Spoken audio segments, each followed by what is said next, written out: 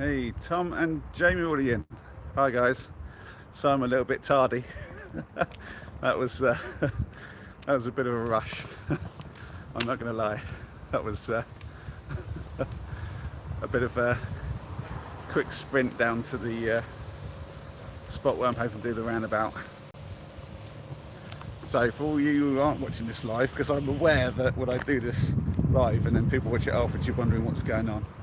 This is my very first roundabout stealth camp, and we're just around the corner from it now. I'll just bring you guys here like this. Trouble is, there's a fair bit going on over here. As you can probably see behind me, there's a petrol station. I've got to be a little bit careful, I guess. A little bit stealthy about getting in here. Let me give you a little look at the roundabout as we come around the corner. There we go. There is the roundabout. Hey Gilliam. Good to see you again. I hope you guys can hear me okay.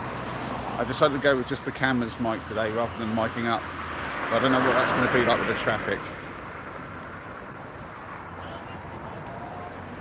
Why does that not surprise me, Tom? Of course you've done a roundabout stealth camp. Hello. Oh dear, I'm going to spin the camera around.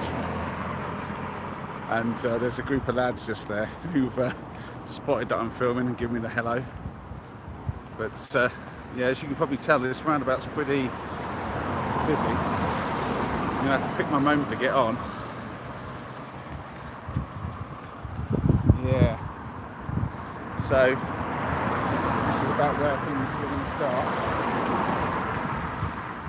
I'm going to go around it first.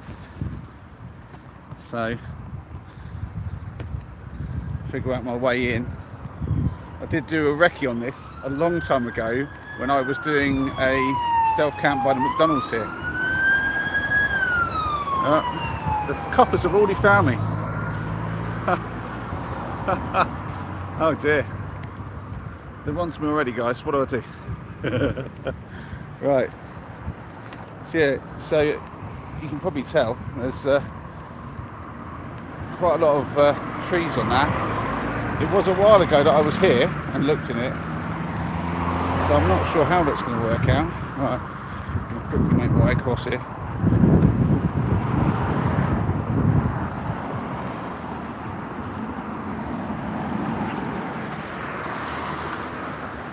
There we have it in all its glory.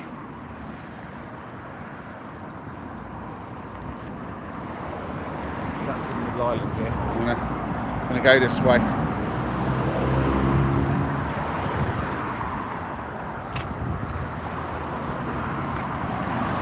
Hope you guys don't mind the view of what I can see.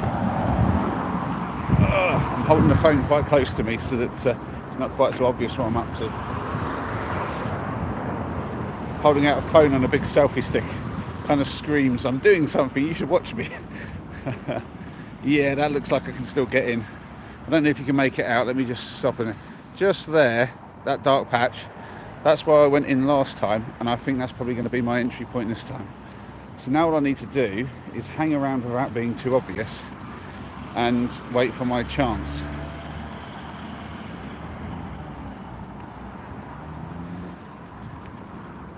Yeah. Not as quiet as I'd like it to be.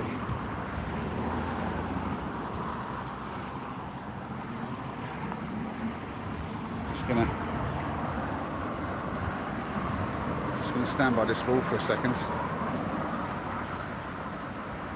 Yeah, it's definitely a good way in. I can see that.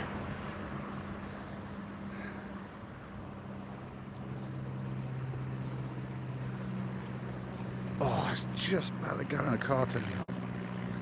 Oh, damn. Would you credit it?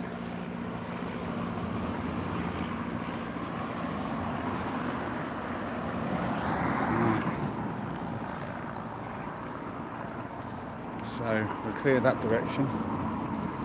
Yeah, I'm pretty good. Yeah, it's time to go. Excuse the wobbly footage while I gotta move. Gotta get in. Oh, it's a lot thicker than I remember it being.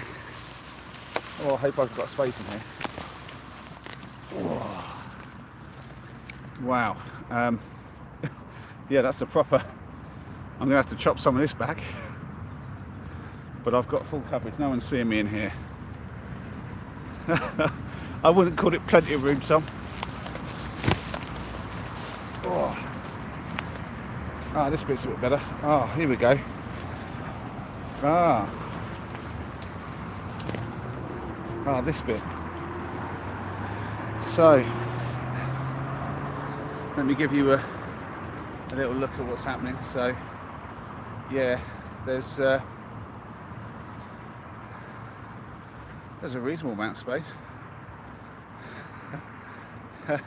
Yeah, it's for what you guys can see, it might as well be a jungle. But I'm in, and nobody's seeing me in here. I mean, I've got full coverage. I've let's see. Yeah, that's not bad. I just don't have a huge amount of space. I'm going to explore over here. There's a few brambles. Just bear with me as I find my way through. Yeah, it's a little better here. Yeah. Yeah, this isn't too bad. There's like one bramble on the floor, but if I can discover which way that's going from, I can get rid of it. Yeah. Sorry about the footage. Just trying to work this out. Yeah. Alright. This is it then. This is the space. So, pack off. Get that down there. And give you guys a quick look at the spot. So this is it. I'm going to be camped down here, I think. It's pretty flat. My most exposed spot will be here. You can probably see a car go past. There you go. But I've still got plenty of coverage. This bush here has given me most of it. But I'll be able to see out. But then, if I give you a quick spin, full coverage everywhere else. So, yeah, just this spot here really. And I can just about stand up in here. I might take a few branches down with my saw. Right. Okay, so let's figure out where the best place to put you guys is. Alright. Excuse me while I sort out the stick.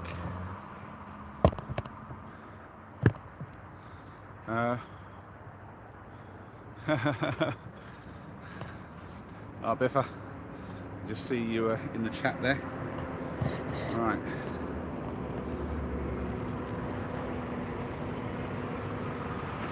Sell us your jawbone. What is that about? Right. Let's see if I can set this up without it falling down. I don't hold out much hope, to be honest. Oh, damn, prickly. Got prickled already once. Right, let's see if I can put you here and use this tree to stop it from falling over.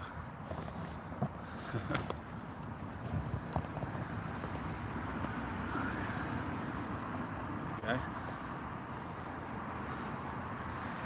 There we go. Jobs are good one, I think. Yeah, nice one.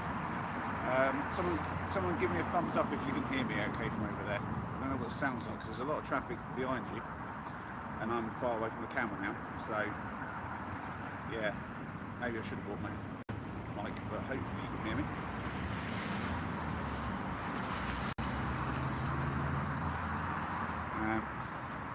A bit quiet, yeah. Okay, I'll bring you guys a bit closer then. Alright, that's too far away. I'll tell you what I'll do actually, got an idea. Why don't I put you guys the other side of me? So, yeah. Alright. I'll tell you what, I will put you there. Sorry, indecision. I'm going to put you there while I sort things out. So you ain't going to hear me for a little while, but I'm just going to chop a few bits down, make the space a bit better, and you can just watch. So I do apologise. Just give me like literally 2 minutes, and I'll be sorted. I'll be quick.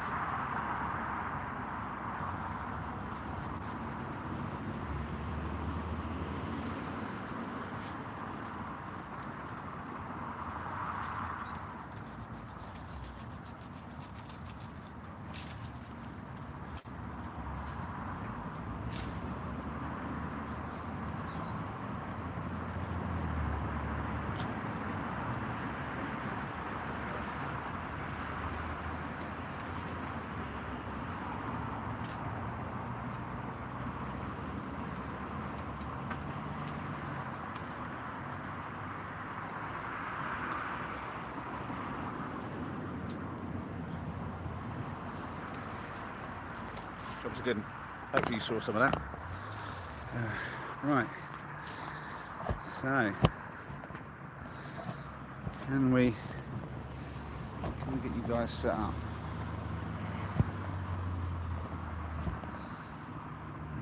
Don't fall over. This stick was not designed for this.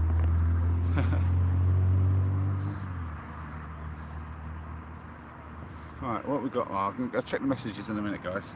I'm just going to try and.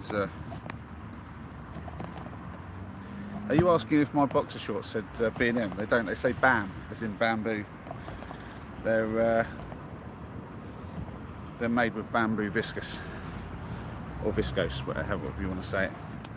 Man, I can't get my camera to stand up straight. How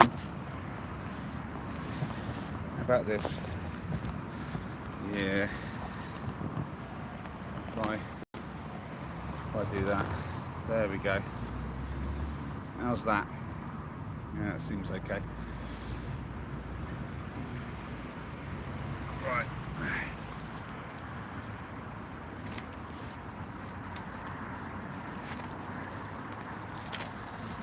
I've done a biffa special and I bought a chair.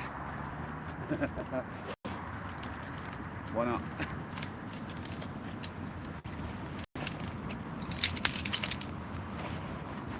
So I can't cut to the chair being done, so you just have to watch me do the chair.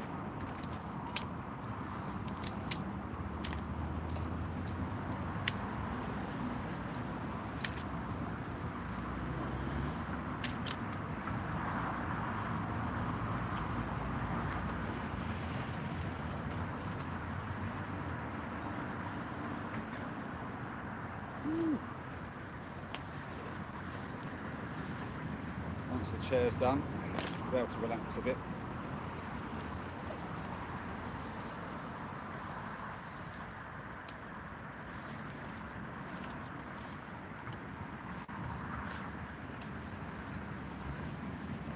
So long as I don't break it anyway. I always have this fear with these little like flimsy chairs that I'm going to sit on it and it's just going to snap because I'm just too heavy for it. Let's try to find something relatively level.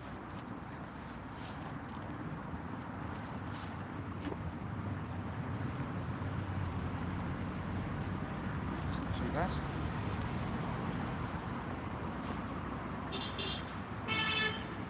Ooh, some activity over there. So yeah. Ooh. Let me get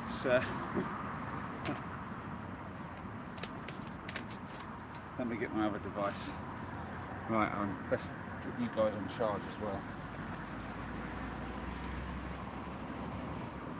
There's all the logistics to think about when doing this. It's why sometimes I get sorted at the campsite beforehand. Excuse the camera blockage there. Any weird noises. Ooh. So who knows what's going to happen tonight? I assume people watch the Roundabout stealth camps mostly for the same reason I do, which is to see what happens and if anything goes on. And of course it doesn't always, but none of us know what's going to happen with this one. It's live. I don't know if anyone else has ever done a live Roundabout one, but I thought, why not? Right, let's see if I can't turn this thing on. Oh, I need to. Come on, turn on. Thank you. And then I can read your messages. Just need to get up the hotspot. Excuse me. There we go.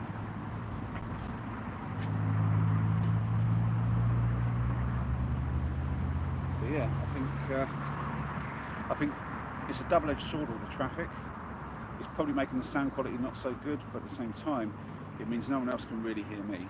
There's no way anyone walking around the outside of the roundabout would hear me. Not really. I'm guessing you guys can see the traffic going past every now and then. So this is about the best view I'm going to be able to give you. Right. So there's a few things on the agenda tonight. Obviously camping and a bit of cooking as usual. I do have my tent with me. I don't know if I'll put it up in here. It really doesn't feel like it needs it. But instead I've got something else with me, which any of you who've been watching my adventures will recognise.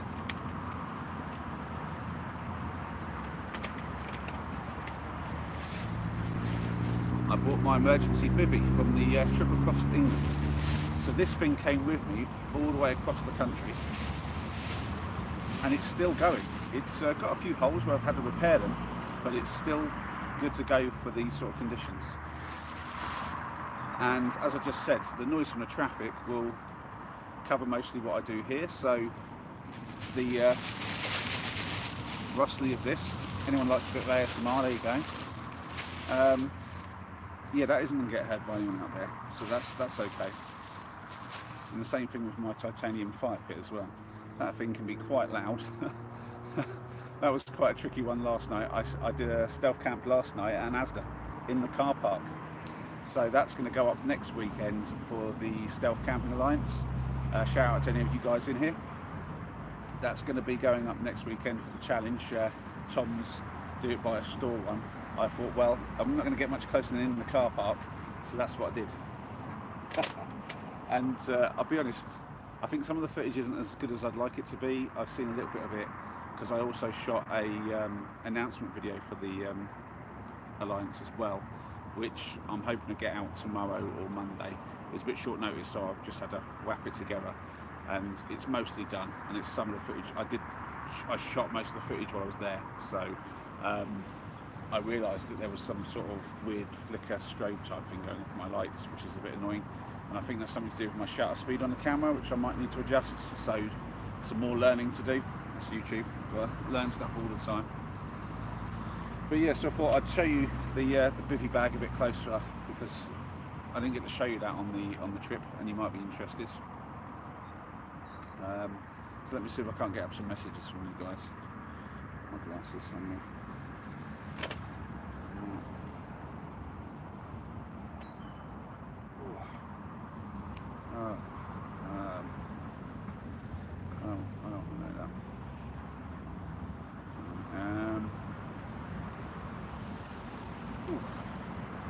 the moment, aren't I?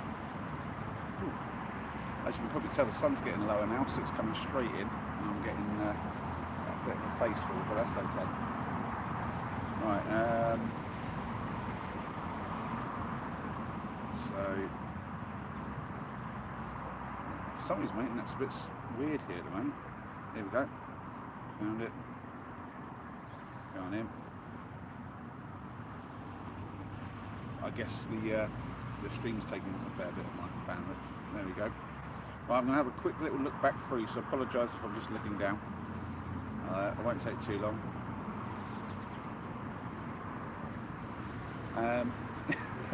Just JB from 7 nights camping across the country to doing one on a roundabout. Although last night, as I say, I was in the Asda car park. To be fair, I don't know if it comes across on the videos, but I did that trip at the back end of April. So it was like April to the beginning of May. I think the 5th of May was when I actually finished that. But obviously, you know, I needed some time to get some editing done on it, and then I got it out pretty quick. But it's been like obviously 8 weeks of time since it started actually airing. So yeah, it's a long time ago for me. I've been up to the Lake District with Henry, doing some gold panning and camping. I've been up to the Peak District with the guys doing collabs. So there's been loads going on, and I've got lots of footage that needs editing. And so there's obviously loads of videos that are going to be coming out over the next few weeks. But yeah, it's weird. Sometimes it doesn't go in order. So what I shot last night is going to go out next weekend. But I've got stuff that I shot weeks ago that won't get out until sort of the next week or two into August. So yeah, it's just the way it goes. It's partly just to do with the fact that with the stealth camping loads, you have to publish it on that weekend. So right, so let's go through some more stuff. Yeah, there we go. Let's get through the initial stuff. I'm just going to skip through a lot of the initial stuff. If anyone said hello to me, hi back. Something about a jawbone there. Okie dokie. What have we got? Oh, we've got loads of you in. Wow, loads of you. Brilliant to see you all. It looks like I'm in front of a green screen. When did that happen? Or is that the thumbnail?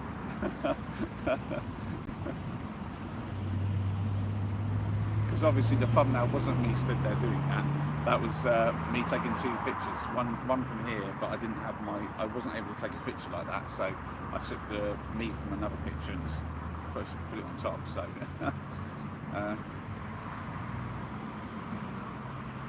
fake taxi. Bramble cam. I'm guessing that was when we were going through the brambles. I'll be honest, I think I've got a bit cut up by some of those. I feel some bumpy bits coming up and itches. Did those pants say B&M?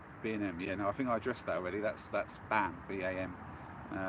Yeah, I moved on to those years ago, and yeah, I've stuck with them since because they're really good underwear. Actually, highly recommend those. Not that anyone really wants to hear about underwear recommendation, I'm sure.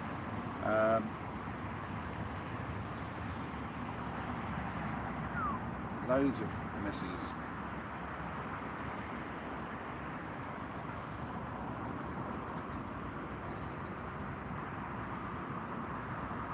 Rough Walkers are in as well. Hi Danny, if that's you, if you're still here. Are you doing your Victor Marathon? Wow, you're leaving it later than me. I thought I'd left that late. That's, I suppose that's the purview of the guy who's going to do the judging, because you're not probably going to put your own video in. Although I don't know if anyone does that. It's a weird one. That I'll probably do a video for my challenge, but I doubt I'll put mine in the final 5. It's going to be more about getting other people to do that. Oh, you guys getting all the rain up north by the sounds of it. Now, we've had some pretty hot weather here and not a lot of rain, to be honest. So, I was trying to just go away. Yeah, so if anything, it was so hot yesterday. It was so hot overnight. It was ridiculous. I had almost nothing on me, literally just a bivvy bag, and I didn't even bother taking my sleeping quilt or anything like that. I just used a bivvy bag, and that was that. That's the one that, if you're still in Biffa, that's the one you gave me. I used that for the first time yesterday. It was a bit tight, I'm going to be honest. I'm a bit bulky for that, but I did fit into it, to be fair. So.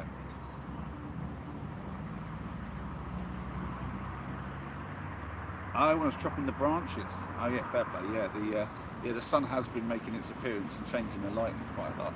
I don't know if I'm a bit hazy or something going on there at the moment. That's weird. Oh, that's just. Why is there? When I do that, oh, I see. It's just because it's really bright there. It's flooding out the image. I don't know if I can do much about that, to be honest, guys. Let me see.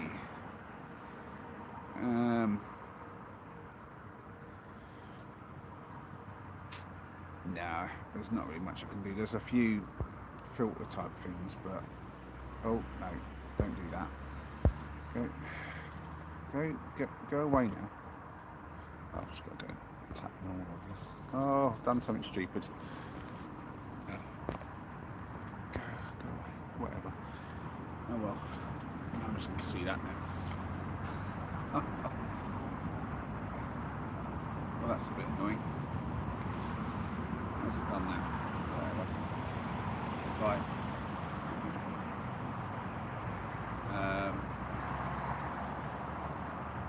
Yeah, I know you're not judging the challenge, Tom, but you've got to pick the final 5 though, haven't you?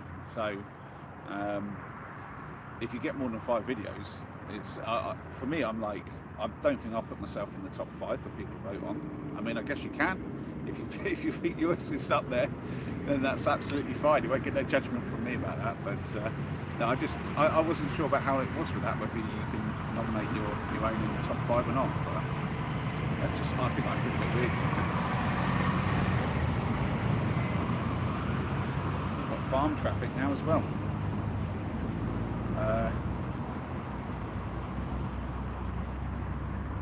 It sounds like a lot of you up north are getting all the rain, and I've not. Right, well, I should probably do something, I suppose. I've been chit-chatting away. Where do I put that? I'm going to put that in. I've got to do something with this screen now. I don't know how I've managed to mess this up. I'm going to do something. This might mess everything up. I don't really know.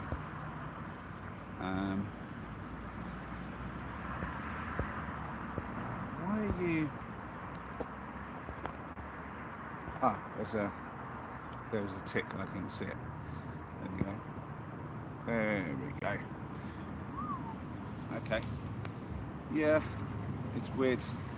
It's not the best light. I guess because the sun's coming up behind me now.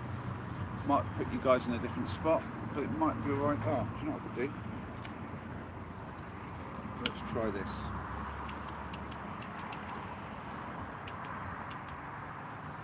Alright, will that change anything if I don't really want a light on at the moment, but I don't suppose it's going to draw too much attention. If I do that, it's just going to brighten things up in there just enough. Sort of, I don't know. It's a bit too tall, a bit too high.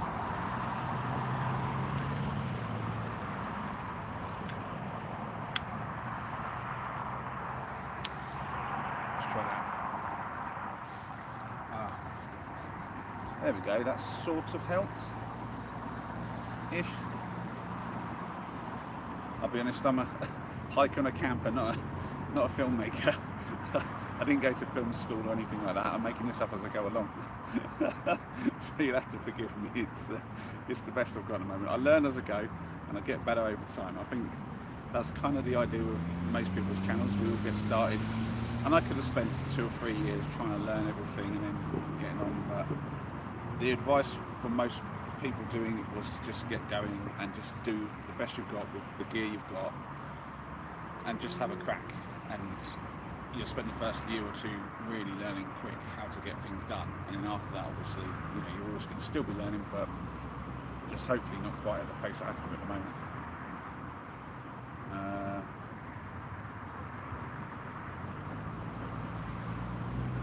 Right, so I guess I should get on then. So I guess first thing to show you guys, as promised, is what's for tea. All right, I'll show you what's for tea. That's a good suggestion. Something. I'm showing that off. Also, I probably want to get it out as well. It might seem weird bringing sit mats along with me. I've got the chair, but to be fair, they're really useful for putting things on, keeping my gear clean and tidy. So just make a little space for them. So in here I have some pre-made lamagen. Some of you might remember this if you watched my very first live camp. Ooh, let's see if I can get this out. Ooh, dear. I've shoved that right in. Well, that wasn't clever, was it? There you go, watch me struggle. Come on.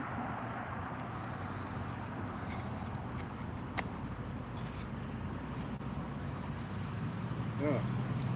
Well, if you can see that, I've put this tub in my pot in order to kind of save space in the pack, which is completely unnecessary, but also just to hope that the top didn't pop off. And it's essentially wedged itself in. I'm going to just try something here.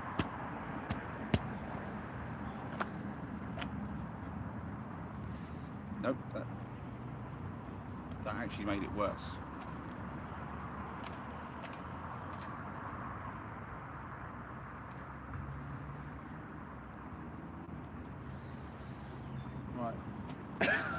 That's completely stuck. Right, to fix this, so I use my sword. Surely that will work. Just need to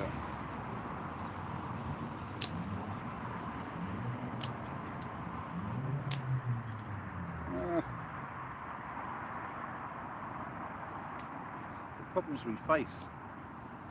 How does this happen even? Oh, I shouldn't have shook it. It was better when it shook it.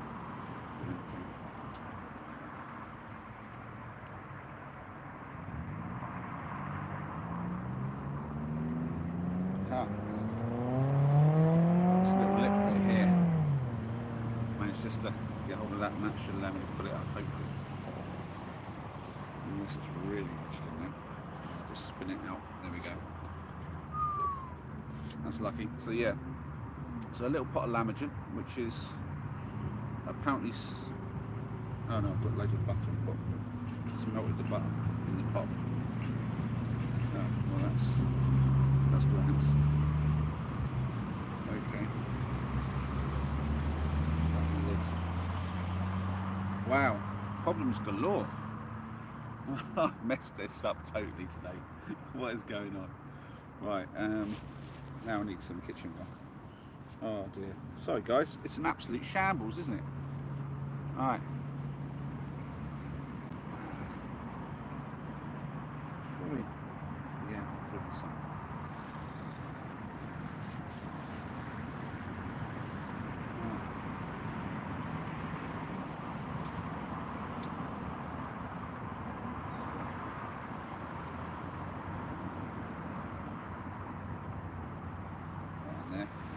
So yeah, so then there is the butter, which is supposed to be for on the toast, and I have bought a couple of slices of bloomer to go with that.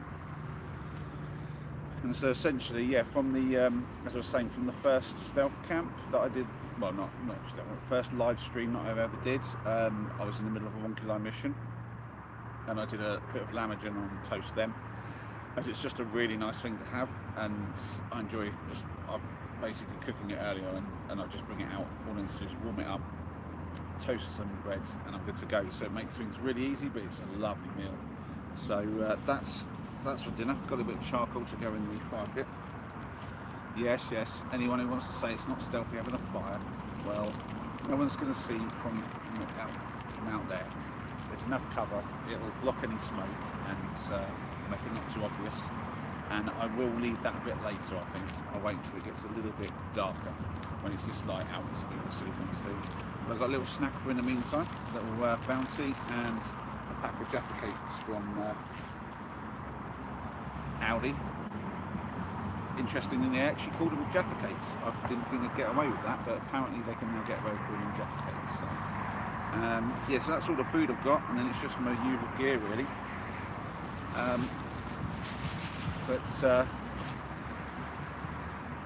Yeah, so this is the thing I wanted to show off.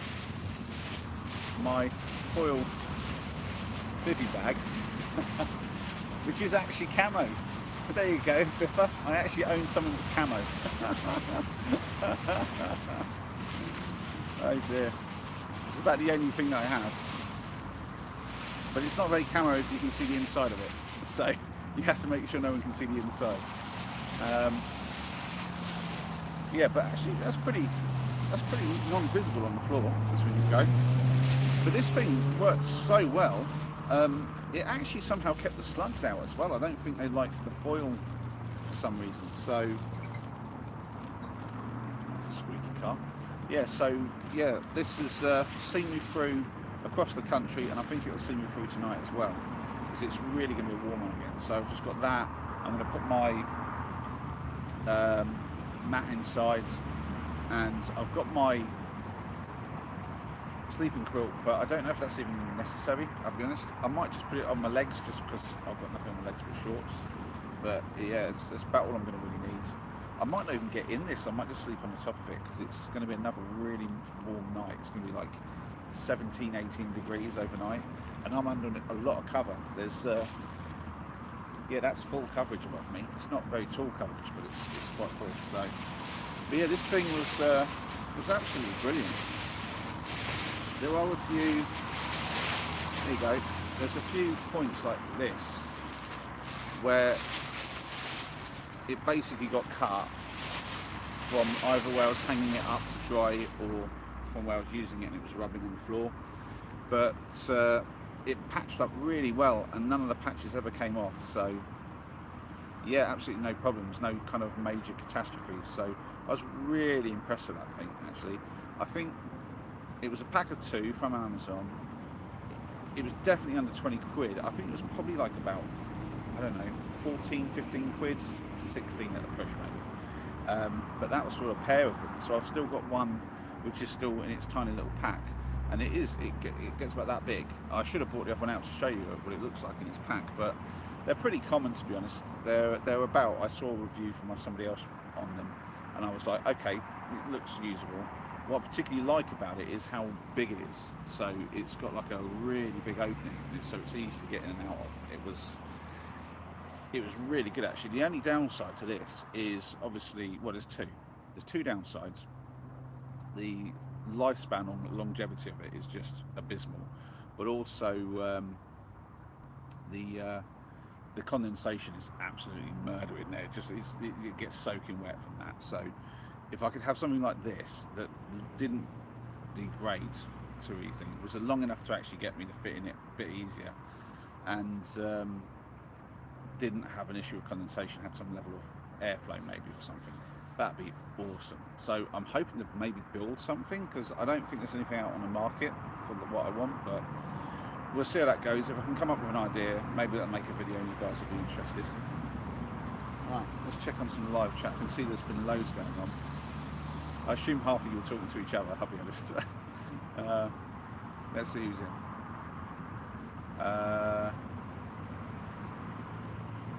Am I working?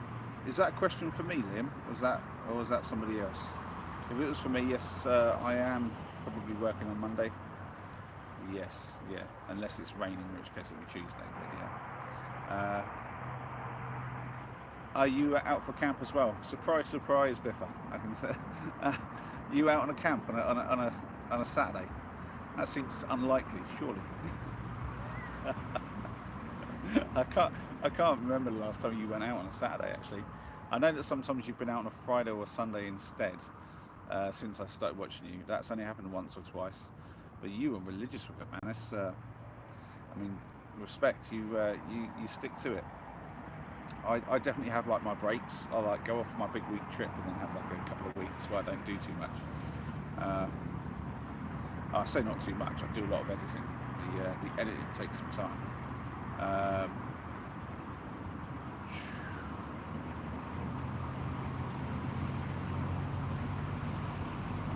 One second, guys.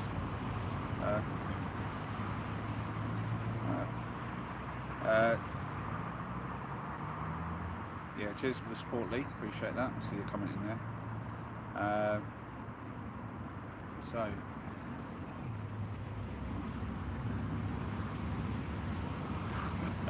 No, yeah, I'm just reading some of the comments, and Lee Grant saying, thanks, Paul. Hope you are recovering well from your op. No, you're not a man to lie down. Yeah, he is not a man to lie down, is he? There are those people who just, they've got to be up and doing something, and he's definitely one of those. Albeit, once he's had a few to drink and he's at the end of a very long day, he will just fall asleep in his chair and not get up. I don't know if I said about this on our trip when we did the Northampton one, but essentially he fell asleep in his chair, and I'd got in my tent, and I was going to go in my tent, and I was like, well, I've got all set up and it's time to go. And I knew it was going to rain in about like an hour, so I was like waking him up saying, you've got to get in your tent because you don't want to get soaked, and be wet all overnight. It wasn't particularly cold, but it was cold enough that if you were wet as well, it could be a problem. And I had to wake him up like 6 times, and eventually I got him to stand up, and I thought he was okay. I went to sleep, and then I wake up a little bit later to only hear him basically walking around, and I thought he just got up to get a few bits and pieces because of the rain, but it turns out he'd actually fallen asleep in the chair again, and I'd only woken up when he was soaking wet, so he can definitely fall asleep. But yeah, he doesn't like to just lay around doing nothing. Alright. Yeah, Tom, but bivvies are my personal preference. To be honest. I started off in a bivvy bag. The helium, the outdoor research helium bivvy is the one I started with, and it was pretty good. It had like a nice mesh bit on it. The problem with it was not big enough to get my gear in. You had to do the kind of the worm crawl to get in, as a lot of these bivvies. And the big one though was that it had a pole to kind of keep it off your face, but it needed one sort of like it needed to be sort of pinned down in a couple of places to make that happen. So you use tension from the fabric itself. But that didn't work at all if you just had the mesh and you wanted it to be open. So you had to have it closed fully in order for that to work, which was really annoying. I was like, it should work even just with the mesh up, surely. But no such thing. So I got rid of that and started to use tents. But yeah, I'm starting to feel like I want to get back into the bivvies because it's basically the ultimate headroom. Because if you have a bivvy that you can sit up in and you can do stuff, you've got all the headroom you want. And you can just, when it's bad weather, take a tarp, have that over the top of you. And when it's good weather, you don't need to take the tarp and you're good to go. So it's a good way to do it.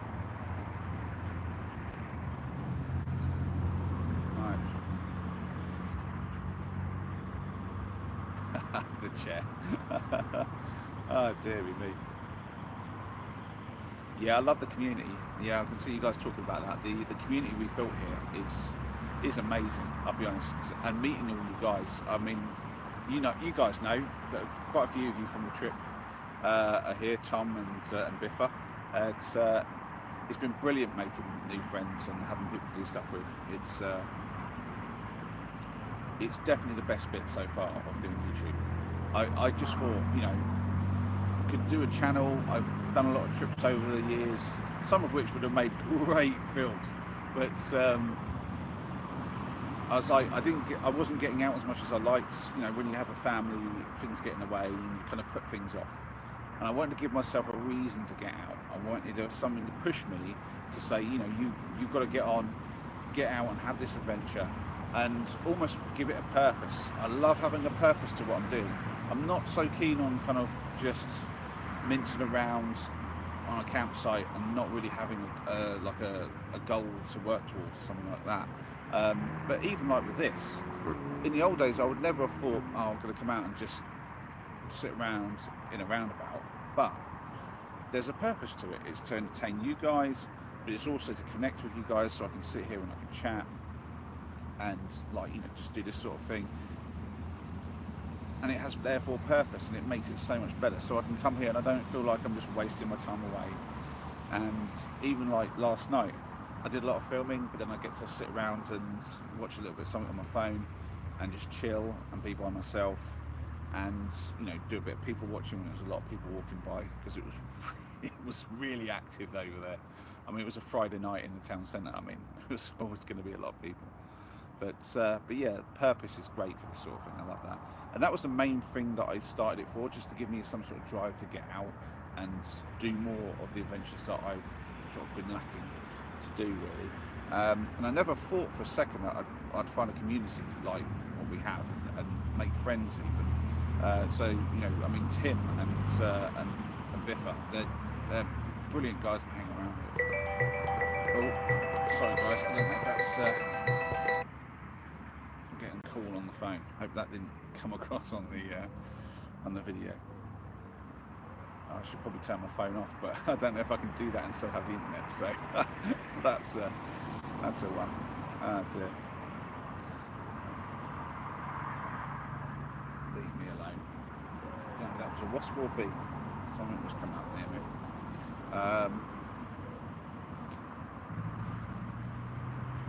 That is so true, Biffa. If your channel amounts to nothing, that won't be strictly true. Because you made all the friends, and that's the best part. Okay, yeah, that's true, man. I give you the fist bump on that one. That's, or as you like to do, the old salute. But yeah, I mean, do you know, one of the things, especially over this series where I went across the country, I didn't really, when I first started the channel, think about what it would mean if, like, and what it would be like if there were even just one or two people who started to really follow the channel and support me. And yeah, that's been insanely cool to have that sort of support from, you know, there's a handful of you. I don't know how many it is. There's definitely, you know, it's more than a dozen, less than 100, I'd say. Somewhere in there, there's a number of people who are really, like, backing my channel and will comment and like and watch all my videos, or at least the majority of them. And but yeah, some of you are just really active on the channel and follow my adventures and really sort of show your support in that way. And yeah, I mean, I thought about that a lot when I was walking across the country, because I had a lot of time to think then. I was all on my own. I just had that time. And it really started to really sink in how many people were actually actively supporting my channel and were behind me with that sort of trip. And it did. It pushed me on. And yeah, it's something I really treasure about the channel, actually, is just how much you guys really enjoy what I do. And, you know, you let me know about it, and you let me know what you do like. And a few people let me know what they don't like. That's good too. I need the feedback. I like honesty. Above all else, honesty is good. Yeah, I'm getting a bit of that strobe effect again. I don't know if you can see it. I'm pretty sure it's come across, but that light is doing a stupid strobe effect thing again. I'm getting a little bit of flicker going on. Not too bad on this camera. I think the shutter speed on that one was maybe out a little bit.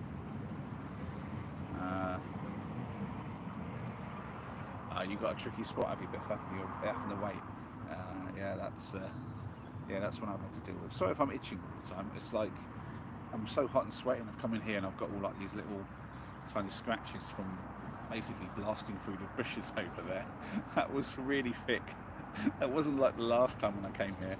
I don't know when that was. That must have been. That's got to have been March, maybe. Yeah, it has to. Because it was prior to the trip, wasn't it? I don't think it was February, was it? It must have been March. Yeah, I think it was March when I was here doing the...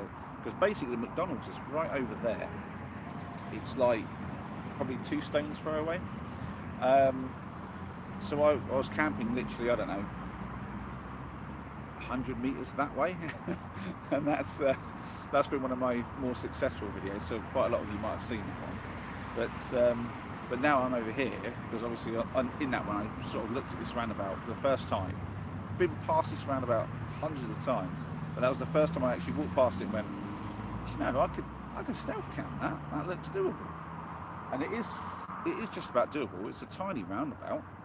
As roundabouts go, this is a pretty up there one in terms of rankings. It's not world record breaking ones or anything like that, but yeah. Oh mate, I think we all put. Biff has just said, you know, me and Tim put so much into our channels, but I think we all do in our own way. It's not just about how much you edit them; it's about, you know, how much you put yourself into it, and that comes across in all sorts of different ways. I think the difference between you and me, Biffa, is that you'll talk a lot more about yourself and about your thoughts and stuff, where sometimes I'm a bit too hyper-focused on the actual camping itself, and potentially other bits of my, you know, other aspects of me doesn't really come across that much. So I seem to know a lot more about you than I think you probably know about me. And I think that says a lot, really. That's why your channel does so well, and you have just a tremendous amount of supporters. I mean, some of the people who are backing your channel, I mean, you've got some of the best subscribers and supporters. It's unreal. I mean, my guys are good, but I mean, you've just got an army of them. I mean, just an army of just really good supporters. It's incredible when I see how much interaction you have with your viewers, and that it's really impressive. Well, yeah, there's the heights and distances as well, but that's well, he's just saying it's not about the editing with that, but it's again, that's just another aspect. There's the editing, there's the hiking, but then there's also the camping and the finding of the camp spaces. That's what my challenge for next month's Stealth Camping Rounds is actually about. It's about trying to find a brand new spot, unplanned stealth camp, and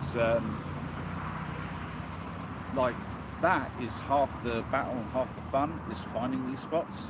Yeah, it's called camping here, but like, it's just that kind of looking around all the time.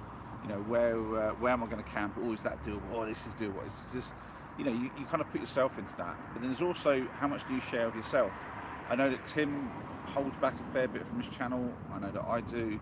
I think you do that a lot less. I think you keep it way realer than we do in terms of that. So yeah, mad respect to you for that. You know, I like to share myself, but there's a certain amount of stuff I keep, you know, close to my chest and that, because it's, you know, with the van life stuff. I think that was asked actually when I was in the chat from the last of my cross country videos that dropped earlier in the evening. I was in for the premiere and we were chatting away, and someone asked why don't you talk more and why haven't you done any videos about your van life? And the long and short of that is it's not something I'm passionate about as much as the camping, but also there's a level of privacy there to not really kind of have people. Like, if I bring the cameras into my home too much and start showing off every little detail of my life, that's a bit too much for me at the moment. Maybe in the future if I get more comfortable with this, but I think that's the thing. I think that's the difference for me between what I do and what you do.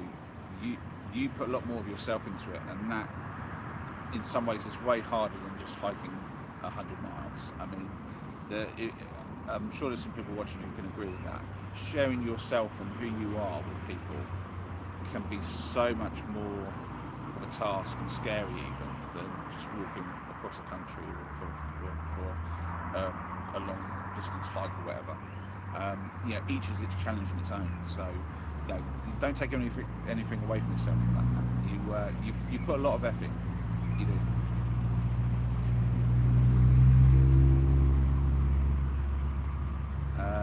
Yeah, that's true. It's like someone asking you why don't you video in your house and stuff like that. Yeah, it is like that a bit. Yeah, it's true. But at the same time, though, people are interested in that, and there are people who do van life videos. I think you shared groovy life. There's the I can't remember what she's called now, groovy something. But yeah. Yeah, some van lifers do that. They share their whole sort of existence on it, and I watch some of their channels. It's really interesting, but yeah, it's not for me though. Not yet anyway. It's, as I say, something I might get used to. But anyway, I've been chatting to you guys for ages. I've done almost nothing here. I feel like I should do something, but there's I've come out quite early, in all fairness. So I wasn't quite sure what to do with this one. I obviously thought, oh, I'll do something a bit, more daring for my live, and I'll come and do a roundabout one. But at the same time, I've come out very early. I guess I could do some cooking. That is a possibility. I might get onto that soon. It's still quite bright out there though, so I don't really want to get onto that straight away. And there's not really a lot of setup. I need to pump up my sleep mat, but that's about it. The setup time when you're doing it in a bivvy is like absolutely minimal, so there's really no point doing that early either.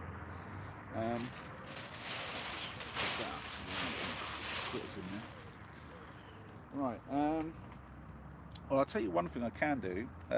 More talking, unfortunately, just more of this. But yeah, I'll read some more messages in a second. But one thing I wanted to say, unlike Biffa, who's wanting to keep his channel all free and everything for everybody, as it's been mentioned, I put a lot of effort into the editing and the walking and stuff like that. And case in point, when I finished my cross-country mission, it occurred to me in the last day as I was walking down into Gloucester that I should think about maybe filming the aftermath, so to speak. And I think I'd had a chat with Noah about this when he joined me on the day, and he might have even been his suggestion. I can't really remember. So yeah, it might have been his, then it sort of percolated. But I was thinking about it. I thought, I will do it. So as I was walking down, I thought, yeah, I'm going to do the filming of like what happens after I've actually like completed the mission. And so I've got a video out of what happens after, and my day out in Gloucester essentially. But it's not camping as such, and I don't think it's going to get massive views. But it is a really cool video, and it really shows off a little bit about what I'm actually doing and what I get up to. And I thought I could share that with everyone, but there's not really a lot of point in thinking it's going to go viral or anything. And so I've decided to actually have that as my first video available for members. So, because as some of you might realise, I'm sort of like a YouTube partner now, so I can do some stuff with monetization. And I decided that what I'll do is I'll do some memberships. I've kept them dirt cheap. I've done the cheapest option possible. It's not a lot of money. I think it's 99p per month, and you get to get a load of extra videos and loads of extra content. And I think I did one a little bit higher than that for some early access stuff as well, and a couple of benefits and whatnot. But essentially, it's a way for, if you guys want to support the channel, I will give a shout out to our best member, his name. I'm just going to quickly read his name from the thing so I don't get it wrong. I do not want to shout out the wrong name, so I'm going to take the time to look at the screen and actually read this full respect.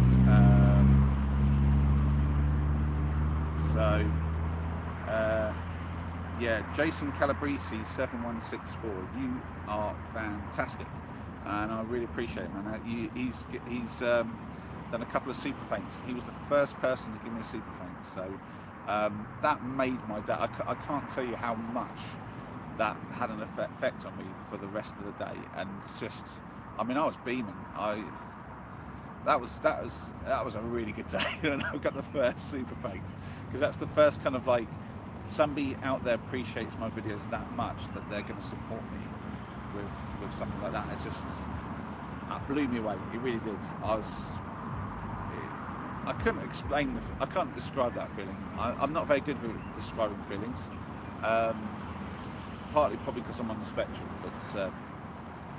but just sometimes I struggle with words for stuff like that. But yeah, just absolutely blew me away. It was a complete surprise. Suddenly my phone just pings and says, "Oh, there you go. Someone likes your content that much." I was like, "Wow, that's amazing." So it gave me the push, and I thought, you know what, I'll do memberships. So, but 99p, and that's a little bit of an announcement for you guys. So that went live literally just before it came out. Just after the last video dropped, I turned all that stuff on, and that video is live. And some of you might be interested to see that. There was some funny stuff going on. I got footage of all the different bits and pieces I did. So yeah, but no pressure. You know, if that's not for you, all of my big main adventures and stuff obviously is still going to be free and, you know, on the channel for everybody. But just all the little extras that I think, if you're interested in what's going on with me and all the other sort of bits and pieces to get up to, and sometimes I might have completely different stuff on there too. If people are interested in it, I'll pretty much film anything I'm up to. If someone's interested, be it making some gear or doing something at the allotment, I mean, some of it sort of crosses over. So you guys have seen me like eating and cooking my popcorn, which I actually grew on the allotment. And I was thinking about maybe a video where I take you from the process where we take our own seeds and we grow it, and then we sort of harvest it, dry it, and then get to cooking it and eating it. And I thought that might make a pretty cool video. Just like, you know, chop it all together, quick little 5-minute thing. But again, it's not the sort of thing I expect to track very well. So it's more like, for the people who watch me already, you might be interested in some funny stuff like that. But yeah, behind the scenes stuff and all that sort of thing. It's a work in progress, as everything is. But yeah, I definitely try and make it worthwhile for anyone who does actually decide that they want to support a channel like that. But yeah, so that's a bit of an announcement. So there you go. It's a bit weird talking about that sort of thing, to be honest. It's almost like I wouldn't call it begging, but it kind of feels a bit like I'm asking people for money. But it's not so much that. It's more like I'm going to put some extra effort in and do some extra films and extra footage, and hope that people appreciate that enough to support and watch them. So yeah, be cool if you can. And yeah, enough said about that really. So I'm going to read a few more comments and let the embarrassment sink in. Oh dear. Let's read about this. That is true. That is true, Bifford. Bifford just said we could have done joint live. Could have done. Ooh, Tom. Is that that £2 from Tom for like the vid? Love it, man. Appreciate that. You didn't have to do that. I appreciate it nonetheless. Oh, dude, fantastic. I'm going to give that a like. Right, so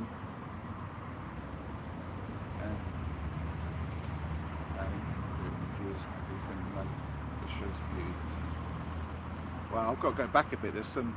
I've missed a few what look like really good comments. I'm going to read a few out. I've learned this, so when I realised I watched other people doing their live streams, they read the messages, and I think the reason for that is because although I think if you're on a computer, you can, when you're watching, you can get the live chat back up. But if you're watching on a phone, I might be wrong, and I might just be daft with it, but I've looked and I can't find a way to see the live chat.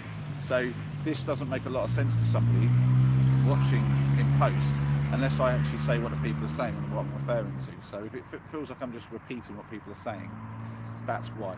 I could be totally wrong with this, but again, as I say, I'm learning. So yeah, this is why I'm also probably looking slightly to the side of the camera, because it's really hard to look when I'm filming my 360. I've got just a bubble to look at, and I'm like looking you in the eye, like I am now. But on this screen, I'm just to the side of it, and it's really hard not to look at my face, because we're obviously programmed to look at a face. And so I'm like sometimes looking. But yeah, so wow, yeah, that's crazy. So it's really delayed on there. It came up on this way faster. That's weird how this all works. Right, so let's have a quick look. So the camping I found that man. Yeah, I think I'm going back to what Idiot Outdoor said. He said I started to learn that people became interested in me and not so the camping, and I found that mad. Yeah, it's a weird thing to get your head around, to think that people are actually interested in you and what you're doing. I think that's partly because I spend most of my time getting ignored by people. Just like everyone around me seems to just not really want to listen to me at all. Partly probably because I waffle on a lot. I have to hold my hand up. I waffle on loads. But also just when I'm just saying something, giving out like a bit of advice or talking about something, I get ignored a lot. So I'm just used to that, I guess. So when I've got viewers who want to listen to me, it's a really weird thing. Um, uh, it's about sharing your cam experience, rather. So a new person I don't think I've seen before, Simon Solo, says, I think it's about sharing your camping experience with others, a bit like people coming along for the camp without having to leave home. You know, that's the way I like to think of it too, actually. When I'm out there and I'm sort of talking to the camera, I've said this a few times before, it's a bit like I've got a friend along who lets me do all the talking. The perfect friend. Just, I get to chit chat and say what I want to say, and even to the point where it's I can go back afterwards and just adjust what I said. So if I said something that sounded really stupid, it gets the cut. Just that's gone. The amount of times I find myself, I'm watching the footage and I find myself saying something really, really daft. Oh no, I see that. Oh no, so I'm learning stuff now. That's the first time anyone's done like I don't know if that's, what that's called, a super chat, I guess. That's it, that must be called a super chat. Tom's done that, and it stays up for quite a while, and every time there's a comment, it pops up again. Interesting. I'm learning.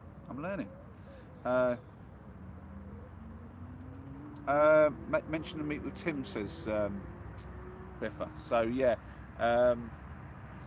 it has been floated. To be fair, I wasn't going to mention it just because I don't have anything like hard and fast on that, I don't think. I said I couldn't do the end of the month because there's a few things on it. It's my mum's birthday and, well, but there's some I have stuff in the works, but yeah, basically I can't do the end of this month, so we're looking at doing maybe something the week after or so, and maybe doing a little camp together. But I know very little detail, so I can't really mention a huge amount. But yeah, maybe on that one I might live stream some of it rather than doing loads of filming. It'd be nice to come out with you guys and do one where we don't film. I'm aware that we're all YouTubers, so when me, Tim and Biffa meet up, we'll often all be filming. But sometimes, especially in this last one, there were so many YouTubers there, we all got so much footage. There's the part of me that's going, the footage wasn't that great that I shot, and everybody else got loads of footage and has done videos on this. Is there a need for my video out there? And I'm like, okay, I'll have a crack. But it got me thinking. I was like, yeah, do we all need to keep videoing everything? Maybe I should just go out and enjoy the experience, because I definitely want to get out and do one with Noah soon, where we don't film it, we don't have cameras around. Just because, it's good to touch base. He's like a brother to me, so we, spending time with him, just me and him, is important. And while there's a lot of that off camera, even when we're filming, it's sometimes nice not to have anything like that going on, and we can just properly chill. We haven't done that for like a long time, so I think we're overdue for that. So we'll definitely do that. And yeah, so I'd say I might do like maybe a little bit of live streaming or something if I go out with Tim and Biffa soon. But we'll see how it goes. Let's keep going.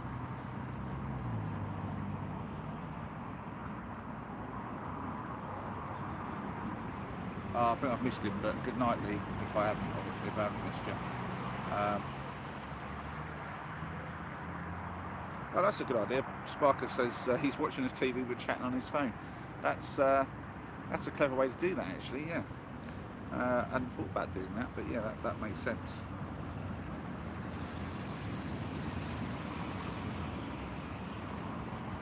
So I'm going to butcher this, but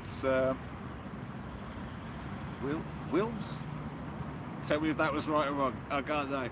Wilbs. I'm just going to go that. Or Will BZ? I don't know. I don't know. I'm going to call you Will. I hope that's okay. That's hard to speak. It's people's names or whatever. But yeah, so Will says, Will BZ, whatever, says, hi Alan, just started my stealth wild camping adventure.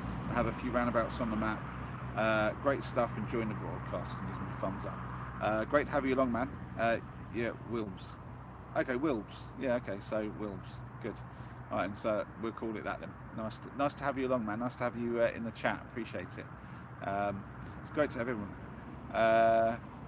Yeah, I tell you what. You think Biffa's just saying about how our Midgefest up in the Peak District. You would think that I had learned from that, and when I went up to the Lake District of Henry, I would have been prepared for midges. I can tell you I was not. Oh dear. And we were by water again, so it should have been obvious it was going to happen.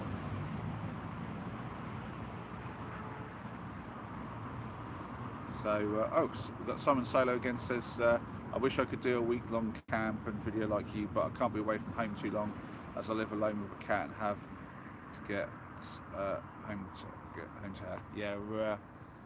Yeah, that's always a tricky one. Obviously, this is where I've got to give a shout out to my wife.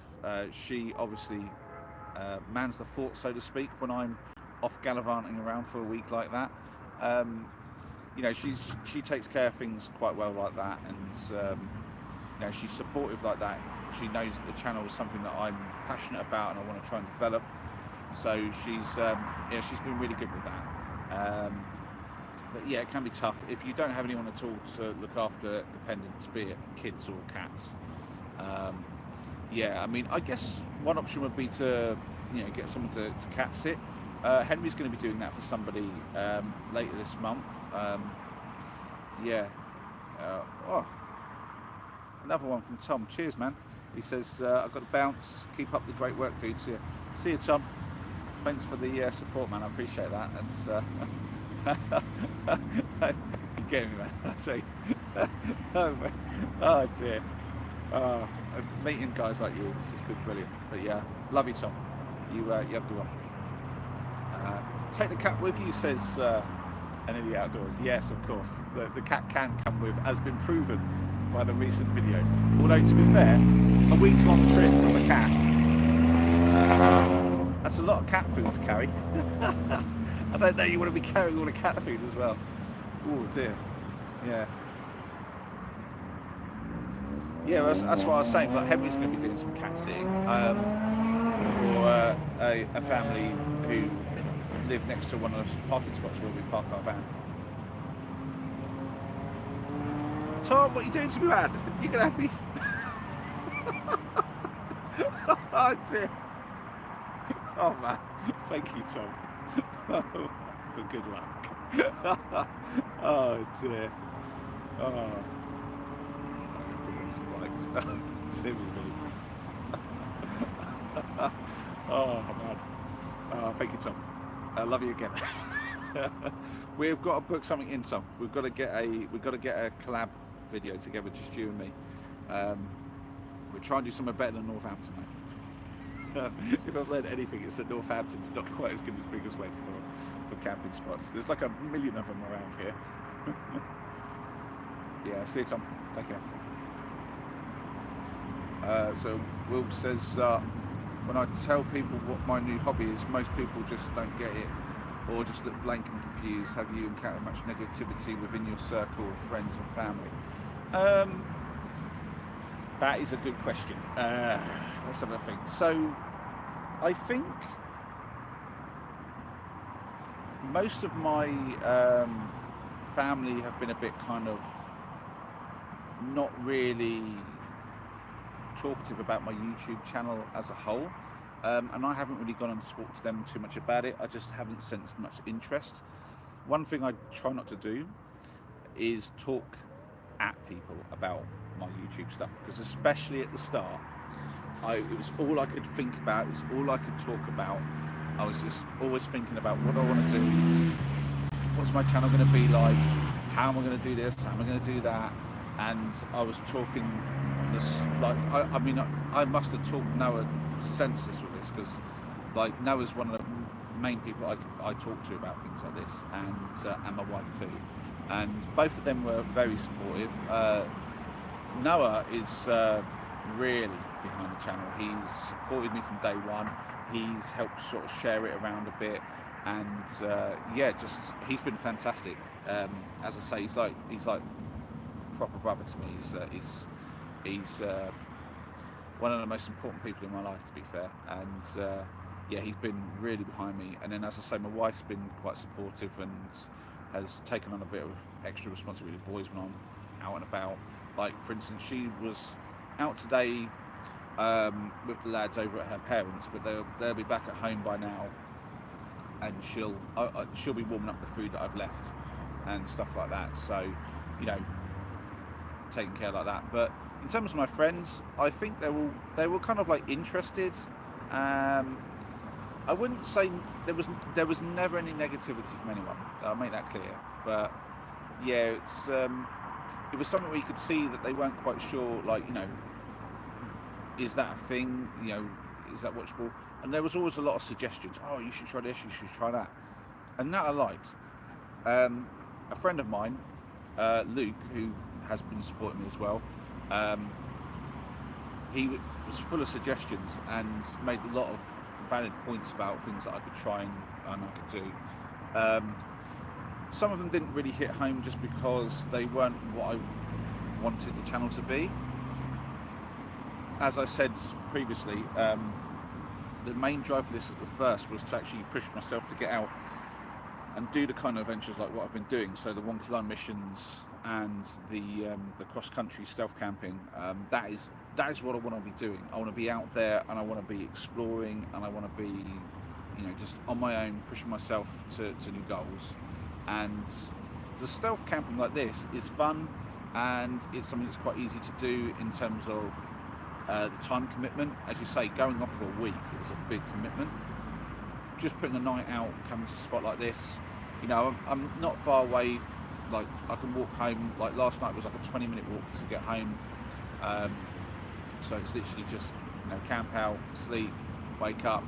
And I could have stayed on the campsite for a lot longer, I suppose. But as I was on the car park of Asda's, I was a bit like, I don't really want to hang on too long and get caught. So I was like, I'm just going to get shifting. And just a quick 20-minute walk home in the morning. Yeah, it wasn't a big deal. And so, yes, not quite the same commitment in terms of the time. So I can push these out and get these done. And these are almost like the bread and butter. I equate it like this. If you have GeoWizards, if any of you know him, he was my inspiration to start doing these kind of big missions and to start a YouTube channel. And he obviously, you know, he came in spotlight and got big, really big, from his straight line missions. But before that, he'd been doing all the GeoWizard stuff, GeoGuessr stuff. That's it. Sorry. And he still does all the GeoGuessr stuff. That's his like bread and butter, if you like. That's what his go-to is most weeks, while he's shooting and filming the big adventures. And for me, this is what I do when I'm not doing the big adventures. I'll come out and do this little sort of stealth camps and, you know, little things that I can do just within one day or so. But yeah, it's a big commitment to get a week out. That was one of the reasons why I had to push for so many miles in each day. I'd love to have had more time and been able to kind of spend even longer doing it. I would like to have gone waves to waves as well. As a lot of you know, I went from tidal Thames to tidal 7. And the reason for that was the shortest distance I could come up with that was in the south. So the temperatures weren't going to mean I was going to have to carry loads of extra gear for like really cold conditions. And I felt I could walk it within 8 days, because 8 days was the max. I wanted to do longer, and I would have loved to have basically started off like right over on the coast and made it to the other coast. Because to be fair, in Gloucester, I was very close to the coast. I could have easily made the coast for the same amount of distance.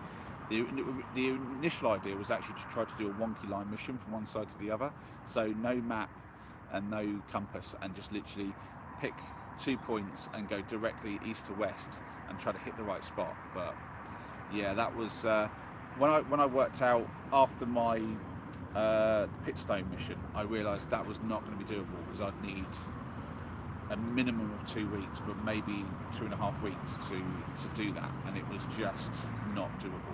So yeah, just make sure that's actually doing something. Yeah. Right. So that's chit chat about that anyway. Yeah. So yeah, let's have a little look at it. So try and do my own thing. yeah, I mean that's another thing about what we do is getting our own space. That's what Biffa and Idiot Outdoors is talking about. It's yeah, getting your own space and whatnot. And yeah, Noah is a legend. He's an absolute legend. There's no doubt about it.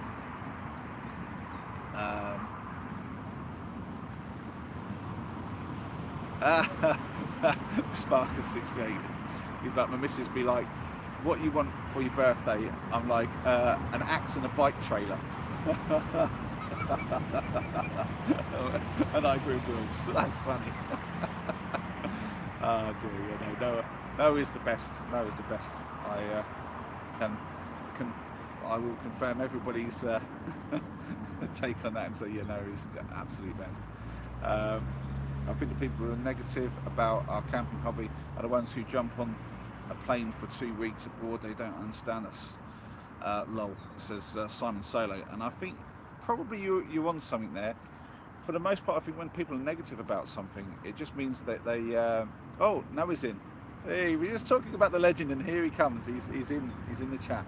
Yeah, I know. Yes, I am sitting on in the middle of the roundabout in Biggleswade. You know the one. You know the one. It's getting darker now, which means I'll be able to think about getting my fire pit going in a second. Or the barbecue, as I should really call it when I'm running it with charcoal. So what was I saying? Yeah, I think you're onto something, Will. Was it Will? Or was that? Oh no, it was Simon. So Simon Solo was saying that. Yeah, I think you're onto something there. It's people's negativity about what others are doing is not usually about that other person. It's usually about themselves. Be it that they're not happy with what they do, or if they don't understand what the other person is doing in terms of like why they do it and what they get from it, they can then be negative about that.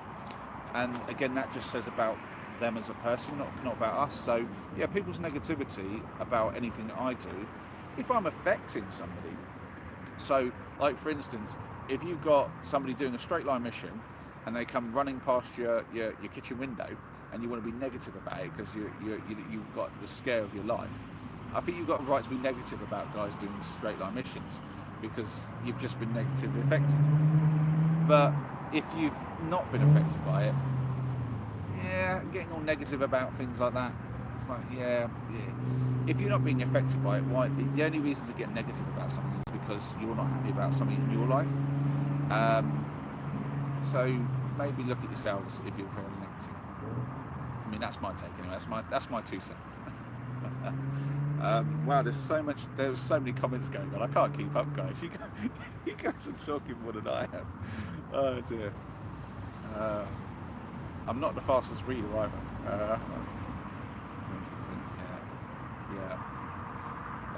Can't read all these, but yeah, I'm just agreeing with Biffa loads in this.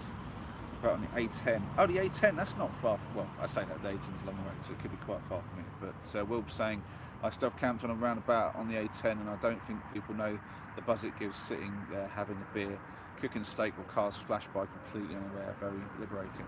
Yeah, it is a weird thing to be just in your own little world. I think that's one of the things I say about doing this. I'm in my own little world here. Like, there are people around, they're doing their own thing, they're busy, and if they knew I was here, they might freak out, they might go, what on earth, they might be surprised, they might not give a monkey's. I mean, who knows what their reaction will be, but they don't even know I'm here, so I'm like, yeah, this is cool, this is just me, and they don't even know. My own little thing. Like, literally, I don't think anyone in the world knows I'm here right now. It's not like I'm on camera and filming it at all. Oh dear. I tell you, one of these days I'm going to be live streaming a camp like this, and someone's going to turn up because they were watching the stream and figured out where I am. Be like that. Oh dear. Oh dear.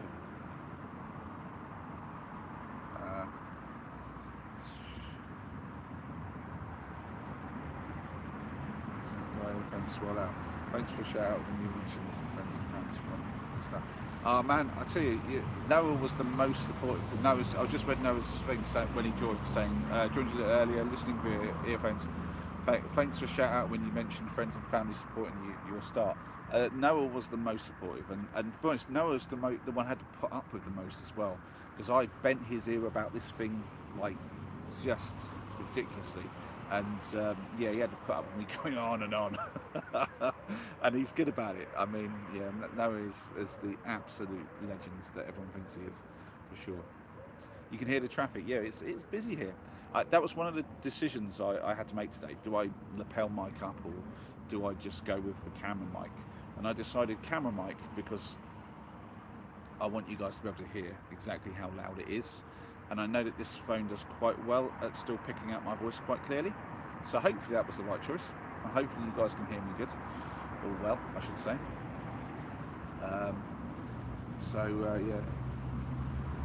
Yeah.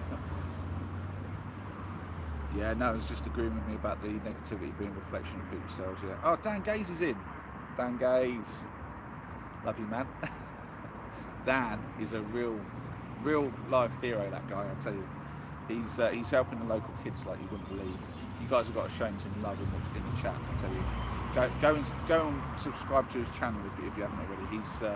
He's doing big things, although you need to work on your channel, man. You need to get some nice content on there. You're missing loads of tricks out on your channel. You can really get the message out with that thing. I think it's an important message what you're doing.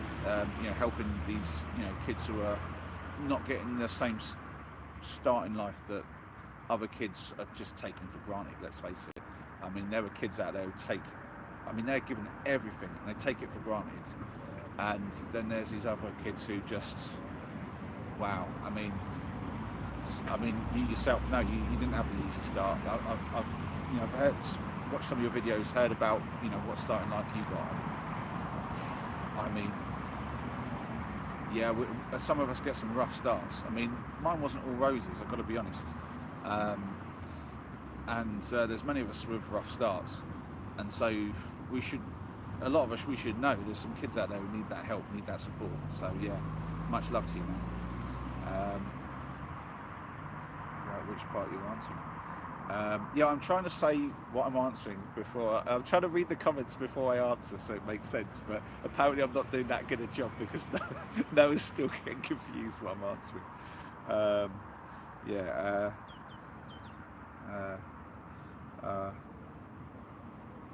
Yeah, man, you get off and get some filming done, Biffa. Biffa's just saying how he's got to get off and do some filming for his stealth camp. I'm like, yeah, he's supposed to be out camping tonight. He's been in the chat for a long time. Get hooked, don't you? It's easy done. Take care, Biffa. Maybe I'll see you later. I don't know how long this is going to go on for. I've made no set time plans today. So if we've got plenty of people in and there's plenty of people wanting to still keep this thing going, I'm not going to be calling it early today for any silly reasons at all, really. I'm just going to be like, let's just chill and spend as much of the evening together as any of you want to. Obviously, I'm not going to drag it out, but if we're having good fun and good chat, then we're going to just keep going. It did occur to me, I could have done a 24-hour live stream as a sort of 1,000 subscriber milestone thing, but that milestone kind of like and just blitzed past before I knew it had happened, which it was a bit of a shock. So I didn't really have anything planned, so I couldn't really do anything. And I kind of thought after it happened, should I do something, even though it's a bit late now? And I thought, well, I just have to let it slide. But yeah, I mean, stream as long as it seems comfortable, really. Some people do the 24-hour stream. It seems to work. I don't think that anyone wants to watch me for 24 hours. But, people jump in and out. It's all good. Yeah, the live chat is good. Biff is just saying he's hooked to the chat, and it's like, yeah, the chat is good. We've got some great people in as well, I'll be honest. I mean, this chat room is full of absolute legends. I mean, just some properly top-notch guys. I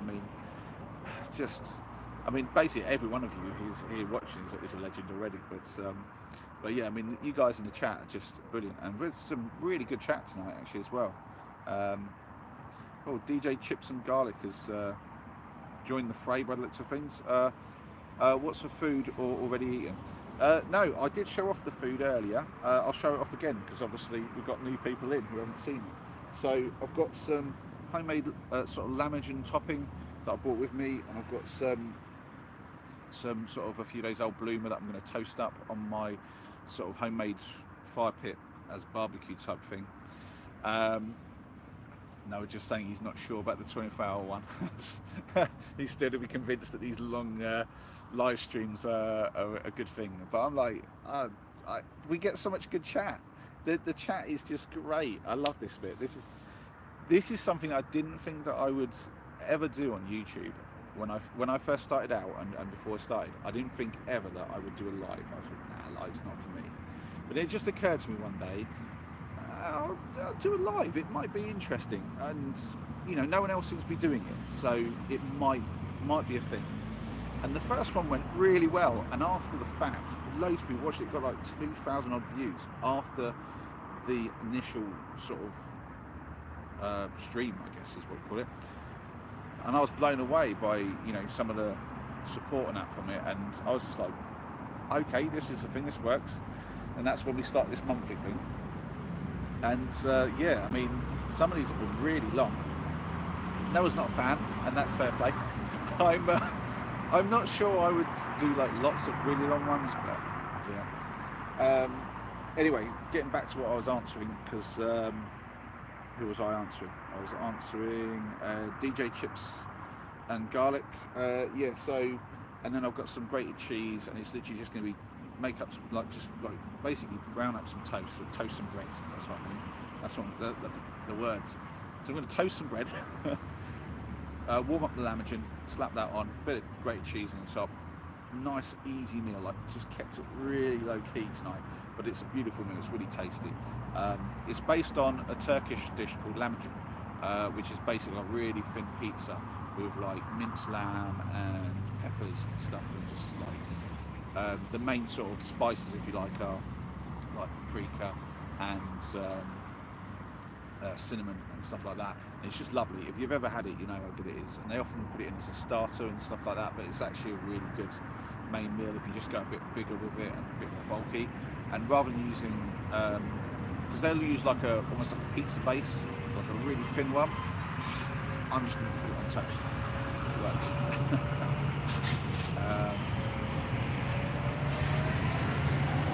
I tell you what, Biff is suggesting a joint live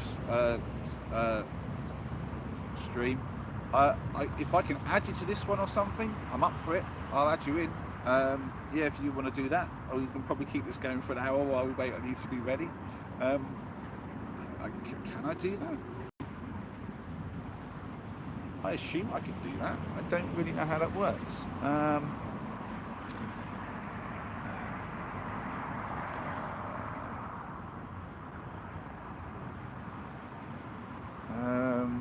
That's the chat thing.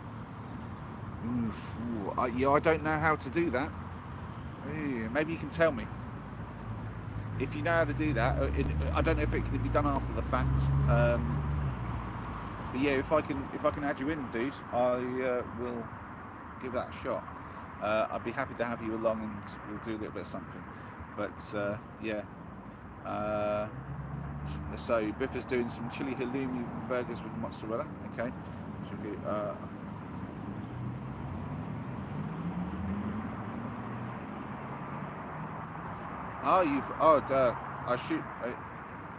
I assume DJ Chips and Garlic is referring to my lamagin thing, saying he's made the BBC recipe one. That's. I think that might be the one mine's based on. Actually, I don't know. It could be the BBC Good Food or something.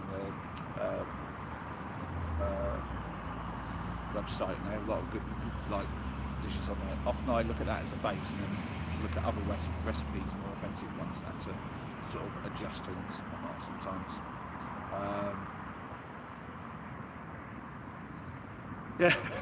Biff is just at 24 hours of him falling asleep in the chair. Like that would be if he did a 24-hour stream. Yeah, there would be a lot of him just sleeping in the chair. Well, this is what I thought though. With a 24-hour stream, to be fair, I could probably stay up and keep chatting away. I think it's doable, but also I think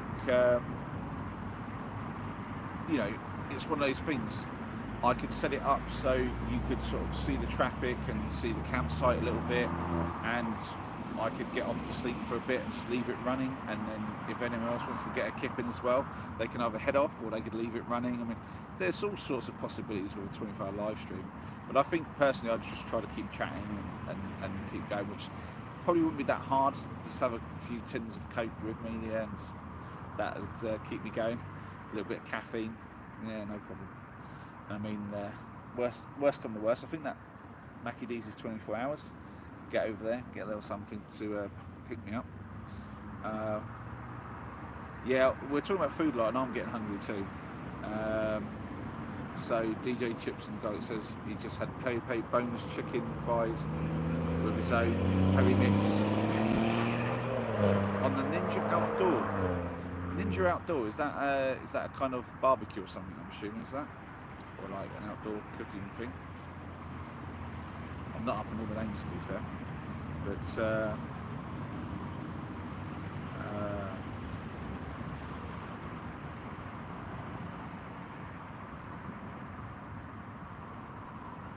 that I've missed some stuff here. Yeah, no, it's right. I don't do cheddar. We're talking about halloumi and cheddar and stuff like that. Yeah, I'm a cheddar man. I don't do halloumi, to be fair. But each to his own on that. You like the cheese you like.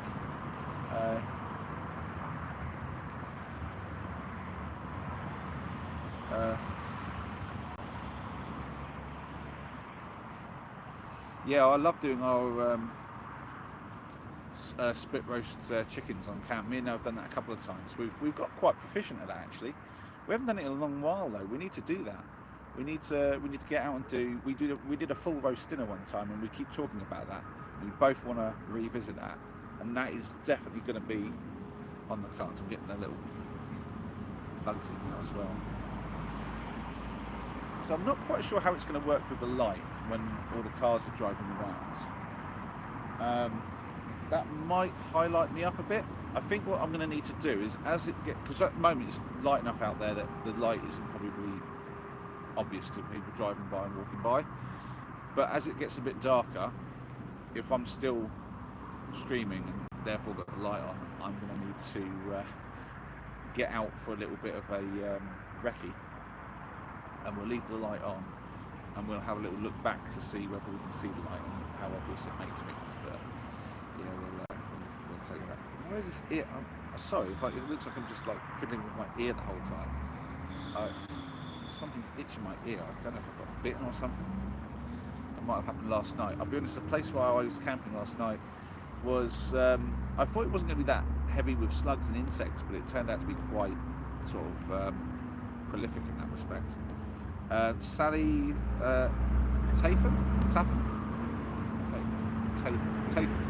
Sally Tatham says hi. So another Sally. I was just talking about Sallys today. I met two Sallys while I was on my hike across the country on the last day.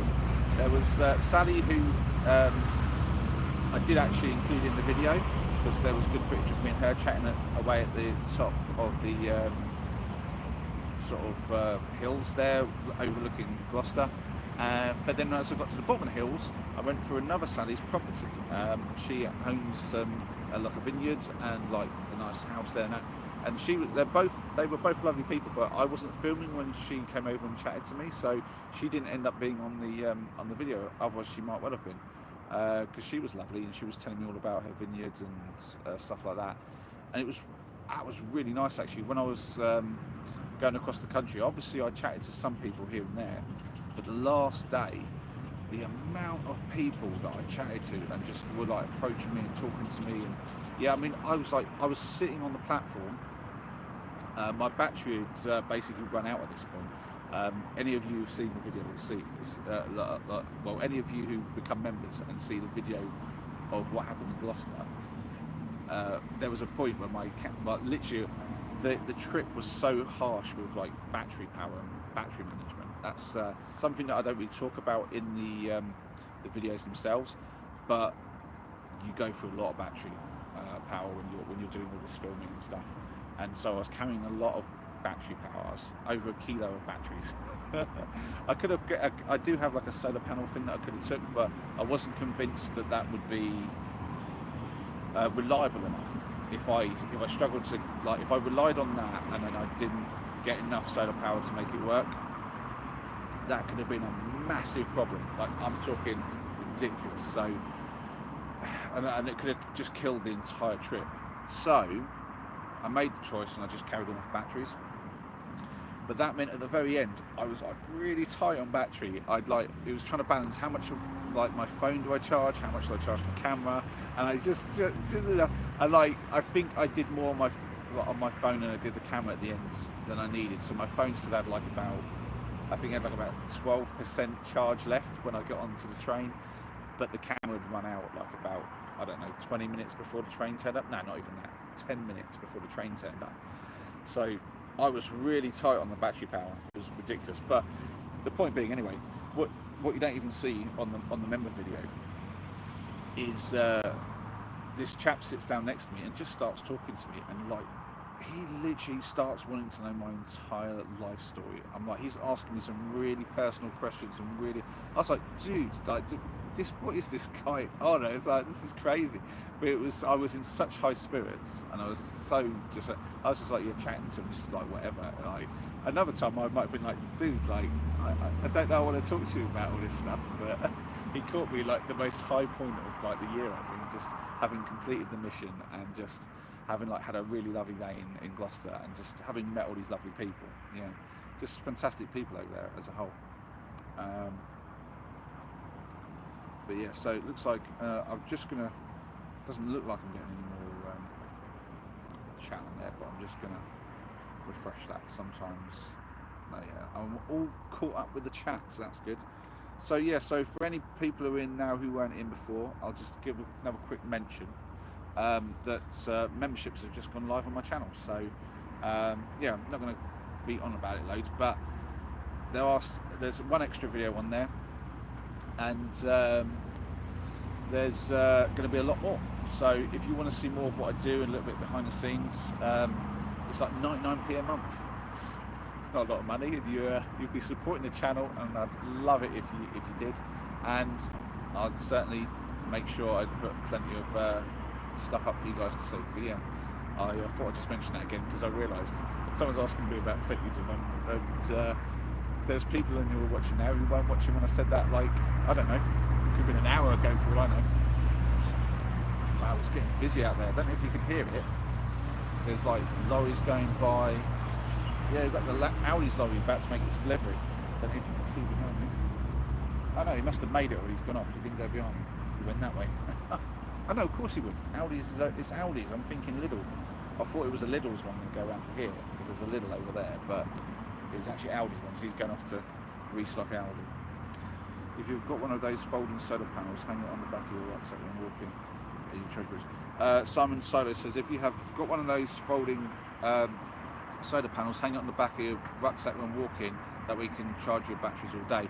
That's not necessarily true. I have one of those. I have one by Anchor, and there are two issues with it. The first one is that if you hang it on the back of your backpack, if you're walking away from the sun, yes, but you have to be walking away from the sun the entire day for it to be charging all day. Otherwise, you've got to start messing around with like, oh, we'll hang it off the back in the morning, and then the side in the like middle of the day, and then in the evening I've got it off the front of me, and it's a big hassle. And then in the evening it's too late. So yeah, I'd have had to be messing with that loads, which I would have done if I thought there was going to be enough sun, because that's the other thing. Those little things, they're usually about 20 odd watts. I think the one I've got is a 21 or 25 watt panel, and yeah, I could get a bigger one, but obviously then that's more bulk and more weight, and by the time I've took a really big one out, I might as well have just had an extra couple of batteries for the amount of weight and packed space and stuff that it's taking up. Yeah, and the issue is, if there, with those things, if there's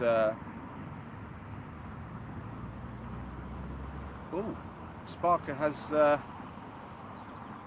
become my first member by the looks of it. Thank you, Sparker. Welcome to the club. Appreciate you, man. Yeah, so yeah, appreciate that. That's knocked me for a second. Every time something like that happens at the moment, you can tell I'm not used to this sort of thing. Oh dear, I love you, man. I love you. That's brilliant. Thank you. So yeah, my first member. Um, so what was I saying? I've been completely thrown now. Yeah, so yeah, so the problem with the solar panel is obviously, like I say, that kind of having to move it around, but also it needs full sun. If I'm not getting full sun on it, it's only 20 odd watts anyway. It starts to drop down to a level. If it's a bit shaded, it doesn't really do much. And then the last problem of it is, and this is something I noticed when I even just have it in my allotment to try to charge up my phone down there, is it'll charge a phone up pretty well, but not a battery bank that well. And if there's like shadow on it sometimes and not others, it doesn't always reset itself properly. There's a lot of control management that goes on with these things, because obviously I built my solar system for my van and have like all the battery system. I built that whole thing myself, and I'm aware that the panels, there's a lot of issues when they like have like partial shade on them, and then the shade leaves them, and they go back to full power. And the control systems that are in place, so you have to have the right things to be able to manage with that. You can't just sort of slap it straight into the battery and think that's going to work. And so obviously there are systems like that in place on these little panels that you're carrying, but they don't always handle it that well. And so I would find that there'd be a bit of shade, and then suddenly the sun would come out, but you wouldn't suddenly get loads of power. It would take 5 minutes for the thing to go, oh, we've got power, let's start putting it in. But then within that 5 minutes, if you get a bit more shade, it shuts it down. So literally, if it's just like a day where the sun's sort of in and out, you get almost nothing still. And it was just like, oh. And I'm sure there's better panels, but considering that was an Anchor panel, I was like, I wasn't going to go buying a new one and try my luck with it. I just decided batteries, that's the way to go. But yeah, but they can be good though. I'm not bashing them all. I probably should give it another go. So it's a fair suggestion for sure. I think had I been doing it in the summer, that definitely would have been the way I went. It would have been doable for sure. If I was doing it this time of year, yeah, no doubt in my mind, that would be the way to go. One battery, take a solar panel and just charge most day with that. So Will says, I carry a few batteries too. I have sleep apnea and always take my travel CPAP machine. The battery is heavy but lasts 3 nights. Oof, that's a rough thing to have to deal with. I hope that's not too heavy in your pack, considering you have to carry an extra machine and some batteries. But wow, respect to you if you're getting out for 3 nights and you've got a machine like that to help you sleep now. Wow, that's crazy. A solar panel hat says no. Oh jeez. Spark is saying, didn't expect to get famous. Well, you're the first member, dude. That's it. If I ever get 1 million subscribers and I'm famous, I'll put it all down to you, mate. You and the others all support me from the start, because you've been around for a long time. You were one of my OG supporters, man. You were commenting on a lot of my early videos and that, and you know I see you around. You're one of the people I think of when I think they're my supporters who've been with me and support me in my channel. It's just it's crazy. A member speaks, says no. Yeah, too right. No, it's a monumental occasion. I've got a member. It must be talked about. Oh dear. As you can tell, that sort of thing puts me in a hyper mood. I'm happy, so I'm going to go hyper. That's how this works. Circuit indicating importance. Indeed, you are important. You're a member, so absolutely. You get a little blue star. That's right, or blue circle with a star in the middle of it, or whatever. Yeah. I use the standard YouTube ones at the moment, because obviously it's a whole new thing, but I do want to. I can customize them and put my own ones. So I want to maybe see if I can get somebody who has some level of art ability to create me some.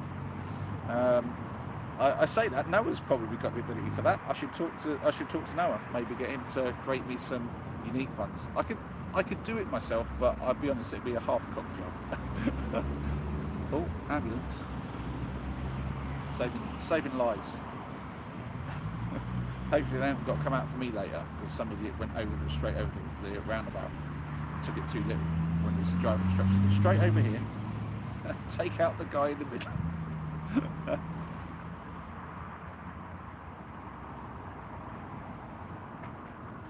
Yeah, no, I was talking about my first setup with my solar and stuff like that.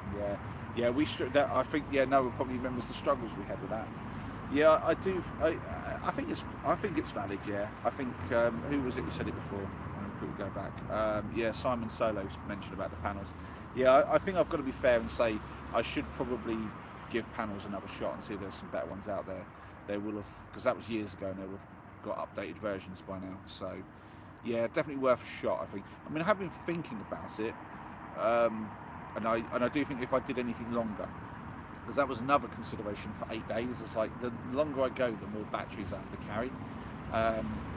I think if I'm doing certain missions and stuff, I think definitely if it's longer, solar panels would be useful. So it's worth a look into.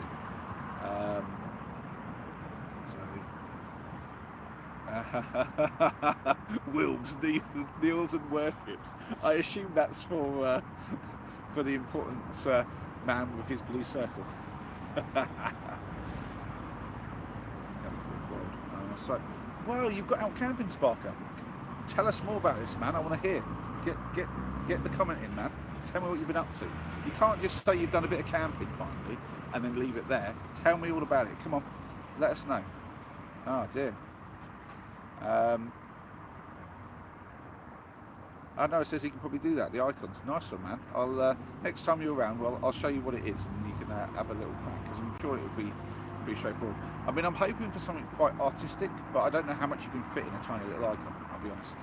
I'm not entirely sure. I can see everyone's like icons or avatars or whatever you call these things. I don't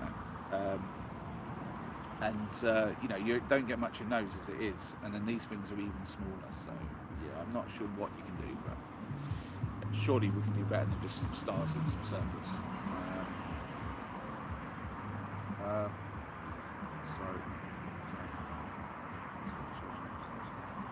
Yeah, I think we can all agree. So solar's cracking. I use solar on my van. I've got a big panel at the back. It's essentially you rate it for 500 watts, but it's a little over 400 watts on the front. But it's one of these double-sided things, so the back gets some as well, and so it kind of bumps it up. And that thing gives us power all year round. And like this time of year, we've got so much power, it's unreal. We've got more than we know what to do with. But even in the winter, it will provide most of our power. Once it gets like, there's a couple of months in the year where we do have to start charging off the engine a bit as well. But this time of year, it's just ridiculous. And so solar is really good. It's really effective. I'm definitely behind, using that on a long trip. But it's cool stuff.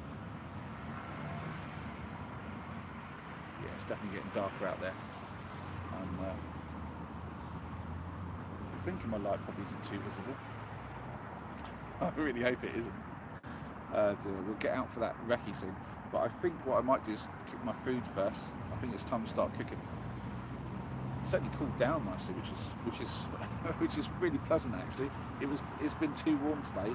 This is one of the reasons why I'm a bit itchy. I think I'm a bit sweaty, and I probably should have had a shower before coming out today, but I was like, I couldn't be bothered to shower in between two camps. I was like, nah, I'm only going to get filthy again. I'll shower tomorrow. That laziness is costing me, I think. Biffa's just saying he's back in, but he's been doing a bit of walkabout, and his area is still super busy. To be honest, mine is too. But this is a really good spot to just not have to be hassled, because the sound of the traffic just really, the constant traffic just really kind of hides my noise, I suppose. And then, I think the main worry is just light and whether that'll be visible. But also, if it's a stationary light, I don't know if anyone's really going to pay attention to it. I think it's one of the things, if you've got a light moving around in here, that'll be one thing. But a stationary light, it shouldn't be a problem. So, here's Biff saying he always showers before camp. yeah, when you have to make decisions on water usage in your van, you have to make considerations and go, well, yeah, if I shower now, I'll have to shower again tomorrow, and that's a lot of water.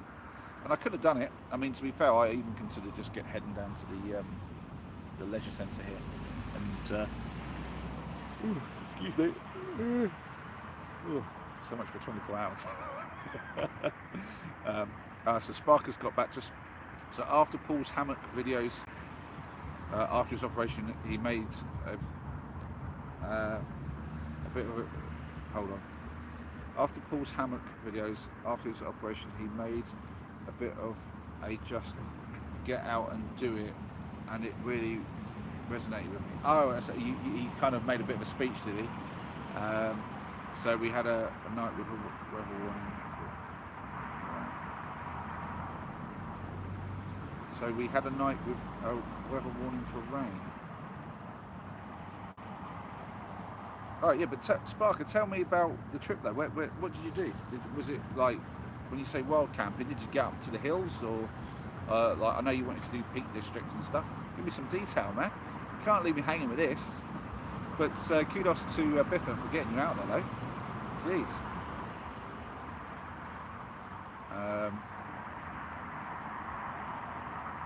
Oh, you're thinking about the harvester, are you, dude? Biff is saying it's looking appealing. I assume that's what he's referring to. I hope he's doing a car job. Yeah, how you doing, Paul? I assume everything's good. Seems you're still camping. My general litmus test on that is if you're not camping, there must be a problem. But if you're camping, it's all good. So I just kind of assumed that everything's good since you're out camping this evening. But yeah, I hope you're doing all right, man. Oh, I see what you mean. There was a weather warning, so you use that as a kind of cover to get out, so that other people would be out. You know, I get what you're saying there, Sparker. I've often used that as my sort of thought as to be able to get out different places. I sometimes think the worse the weather, the less likely there's going to be people around, and like if it's raining, people generally keep their heads down and they're just walking forward. They're not looking up and looking around to see what's going on. They're just trying to get wherever they're going, and they're trying to keep, like, you know, the rain out their face. They're not looking around to see, oh, you know, what's happening, what's occurring. So yeah, bad weather's usually quite a good cover for all sorts of things. I've got Wilbs responding about his travel CPAP machine. Weighs very little and packs compact. Never let stop me enjoying camping. Oh man, respect. Don't let things like that stop you. That's right. The batteries weigh more. Yeah, I can believe that. Batteries are heavy, man. Yeah, Wolves, man. Yeah, just keeping it real, as Paul would say, and getting out there, not letting it stop you. I like that. Respect, man. Respect. Just camp next to an old Roman fort near our house, says Sparker. Ah, Roman fort, eh? Nice. Did you get any pictures, man? If so, let me know if you share them online anywhere, and I'll check them out. So Will says, as with most camping, it takes some planning, but once you get a basic kit together and work out what you actually need, it's easy to pack fairly light for a couple of nights. Yeah, I guess so. I guess it's like any gear.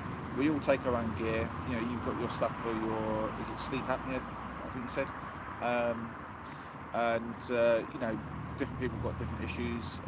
I certainly have to take some stuff with me when I come camping sometimes, just to make sure I've got, you know, the right stuff with me to keep me functioning.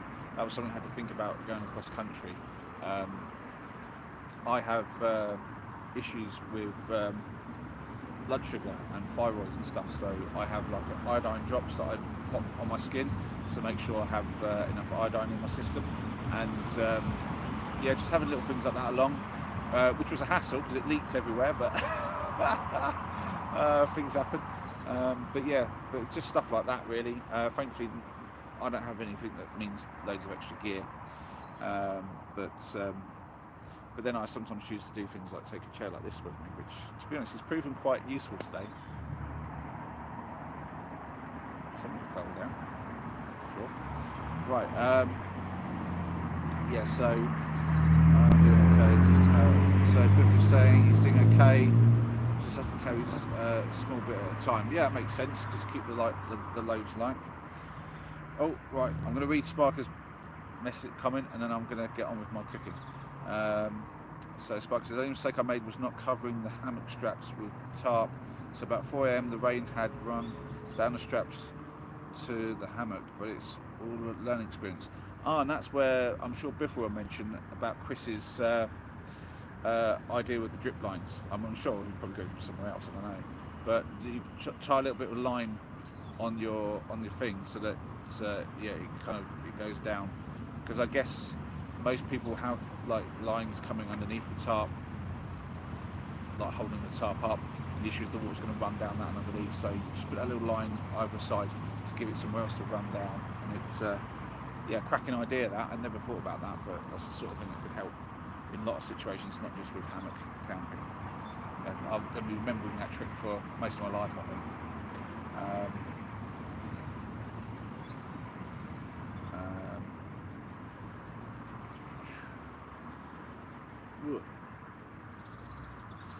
Yeah, there you go. Right, so I'm up to date with the comments. So I'm gonna. I don't know what I should do first, cook or check to see if I can see my lights from out there. In all fairness, there's so many lights around here. I don't know that it's going to be obvious that this is in the roundabout. I think most people walking by just assume it's the other side of the roundabout. So I'm just going to go with it and hope that nobody sees me. And I'm going to get my fire pit out and get cracking. This is not the best environment for doing it, to be honest, but yeah, just do it to the side here. I don't want to do it where I'm going to end up sleeping. Just think about, I'm going to be laying down this way. Yeah, I want to do it over here. So.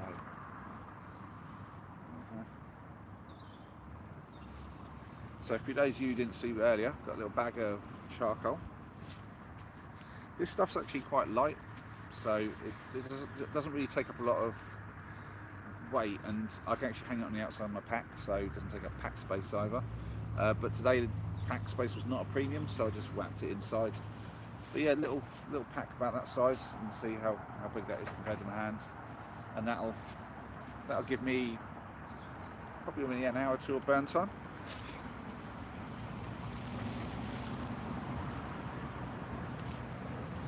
Ooh, a bit of beetle going across.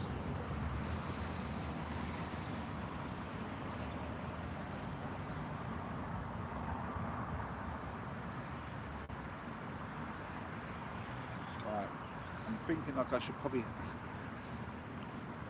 Ooh, I'm stuck in the chair. Right, I'm going to try and angle you guys down a little bit so you can see what I'm up to as well. Just give me a second as I adjust things and try to make it so I fit in as well as what I'm doing. There you go. I just fit in. Can you see the spot here? Yeah, you can. There you go. Job's a good one. So, some of the stuff over that side now. Just use my sit mats as the table, basically. Don't need to go quite that low. Just going to adjust that just ever so slightly upwards.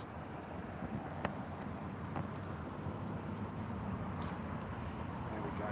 That's where my head's actually in the shot. And I think you guys will be able to see what I'm up to.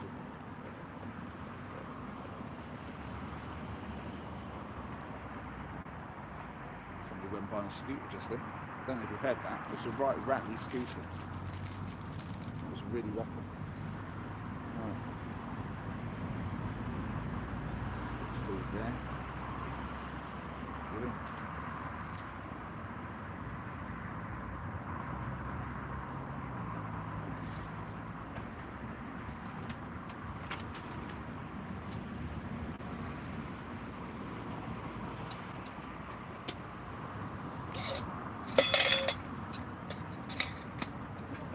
This is where the sound camouflage is very good.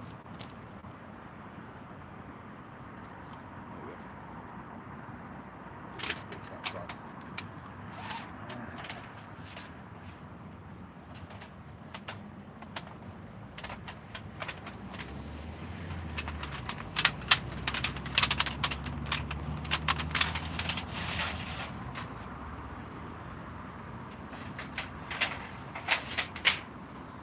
the very noisy fire pit.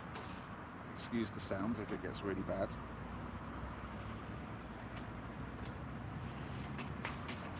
Let's see.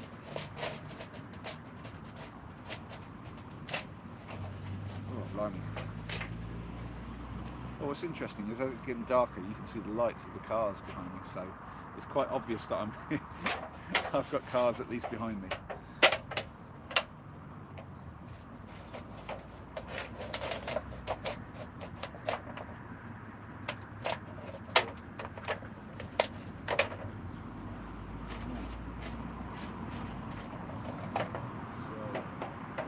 Space really,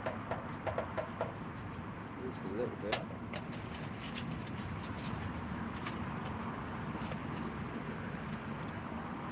That'll about do it. It's should be pretty safe. It's not super dry in here. It might have been hot weather recently, but there was also a mad downpour. I don't know, a few days ago. Just crazy it was. Yeah, filled up my big water tank at the allotment that comes off my shed roof. Gets filled up by the guttering, and yeah, really just watered everything as well, which was quite handy. Holes lined up properly.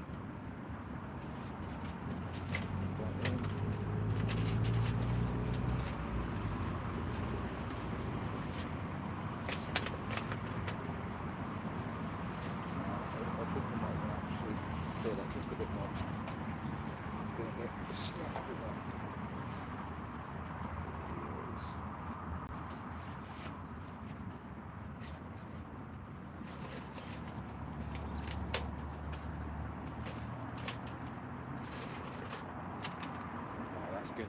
That's good. Right. So hopefully you guys will be able to see exactly how stealthy my fire pit is when I'm in the middle of a roundabout.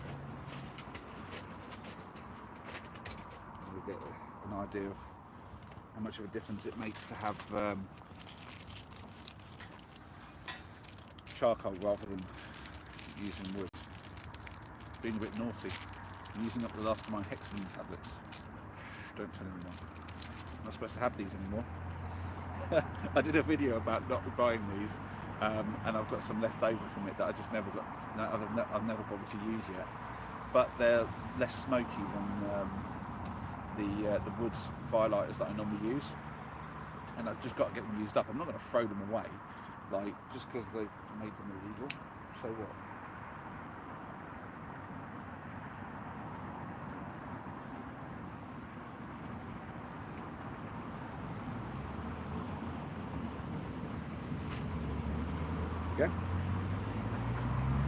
Yeah, I don't have many left. I've just got a couple. But I don't know if it's what the rules are. That you can't have it or you can't sell it. I don't know what the rules are and that sort of thing. But yeah,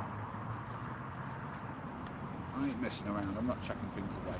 Not for that sort of nonsense. Not really. Right. So yeah, you guys can see that. I'm easing away a little bit. I'll put my knee down. There you go. You guys can just see it. There you go. Framed out perfect. Oh dear. Oh man, Spiffer back in the chat. Jeez.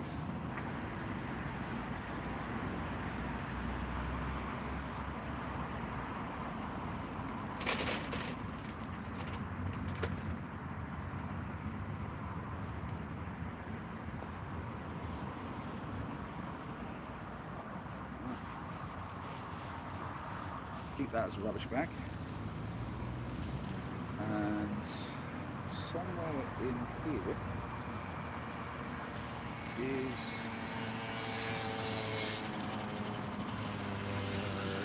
my small set of tools. I used my big ones last night, so little ones.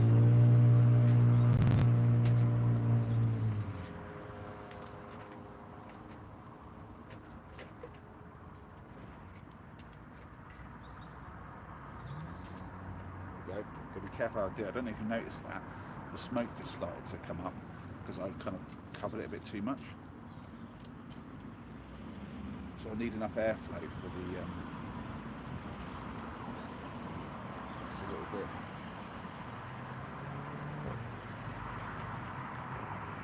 There we go. Yeah, that's about the best compromise. A bit smoky, but not a big flame either. So I want the flame coming up above the metal. So as you can see, though, it's just kind of stopping at the height of the metal. So from a sideways look, you won't see it. The last thing I need is someone seeing a flame from out there and calling the fire brigade on me. So there we have that covered. So, yeah, I think that's okay. I don't think I'm just going to see that. Yeah, I think this is a really good spot actually. I can't believe what a nice little space this is. This is ridiculous. It's like a little world of my own. I love this. I've got a fire going finally. It's not camping until I've got a fire going. That's just the way it is. That's how my rules work. I mentioned this on the day 8 video from my camping trip. The reason for my channel name, Camping Rules OK, is kind of twofold. Like there was this thing when I was younger about like, oh, so and so rules OK. It was like a football chant or whatever, and then we went around just saying everything was OK. It was just something that was said. But I've kind of flipped it a little bit, and that's more a play on the idea that everyone does camping differently, and everyone has something that makes it for them, like what they love about camping and how they do it. So you got some people, they're car camping out like tailgating or whatever they call it, where they're doing it out their vehicle. You've got others like myself and Biff who do the stealth camping. Noah's not really one for the stealth camping. He wants to be out there doing the big hike, doing the wild camping, and that's what we like to do. But again, Noah's like me though. It's not really camping if we ain't having a fire. You know what I mean? It's like, well, yeah, you're camping, but is it really the same without a fire? And we love a big fire if we can have it, but you've got to be very careful where you do those things. We try to be safe. We weren't always safe when we were younger. When we were younger, we've done some rather stupid stuff, and you kind of learn as you go, and you realise, okay, yeah. But these days, that's why I like to have this sort of little thing. This makes it super safe and super straightforward. Got to keep an eye on it, make sure it's maintained the right. This is like the most dodgy point, really. If I'm going to get caught, it's now when I'm getting things going. You can see all the traffic going. Oh dear. What I might do is put another light on, see if that changes the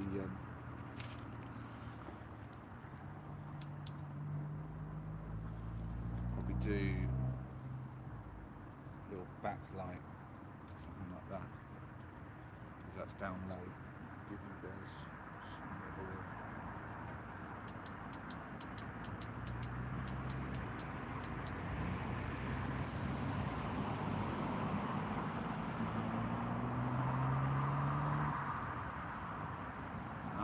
There we go. Now you can sort of see what's happening a bit as well. How's that? Yeah, that's making that silly thing happen, isn't it?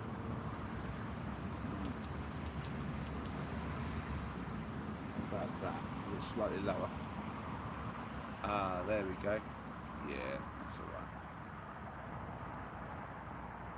Ah, Boone. Yeah, Boone's just joined us. Yeah, Boone, I've been live for a while, mate. This has been going on for over 2 hours already. And I've only just started cooking. Well, I'm not even cooking yet. I'm just getting the charcoal going. Oh dear. Yeah, I already got lots of burn now. It's already good to go. That's another lovely thing about charcoal. With the wood, often I have to sort of try to get it down to a point where you got embers. Excuse the sound. Just cleaning off the grill a little bit. Yeah, sometimes wood fires can be a bit of a hassle. I do love a wood fire. Wood fires are great, but yeah. So I'm guessing you guys can see a little bit there, the stuff coming off. Yeah, every now and then you see a little spark, but you can tell already. Look, you can see the top of the fire pit. That little shiny bit right at the bottom that you can see just there in the screen. That's part of the wall of the fire pit. So you can't even see from your angle up there the flames or anything like that. If anything's going to give me away, it's going to be the lights I'm using for filming. I do think though, as I said before, the stationary lights don't give away as much as you might think, especially with all the lights already moving around. So even if someone's walking by, they've got to be looking over here and thinking about it. It's not going to be that obvious because someone's going to walk by, they might have their phone in their hand looking at that, but even if they're looking around, there's all these other lights about, and then these car lights are moving past. So yeah, I don't think it's as obvious as it should be, but as you might think it is. But we'll definitely do a recce soon. When I've had my food, we'll go out and have a little wander around. But we'll leave this light on up here, just so we can see whether it's how visible it is and whether or not I'm right or completely wrong, and like everyone can just see what I'm doing. It's such a weird feeling. I'm like, I feel like I'm in a little one of my own, but at the same time I'm like, but can everyone see me? And we're like that little kid who's got his eyes closed and so thinks he's invisible, just because he can't see everybody else. Am I overthinking what I like my ability to stay hidden? I mean, certainly if I was on my own, I wasn't filming, didn't have the light on, I think I could be in here with nobody angle wise, because it is just about the lights really.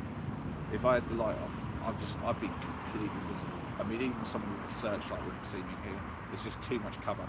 This is like, it's like a little woodlands all of its own, just in the middle of this roundabout. It wasn't even the whole roundabout. You could see it was grass still around. It was just this little tiny bit. I mean, but I feel really safe. There's trees around me. I think it would take a lorry to come up through here and get me. I don't think anyone's getting a cart in me, even if they came flying at the roundabout and the instructor said straight over this one, and yeah, it ain't gonna get me nonetheless. Right. So let's get some food warmed up.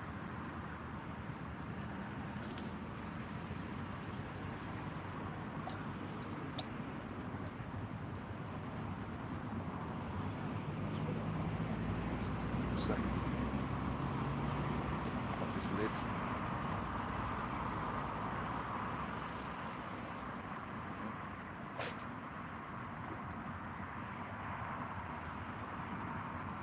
Ain't that just about right?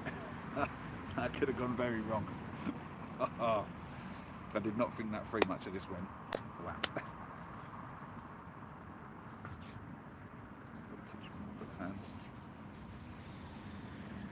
Oh, why did I put the butter in there? That was such a silly move. Whatever. I've got to be careful. Got to make sure that I stir that. Oh, it's nice. It's cooled down a little bit. It's a comfortable temperature out here, but it's cool enough now that the warmth from the fire is actually really pleasant. I can't say that was the case yesterday. I was cooking on this yesterday and it was so hot, I was just like, I don't want any warmth, I don't want any heat. There's a bus over there.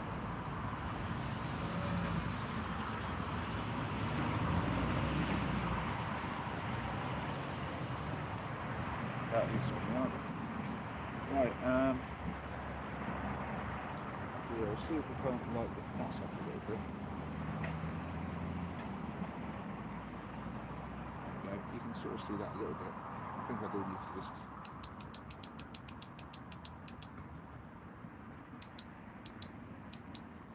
put that one. How's that? Yeah, that might be better. Do that. Okay. Hey, that's good. There we go. You can sort of see what's happening a bit now. There. What do I do with my spatula?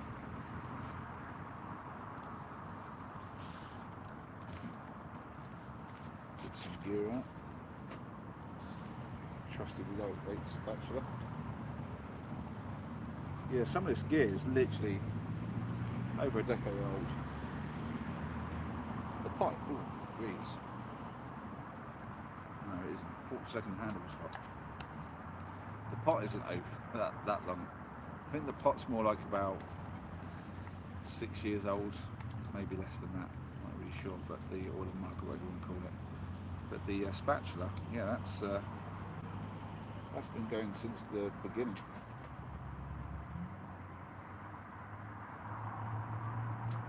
Ooh, that's absolutely raging, actually. That is very good lumpwood charcoal, that stuff. Goes very quick.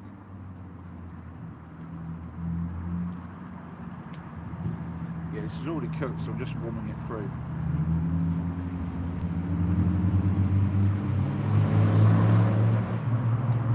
Just really need to avoid burning it on the bottom.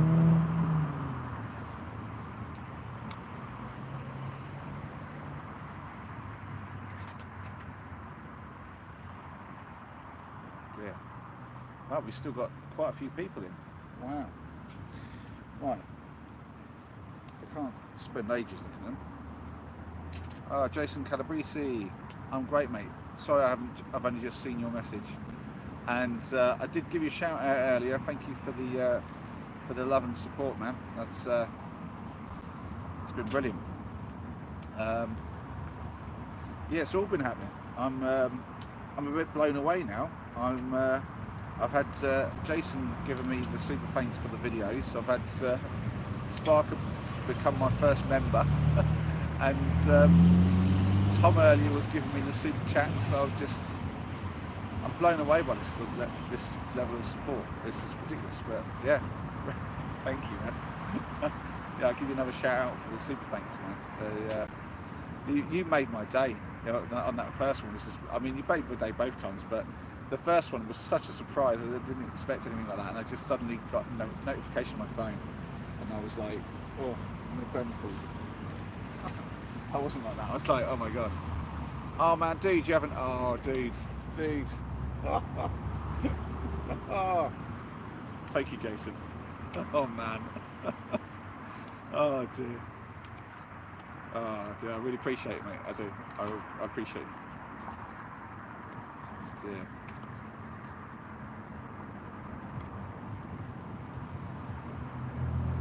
I will check on the chat and read all the comments just after I've got to watch this. I don't want to burn this. This is the aim. I don't have to go get more food. This is so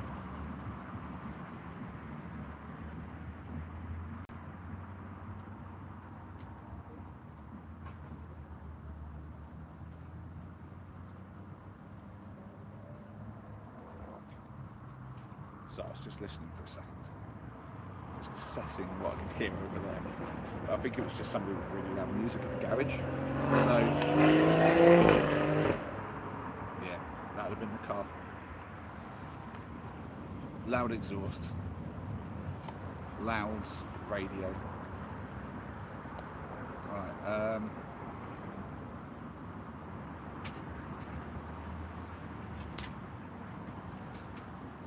Yeah, that's getting there. It's feeling warm already. So yeah, it's pretty chill at the moment. Let me just have a quick look.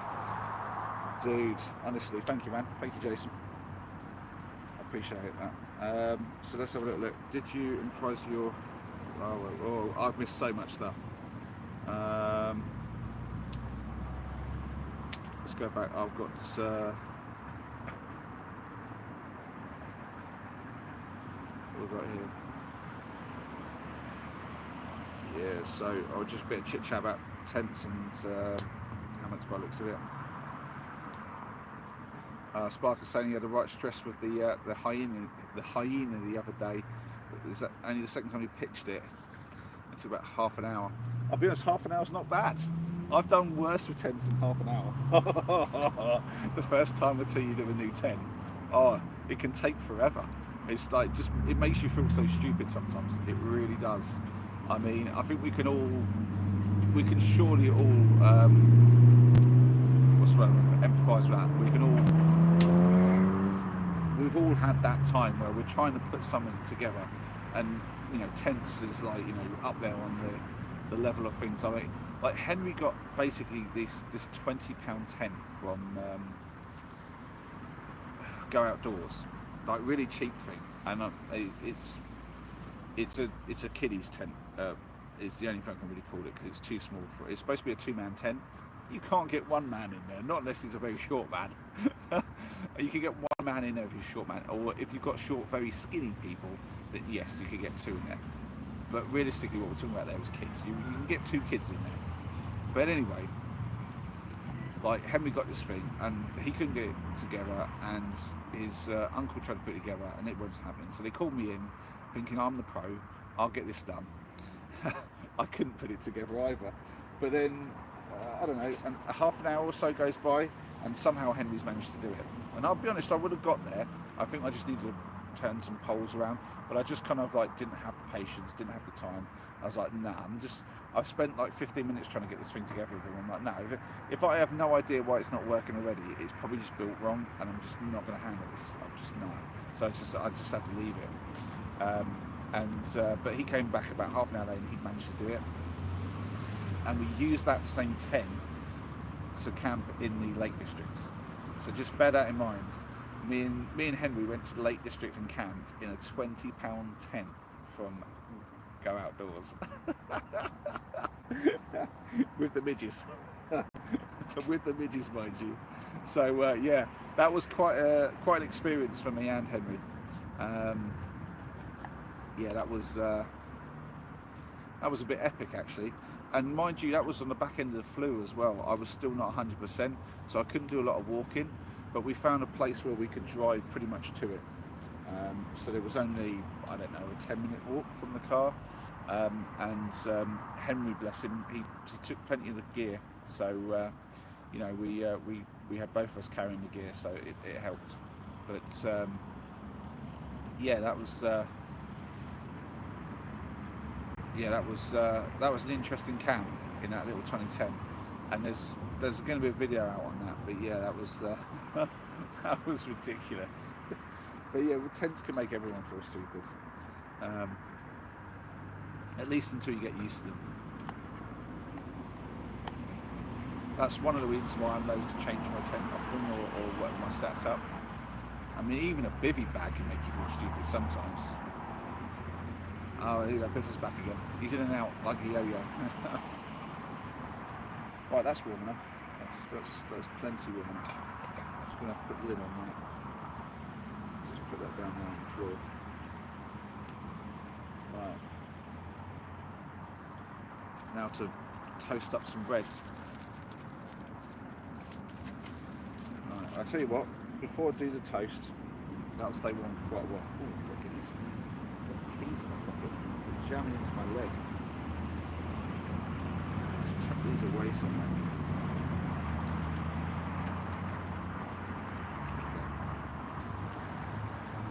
So, let's see. Let's just go back for a few messages because I'm pretty sure I've missed some important ones or some burst through the bushes. And tell you what, Simon's mentioned about the Hexley. Yeah, I mean, don't get me swatted, guys, for Christ's sake. Yeah, I mean, because I think, was it the reason for it is it's a precursor to explosives or something. So, but it's all burnt away now, so there's none here. So I'm safe and clear. Boone, you've joined my membership, man. Oh, you top man. Appreciate it. Oh dear, it's all going on. I've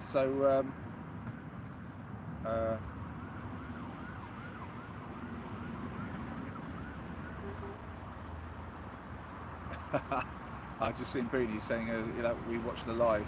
You don't have to rewatch the whole thing, man. You join when you join. You don't have to, I don't expect anyone to watch these things all the way through. They're so long, they're massive.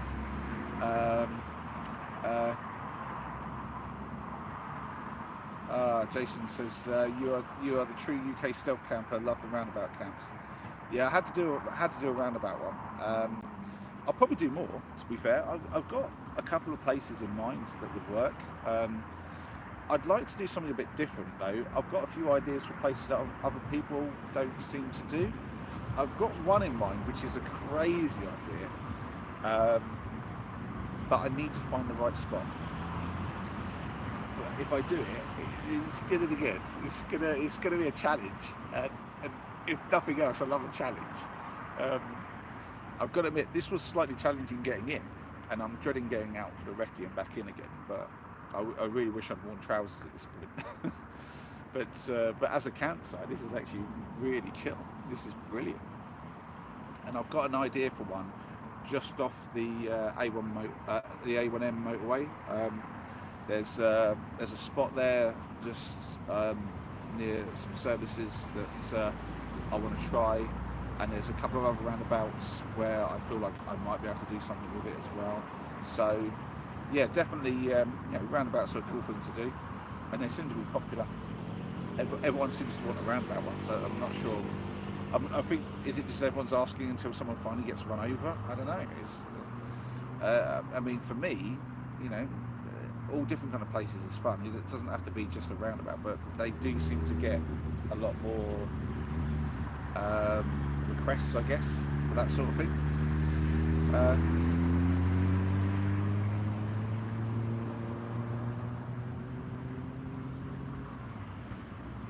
What's this? Sparker's asking Paul about, or Biff, I should say, about his improvised fuel. And then he said something about looked great on the outside, but looked inside, and it was all scrunched up. I have no idea what you're talking about there now. Stave.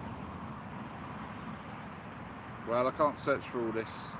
There's so many comments. Oh my god, guys, this is crazy. Now I see why people have super chats.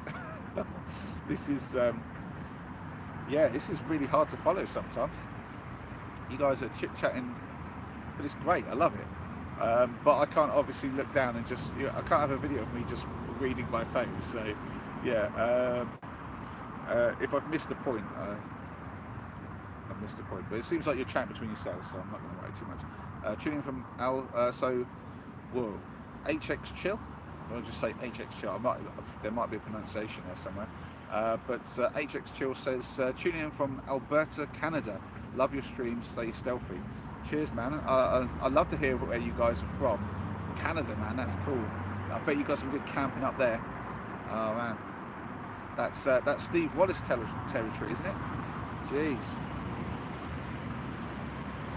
Troubles of its own, though, as well. Yeah. You have some problems that we don't have, and we have problems that you don't have. It's just that's the way of the world, isn't it? So what's this? Yeah, you guys are talking about something, and I have no idea what you guys are talking about.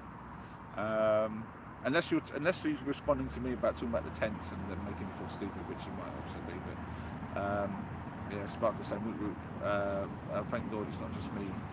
I've missed so much of this stuff. No, I know, or is it just, I don't know. But yeah, anyway.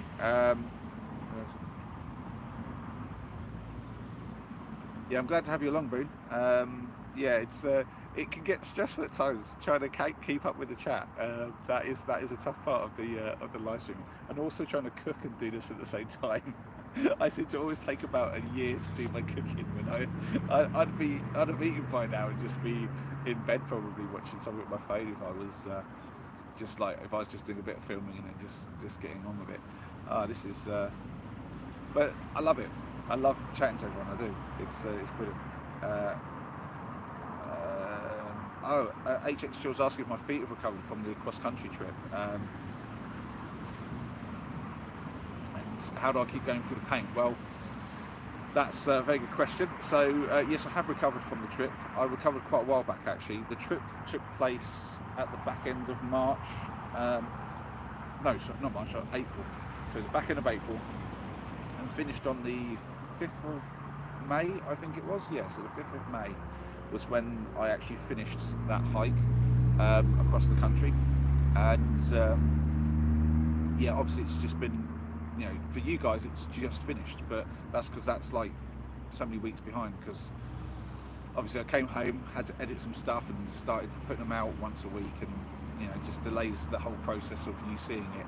It's not like I shot them all live. That would be pretty cool. It occurred to me I was walking across the country that I could have live streamed the thing. Potentially I could do something like that in the future. That is one of my. I've got a list of ideas, some which will make the cut and I'll do, and others that I'm like, nah, I'll never get around to that. Either because it's a bad idea, or it's just sort of a great idea but would just take too much time and effort to do. Maybe if I didn't have to go to work and I had the time, maybe there's some things I could do. But yeah, definitely live streaming as I do another crazy long distance mission could be a thing. I could do that. But yeah, so yeah, I have recovered, but I did end up with a lot of blisters. That was a problem. Everything else is fine. Physically, like in terms and physically and mentally, I was so strong by the end of that. It was unreal. I was in a really solid place in my mind. My body was just able to deal with a lot of it. The only problem was the blisters, and they did cause me some pain. But proper taping up of my feet was the key to that. I just taped up my feet properly, and the pain mostly went away once sort of I learned how to tape them up properly, and it wasn't too bad. There was just mild discomfort, and that I could put up with, to be honest. There was so much going on, there was so much to see. Would it have been better without any blisters? Absolutely. And I think next time I will be taping my feet up preemptively so that I don't get blisters in the first place. And that did help. I started taping up bits that I felt might get blisters, and that helped a lot. But yeah, it was tough. I mean, there were people who have walked a lot further than 115 miles, even in 8 days. I mean, you've got people doing like sort of that distance over like 2 or 3 days because they're running it. Admittedly, those people aren't carrying a big pack on their back, and they've got support crews and stuff. But there were definitely people out there who are way fitter than me and can do a lot more than me physically. It's not about me trying to challenge somebody else, it's about me challenging myself. And I think that's the thing I always tell everybody in the chat and in the messages. It's all about what's on your level. So you've got Sparker, for instance. He's only just getting into the camping, he's only just getting out, and that for himself is a challenge. And I've got mad respect. That for him was quite a hurdle to just get out and push himself, and he's managed to do it. That for him probably felt just as big as for me doing some of my challenges. And then there's a guy out there who's, there are people who go to the North Pole, the South Pole, up Everest, all sorts of things. And what we're doing is minuscule compared to some of those things, but it's all relative. And for me, that was an insane challenge getting across the country, because I said it in I think in the last week. I've never done anything close, I'm really impressed with myself on that. The last time I felt that impressed with myself was when I did the 1 kilometre mission to Lady Barrow Reservoir with Noah, and we spent the last 40 minutes half running, half walking, literally at a crazy pace that I just didn't think that I could keep up for as long as we did. And I was running up hills and all sorts of things. It was that was a crazy one as well. But yeah, I think the thing that really kept me going, and I say this in the video, and I do want to touch on this, is you guys. You guys supporting me, watching the videos. That is realistically the only reason I made the end. There was a point, especially, what day was it? Was it day 5? Yeah, I think day 5 was the one where basically, yeah, it was 5 or 6, I can't remember. But basically, it was the day when I woke up and I was underneath the skate park ramp, and everything had got wet. And then I started making bad decisions, and it went from bad to worse, to even worse, to just by the end of the evening, I'm pretty sure that was the day where I had a bit of a hypoglycemic crash, and I don't make a fuss of it on the video. Obviously, when I'm editing, I kind of have to pick and choose. Woo. Somebody's got a bit of speed going. Yeah, so on the edits, I pick and choose what I put in and what I think people do and don't want to see and hear. Um, and one thing that I didn't really think to film even was when I ended up almost having a hypoglycemic crash, which is something that I'm a bit prone to, where my blood sugar goes low enough. And it's a really nasty thing. I wouldn't wish it on my worst enemy. But essentially, I started to have one in the middle of the walk, and it was like it was getting dark already, and I didn't know where I was going to camp. And I tried to bring it across with the music and the build up within it, how sort of bad that day got. But it was definitely worse than when it actually came across on the video. To the point where I joke about it afterwards that I stopped in the middle of the road to basically pull out my crackers and my peanut butter and just eat something.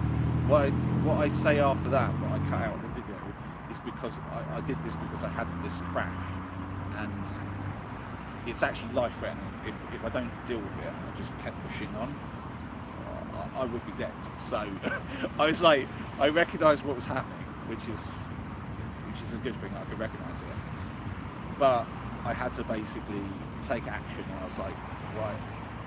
I essentially had some foods, like, and I had the peanut butter, but I knew I needed something else, so I had some M&Ms, and also the drink that I was drinking I knew was mostly like just sugar based, so I had some of that as just powder form, just had some of the sugar to try to boost my sugar levels, and I had to just kind of wait it out a little bit, which is why there's this weird jump from where it's sort of getting dark to all of a sudden it's dark.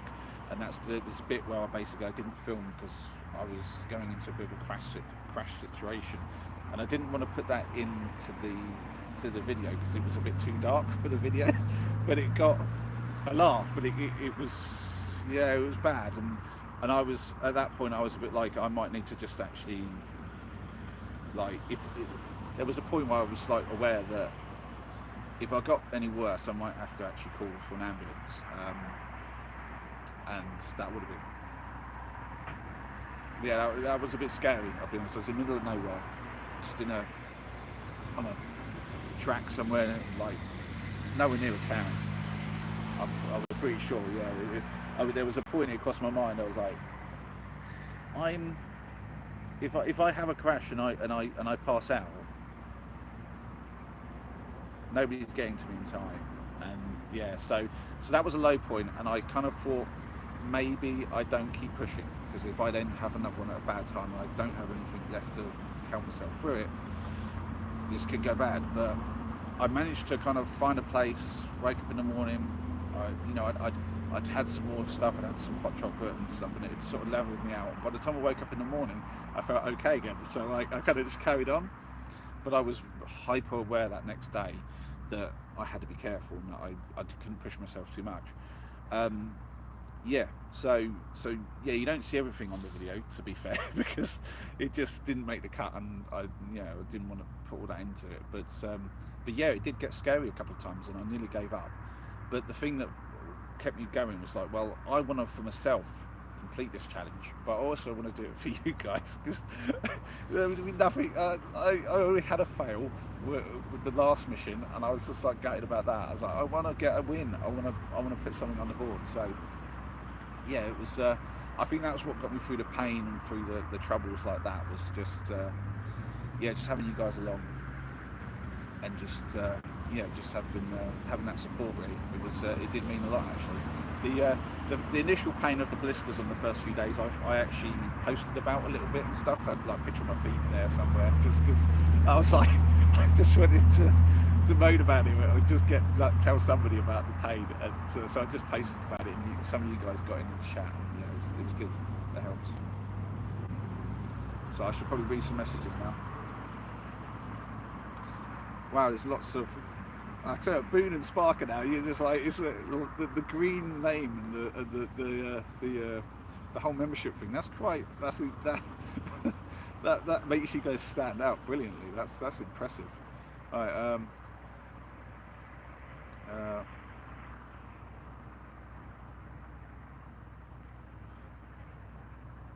Yeah, do you know, I just see Spark's comment about spirit stoves being good for cooking but hard to boil water. You know, I've never even used them. I don't make any judgment about them because I just haven't used them. I just don't like the idea of carrying around liquid fuel. I'm almost certain I'd spill the stuff.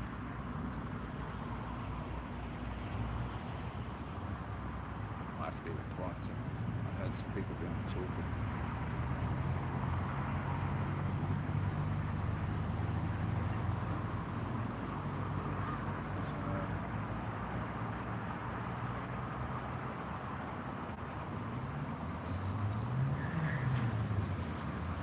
Oh yeah, Spark was just saying that was a really exciting end for that one where the video where I was still looking for a place and it was dark. Yeah, I mean, yeah, that was because I think that I'm trying to remember. I don't, yeah, that I'm pretty sure that's the one. It all gets a bit of a blur. This is the problem. It all melds together in my brain. I'm not very good with timelines. I'm just trying to put this all together. So yeah, that's the one where I woke up. So I have to think from campsite to campsite really. Because I remember, like for instance, day 3 is when me and Noah walked, and then day 4 was going from basically the side of the road to I camp on day 4. Yeah, was day 4 Abington? Abington? Might have been. Yeah, in the park. Yeah, that was a really good spot next to the.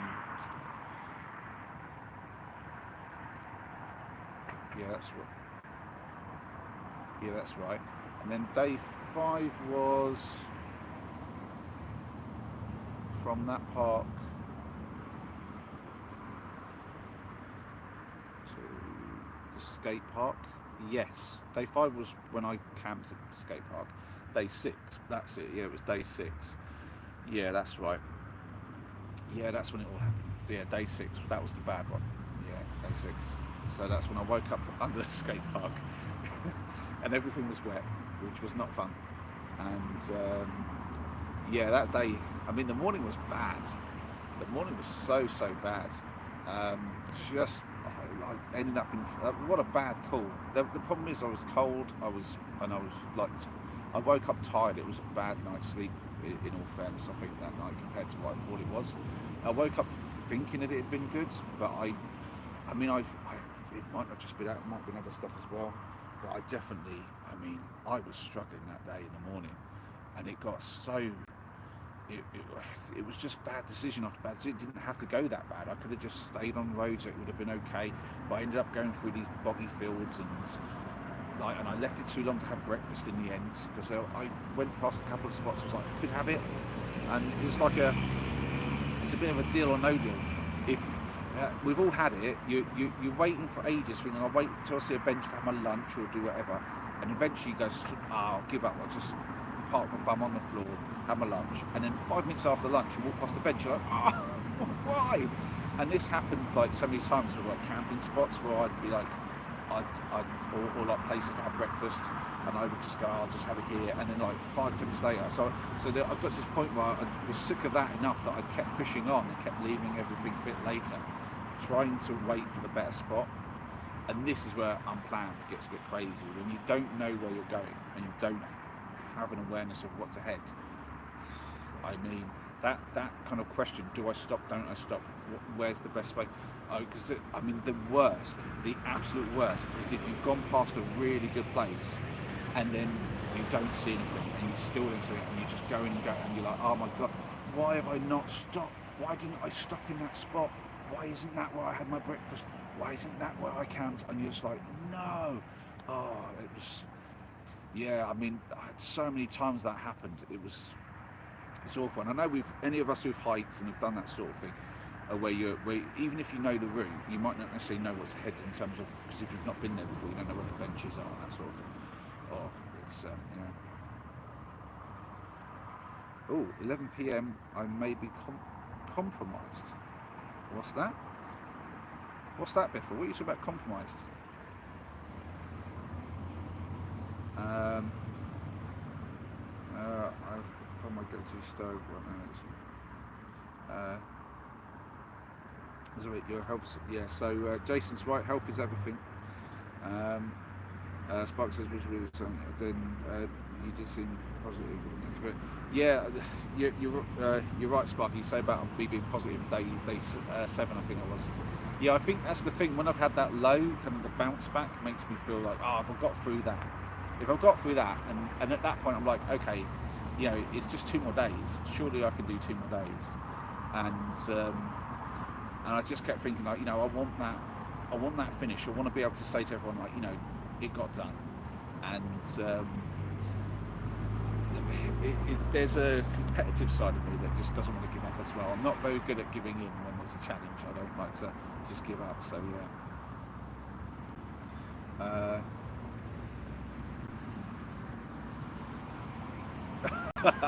Things like, forget about me sleep, I'm still watching. I'm like, yeah.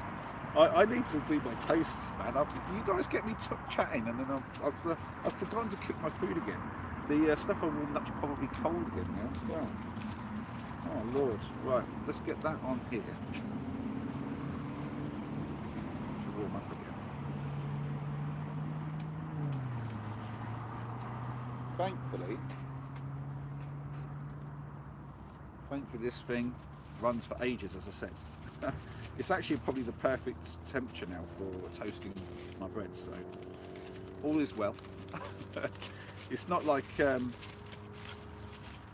going to run out of fuel either, because push come to shove, I can use the coals to get some wood going if I wanted to. But to be honest, that's got plenty of. Oh, sorry, man. Oh, little beetle was just hanging out on my little pot cover, and I've just scared him off. Bless him. Oh, let's block that there. Oh, sorry guys, it's taken forever to get cooking, and yeah, we're nearly at 3 hours, and I've yet to finish cooking my food and eat it, and we need to get out for the recce yet, and the little walkabout. I mean, we walked about here before. If any of you saw the McDonald's camp, as I mentioned before, we're literally, I don't know, 50 metres, 100 from that, I don't know, somewhere in that region, not far, literally just down the road here to the next roundabout. Your uncle. That's the McDonald's where I was. It's ridiculous how many camping spaces there are in Biggleswade here. I've done loads, but I'll do a lot more because there's just so many places. It's ridiculous. Whereas me and Biff were walking around Northampton town centre for, I think, was it 2.5 hours or something, wasn't it, Biff? Everything we found that was even half doable was just a really bad space, because there was like needles and stuff about, or the homeless people about, and obviously, you know, we didn't want to be causing any trouble.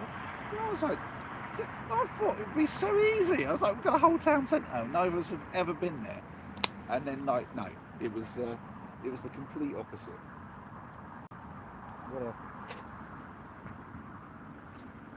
What a headache that was.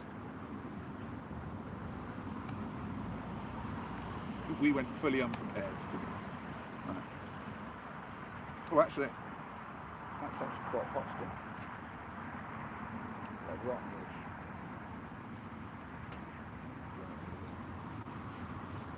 Yeah, that's actually quite handy. That's low enough that I can leave the toast on, or the bread on for a little bit longer.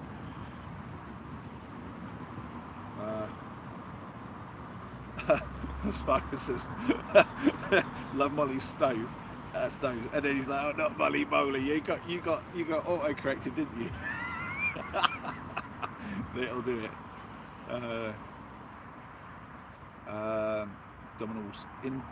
Indomitable. Oh, you give me the big words now to say. Sparkers go indomitable spirit. Jeez. DJ Chips and Garlic says watching Wild Camp and darts on the other monitor. That's the way to do it, isn't it? 2 for 1. Oh dear me. Biff is back in. I've drank, chilled, cooked, ate, drank.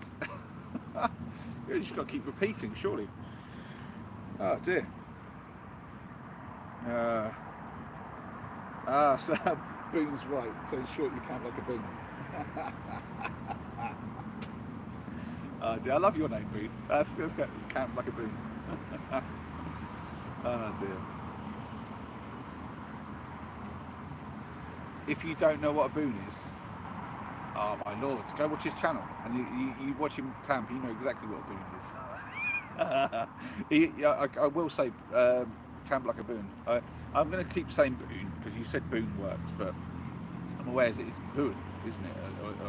But that's hard for me to say, and I'm lazy, so I'm just going to keep saying boon because you said boon's cool, and boon sounds way better in my mind. But yeah, I love your videos. They've got a right style to them that like nothing else has. I think this is something for me that these are the channels that I like to watch when there's some level of personal style and whatnot. Like you know, we all probably know Blot Outdoors. I don't really watch his stuff. Yeah, I understand they're good videos, and you know I see why people like them. But if it's a choice for me, I'm going to watch Biffa's because Biffa has a style that resonates with me more. And I think that's the beauty of YouTube. Obviously, there's loads of us campers, but we all do it differently, and we'll resonate with different people. And that's you know that's a lovely thing actually, that we can all get something out from different channels. I like that. But for me, yeah, like Biffa's channel and Boon's channel, like your videos, Boon. Yeah, I mean, always worth a watch. They really are.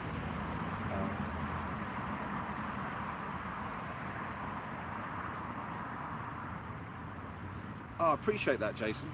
Jason Calabrese. Is it Jason Calabrese? I'm assuming it's Calabrese. Tell me if I'm pronouncing that wrong. But Jason, anyway, says, I've got to say, Molly, the reason why your channel is great is because it's more personal, like we're there with you. There's no drones, expensive gear, and things like that. And I love that you've said that, man, because that is exactly what I wanted to go for. There's been talk about drones, and I've thought about having a drone and maybe doing some footage, but I want it to be more like you're there along with me. I've done some shots that almost seem like maybe drone-like. There's like one of my one-kilo missions. I start off and I put my stick up high in the air, so I took it as if it's a drone taking off, and it shoots up into the satellite view stuff. But yeah, for the most part, because that's just an intro bit. But for the most part, I want it to be more personal. I want it to be that you're along with me for the journey. That's another reason why I've chosen not to do voiceover. I noticed that there's a lot of YouTubers who do well, and they do like the voiceover thing. So they'll oh, it's not voiceover. What is it? Narrate. Yeah, I don't necessarily want to do narration. So there's a lot of channels that do that. The ones that spring to mind for me that I do watch are Wild Bear, GeoWizard, and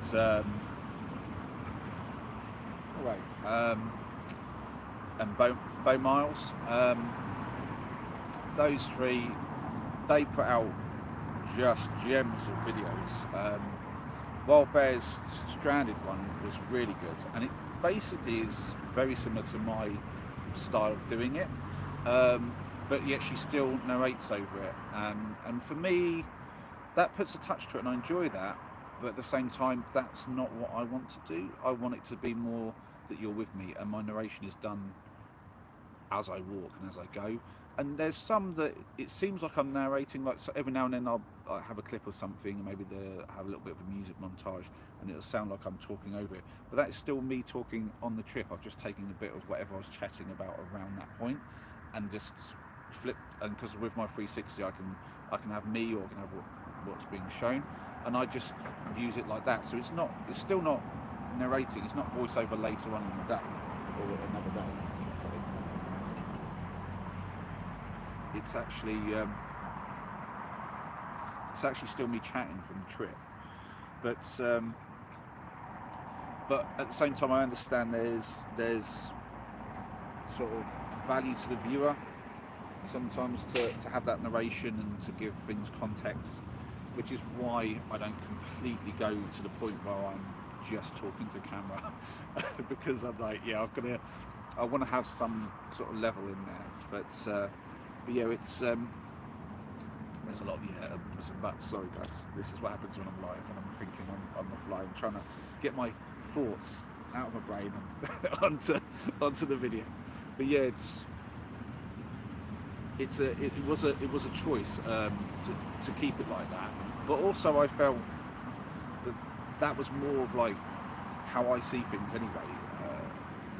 The whole drone footage and that is brilliant, and I like watching some of those channels. But yeah, I do like to keep that. So you saying that anyway, which is what got me into this. You saying that about my videos really gets me chuffed. Actually, that's that somebody else is seeing that. It's just, it blows my mind that this stuff comes across. I'm always wondering, am I just floundering around in the dark making videos, and I'm just sort of like, because I'm half making up as I go along, and I don't know if people want to watch it when I'm putting it out there. And sometimes a video doesn't do well, and you feel really gutted. And then other times, you know, I'm aware, you know, more and more people are always watching. So even the ones that don't do that well still get watched more, because there's these people who are following my channel and watching everything because they want to see the whole adventure. And yeah, so the more and more that happens, the more I'm sort of emboldened to be like, okay, I can put what I want out, and you know, people seem to be resonating with that. So yeah, it's great that you're seeing things like that. Oh, I was right, Calabrese, lovely, nice one. Okay, cool. So Biff says he does. Biff is a drone. And when he's got a tree about, yeah. Down to Earth style channel. Ah, appreciate it, Sparker. Sparker's in agreement. So Boone says, idiot is similar indeed, like a self-confident amateur where always something unplanned or weird happens. Yeah. Someone, Timmy Bobinson, new chap. Hi, welcome to the chat. Wild Bear and her little shorts. I unsubbed when she sold herself for likes. Do you know what? I haven't seen any of her shorts. I didn't know she did shorts. I watch a lot of shorts by accident. There's always one that I'll click on and then it draws me in, and before that I'm watching shorts, I'm like, no, get out. And then, yeah, I don't think I've ever seen that. Oh no, she has. No, you're right. Yeah, I have seen one. Now you say that. I haven't seen many. It's weird that I haven't, yeah. But yeah, I mean, I've done a few shorts, to be fair. Just played around with them, just when the channel was young. I was like, oh, I'll have a crack to see what that's about. And, you know, I put some funny stuff out just because it was stupid stuff that happened. Like, on the Thetford Wonky Line mission, I walked through a live hunting grounds with guns going off. And, like, I heard them when I was walking past and was like, ooh, I want to be careful here, I could get shot. And at the time I was kind of like only half, it was like half joke, half serious. And then did I bring a, no, I didn't. I was going to use the foil. There it is. Yeah, so at the time I was half joking, half serious, but in the edit, lo and behold, I walked past a sign that I never see while I'm walking, but it's behind me saying, you know, keep out of here, live gunfire. And I'm like, well, I shouldn't have been in there. Whoops. and it made the main video, but I was like, yeah, play with it. But yeah. Anyway, Boo, no, I have not eaten. I'm still slowly working at it, to be fair. I'm not massively hungry, to be honest. I should probably eat, just because obviously I don't want to have a crash now or anything. But I'm getting there. I'm just like buttering up this bit of toast. Not that it needs a lot of butter, and most of my butter melted off of the string. Good, got foil in that now. Gets out. Well, that's not happened before. Actually destroyed the foil. I don't want to eat the foil, thank you very much.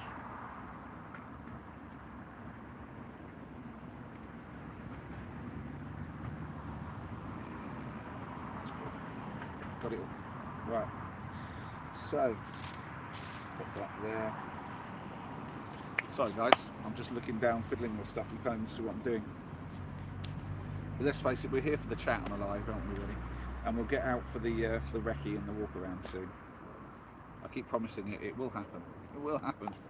Right, can I do this without sloshing it everywhere? That's the question. So, almost. stick that on the toast. I once had this, like, it was discussed once that, like, because the amount of people that come up to our van and think that we're selling food and we're like a food van, because of the way that I designed it, it kind of from a distance might look like it's a food van, and where we park sometimes kind of makes people think that. It always makes us laugh. We had someone do this the other day where we were parked up in one of our regular spots. A lady pulls up with her sort of teenage son, makes him get out the car because you know that she probably wasn't sure, and neither was he. So, and she makes him get out the car and come over and ask, do we have a menu? And it's like, no, we're not a food van. Because that happened a few times, it got me thinking. I was like, oh, we could probably like actually do food and sell food. And my idea was I could do like a thing on toast, so just everything on toast. We like beans on toast, bolognese on toast. Because I do a lot of things with like this, like lamagin on toast and stuff and that. And it just sort of works having things on toast. And yeah, if I was going to do it, that's how I do it. But yeah, cooking all day long for people is not necessarily something I'd want to do. Wouldn't be my first choice of profession. Right, somewhere in my bag, I have a small bag of cheese, so I think. Yeah, there we go. So, we did the cheese. Finally going to get to eat. Oh dear. We'll best check on that. Right, look, it's toasting up really slow. But that's actually really handy to toast it slow. But what I might do is that side's probably toasted a bit. Yeah, that is down to minimal heat, that is now. I've left that to the latest it could possibly be. So we've got a bit of lamagin on the toast there. Just throw on some cheese. That should do.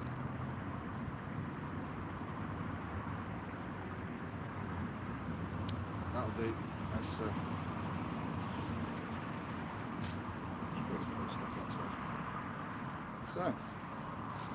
that's first half of dinner, if you're interested.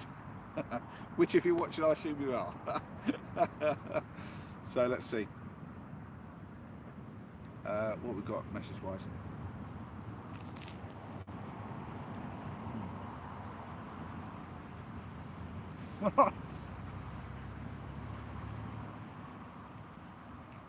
I've not even had mine, and Biff has already had 2 meals. That sounds about right.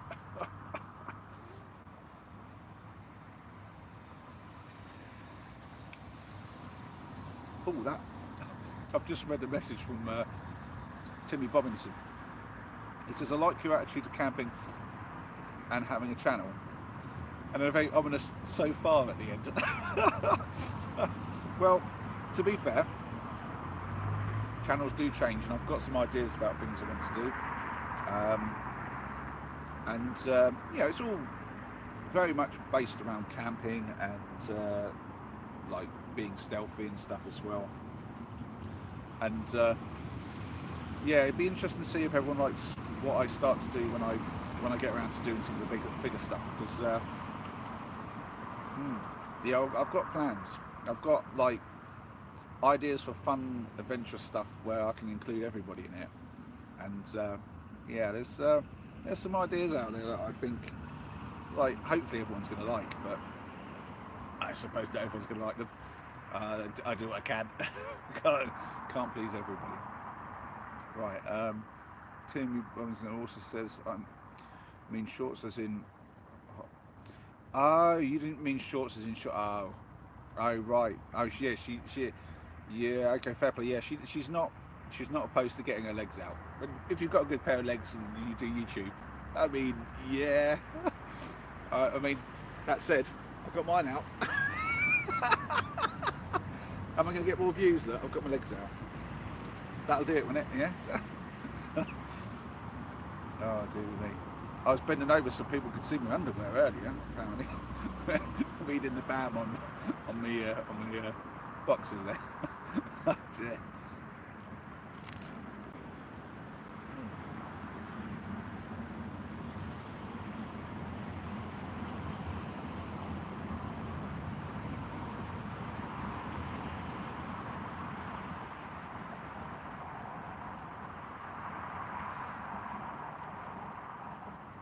Oh, the bikini camping girls, yeah. Because let's face it, we've all had that in our feed. Because they're like, oh, you like camping, and you might like scantily clad girls camping. And I'm sure we've all clicked just out of pure interest as to what on earth they could possibly be doing, where that makes sense. And to be fair, I've seen like one where I was like, okay, that was a hot location. It was a lake, but it was clearly still done where they're just trying to show some flesh and get views. And I'm like, yeah, that's not really, that's not really the point of camping, really. I mean, I'll love to jump into a lake like the next person. I'm often very jealous of Mick from, excuse me, from Mountains and Moors. Sorry, that's what I should say. I've shouted out his channel a few times, and I'm hopefully going to do a 1 kilometre mission with him sometime soon. We were going to do that when I was up north, but my bad health, catching the flu at the wrong time, did not allow that to happen. So hopefully we'll do that a bit later in the year. But he's often up in the mountains in the cold water having a dip, and I'm like, oh, I'm so jealous because I love doing that sort of thing. But not for views. I'm not getting my legs out for the views, thanks very much.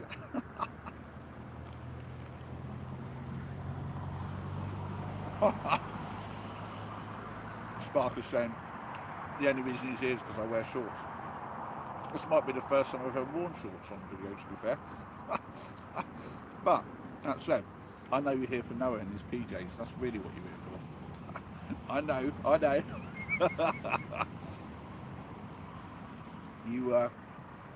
You pointed that out, and I remember the first time I saw him wearing PJs when he came out of the tent, because this was a long time ago for me. And yeah, I did laugh. I laughed quite.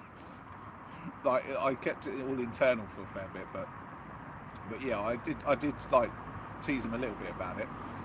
But at the end of the day, he's comfortable in them, so you know he does what he wants to do. But when you pointed it out, I was like, oh yeah, I forgot that he does that. I hadn't even realised when we were on the trip. I never even clocked it because I've just got so used to it. Yeah, I know I've got you, Parker. I know. We all. Nah, it's good man, good man.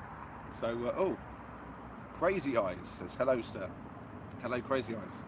Sorry, I'm waving my phone at you, but I've got stuff in all hands now, and I'm a very hand gesturing kind of, when I'm talking kind of person. But yeah, I've really got to eat my food. God, you guys won't let me eat, will you?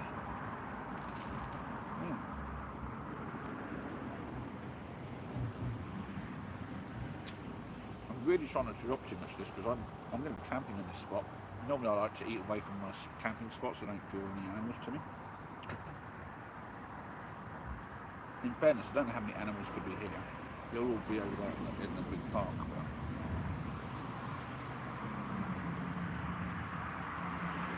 Well, it's really dark out there now. And I don't seem to have drawn any attention as far as I know, so... Right.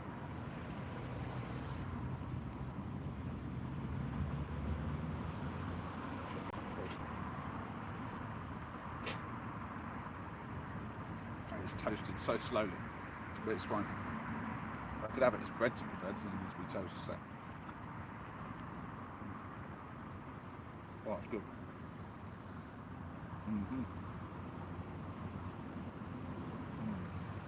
Another reason for having this is I had a massive meal last night. So next week the video for that will be out.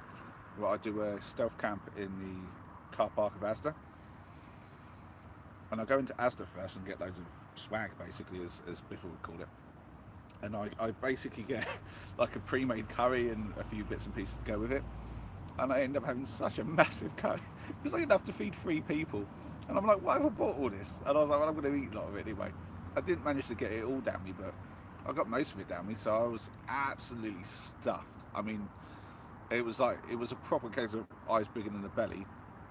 So I didn't manage to eat all my like treats at the end because I'd stuffed myself for dinner. But so now I'm not really hungry today because I've just been like doing stuff on the computer and getting stuff ready for this. Not really done a huge amount physically, so I've not done much to burn that off. So my body's just going, no, you don't need another big meal. Hence a nice little light, something on toast, then keeps things easy. So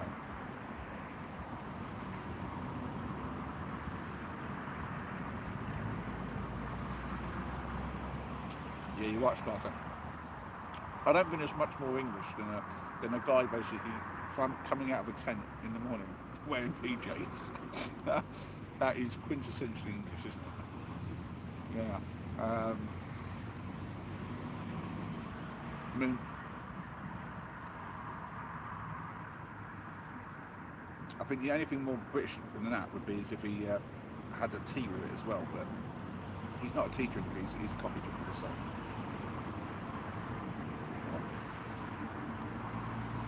I've definitely heard a couple of teenagers out and about. Should really focus on what's going on around me a little bit, really. Pay a bit of attention.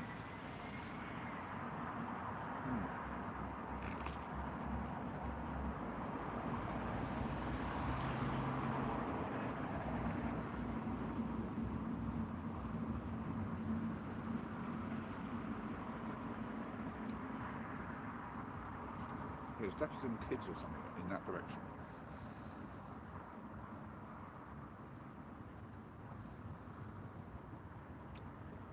Hanging about near the shops, probably.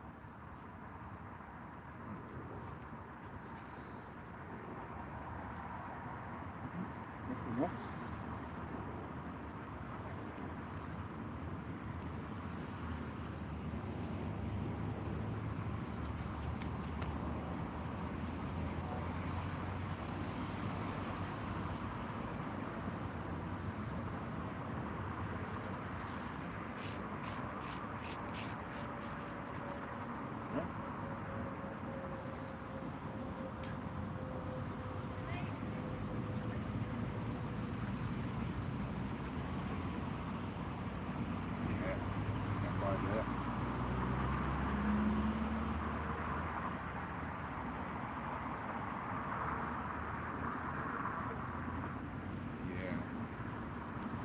One's on a bike, one's walking.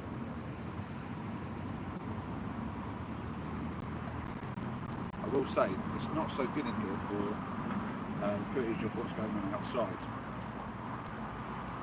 I was much closer to the action in the Asda car park yesterday. That got very hairy at points. People are just pulling up right next, I mean literally 2-3 meters away from my camping spot in their cars and just like parked up there, and like drunk people literally just a couple of meters away. It's yeah, that was way more like intense. This is like a very chill spot. I feel so secluded in here. It was ridiculous.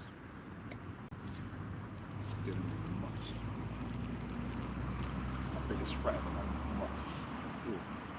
And dropping the food. Not drop the food. Go away. Leave me alone. Go to the light. Come on. I don't mean it like that. I mean go to that light up there. They're normally attracted to the light, but I guess there's only so much that's going to do. Okay, why is the cheese not coming out? There you go. Hopefully I'm not getting too quiet. Sorry if I am, guys. I don't know what the sound's like, to be honest. It's the weirdest thing about live streaming. I don't know how this comes across. I've been sat here for like at least 2 hours, I'm guessing, just chit-chatting away and barbecuing up, well, just basically toasting some bread over the barbecue and just warming up some food. I mean, it's that and some chit-chat, but this is what we love. This is what we love about a bit of camping, isn't it? So just this one, and then we'll get the walkabout one.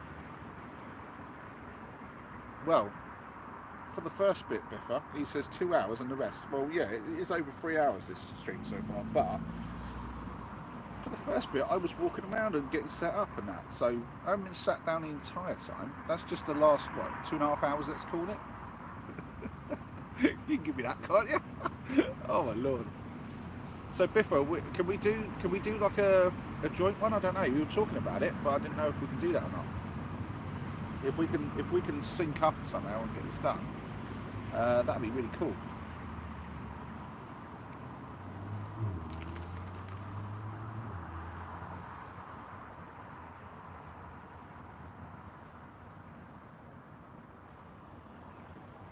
Oh. Oh. Yeah, Jason, so you're saying Prince's chicken curry, not bad for tinned food, speaking of Asda. I was wondering about maybe trying some tinned curries and stuff. I've tried a couple in the past and they've not been good, but I might give the Prince's one a try and see if it's any good. I just wanted the stuff that was like pre-made in the chill section, but it's too big, to be honest. It's just there's crazy sizing. Because I didn't want rice. I could get like a one-person one that had rice and the other stuff, but I didn't want rice, I just wanted naan bread. I was like, it'd be too much if I both. So I was trying to find one that was just the curry, but it was quite big. Like about a tin of stuff would be quite the right size. Yeah, that would work. I could just warm it up in the tinny, probably.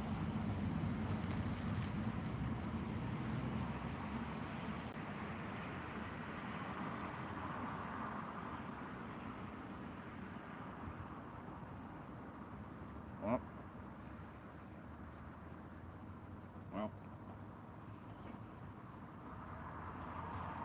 Biff is still in and out. Yeah, so like I said, just finish this quickly and then we'll try and get out and do a little walk around and we'll see whether I can see my light from outside. It feels like that kind of, the horses have already bolted with that. If I'm really sticking out like a sore thumb, it's kind of a bit late to be worrying about it because it's realistically nearly time just to lay down and turn the lights on and get to bed anyway, but it's got to be done. I'm just interested to see now. I want to know how visible am I.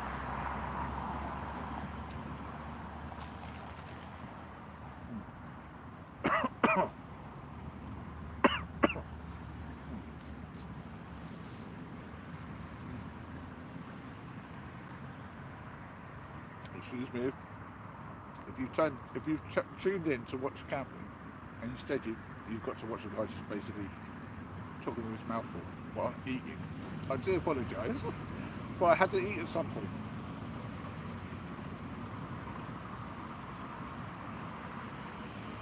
Can't blame me. It's all these people in the chat. They keep making me talk. Honest, it's not me. Oh dear.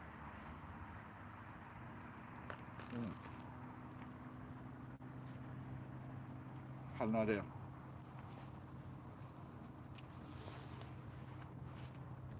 I can probably do this one-handed, although this could go very wrong because I'll take the power off first.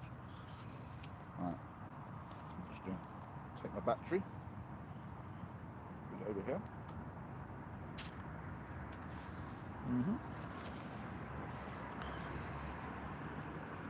Oh.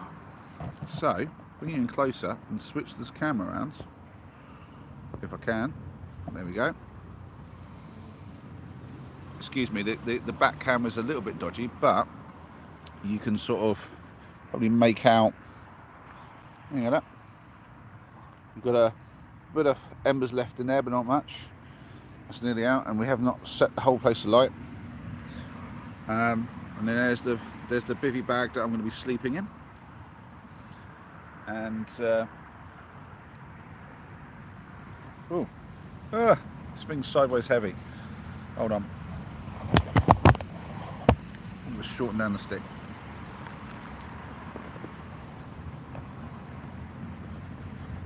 Sorry, 1 second. It's getting bad. Come on.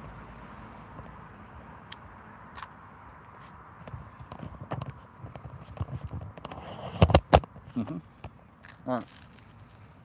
There we go. So, yep. That is the campsite. Real close up. As I say, I'm going to be camping just in this zone here. And then out there is the road. The cars. So I can walk and eat one-handed, no problem. Crazy Eyes, you're saying this is... Hold on, the chat disappeared. Oh right, I've learned something about the chat. So Crazy Eyes says, this is so ballsy. How do you have the bottle to be able to do this? I'm still scared to book a proper campsite on my own. I'm going to be straight with you, okay? This is less scary for me than a real campsite, because on a real campsite there are other people around and I know that I'm there. When I'm camping in the middle of nowhere or in a woods sort of away from civilization where it's pitch black and the only way to get to me is to be walking through some twigs and stuff and making noise on the floor and having a light on you and stuff, so you kind of give me warning and you're not going to just get around without me seeing you. That to me, that feels more secure than being in a field with a load of other people who are also in tents and someone could just be slowly walking up on the grass and like me not knowing they're out there, and they could be up to all sorts, and it's like, yeah, I'd feel very exposed like that. Right, well, I'm trying to give you guys a view around while I'm eating. So, oh look, there's a car going by there. There we go. All the way around. Yeah, this is properly like Little World Man, really secure. Another car.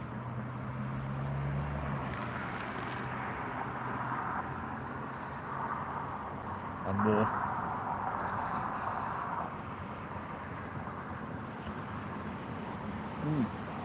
Whoa, he did a U-turn.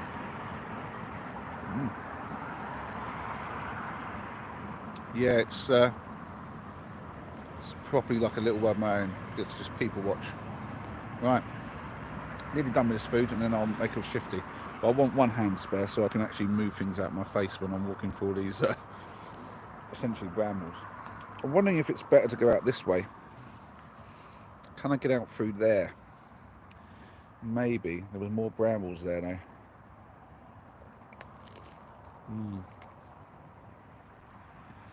I don't know.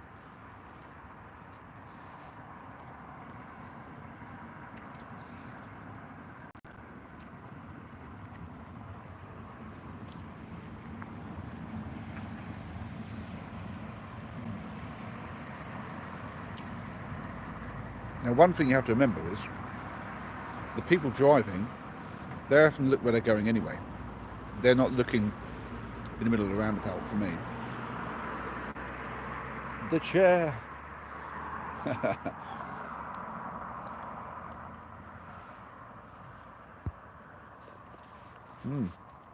Crazy Eye says, nice one, would love to do this one day. Well,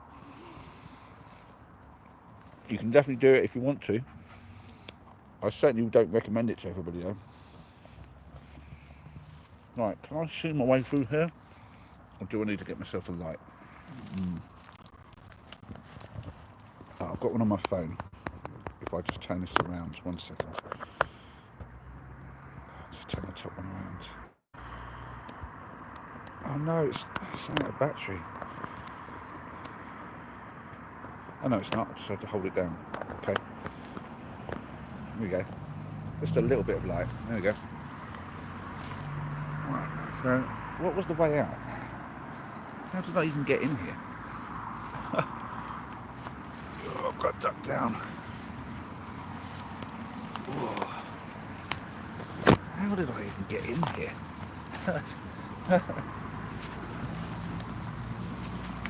Right, got to time it. Cover up the light.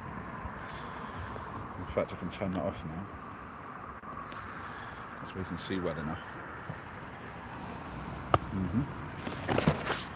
So I'm just by the edge of this. I can see them, but they can't see me.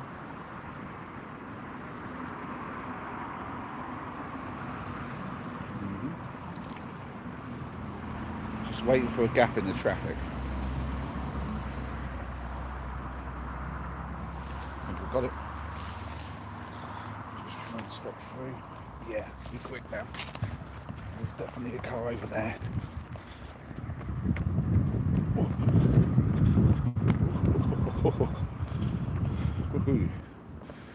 Right. Made it. Now I'm just some weirdo walking around with his phone. And we have light. There we go. So, Try not to make it too obvious to everyone. Right, so this is home for the night. tiny little thing. Right, let's spin you around so you can see. Yeah, there you go, there's home. I can't remember who it was. Somebody commented before this on the post, so they were worried about what should be curbs, but it's actually a ramp on the outside. To be fair, that's bigger than it looks, but oh, it's quiet finally. Oh, I can just make out. Can you see it? In the middle there, that's my light. But I have to be right there for it. It's not highly visible. You can't track it as you walk around. There you go, see it flash again? Ah, you can see both of them now. But only just. Right. I'm holding the phone close to me so the cars don't see it so much, so I'll just let some go across the road. There we go. Right.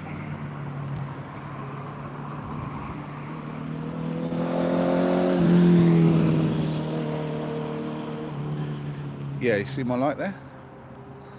That is the most visible it is. Oh wow. Yeah, I'm definitely sure my light's visible from this angle, but it's not visible from when they're coming on from the road. So yeah, that's the most visible point, which is what I knew, because so basically that's the gap from behind. So just here, that's the light, and I was sitting just below that, so you wouldn't have seen me, but you can see the light. But to be fair, you're driving by, you probably just think that's some other random light anyway. But it's kind of a bit obviously lighting up some of the stuff. But yeah, I don't know. I think I'm just gonna put you at arm's length. I'm just gonna put you down lower. So it looks weird otherwise. I'm just holding you up really high, as if I'm shooting the traffic. It looks weird, like I'm filming traffic. There you go, now I'm across. It's alright. So yeah, from this angle, it's completely pitch black again. So I don't think... Yeah, so what's interesting is, if I can get these angles right so you can see what I'm talking about. So, so as they come off this road here, they can't see the light. It's only as they come around the roundabout to get halfway between that one and this sort of exit or whatever, that you can see it. So you'll be driving around a roundabout, looking into the roundabout. I don't think people can really see that well. But at the same time, I need to get that light off fairly quick. That's not cool. I told you guys, it's nothing but the lights visible, and it's always going to be the lights that is the problem.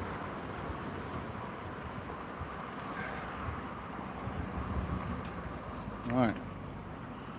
Well, let's have a little look. We've got some...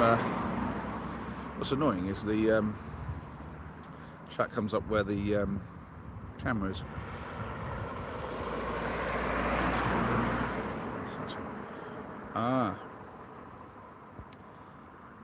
Do you ever get people trying to mess with you or steal your stuff whilst you're filming?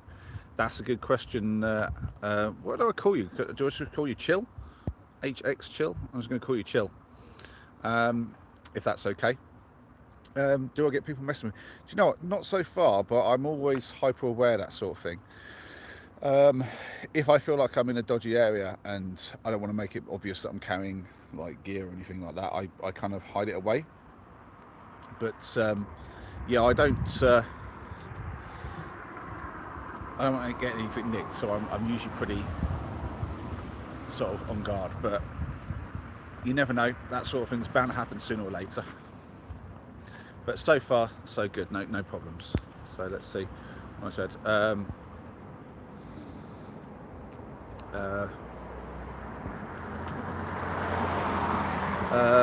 Crazy Ice is loving the chevrons. Chevrons. Do you mean the things around the roundabout? I guess so. Is that what that is? Because when you say chevrons to me, I think like the things on paint on the floor, but that probably means those as well. I don't know. I'm not good with terminology. Terrible. What's that?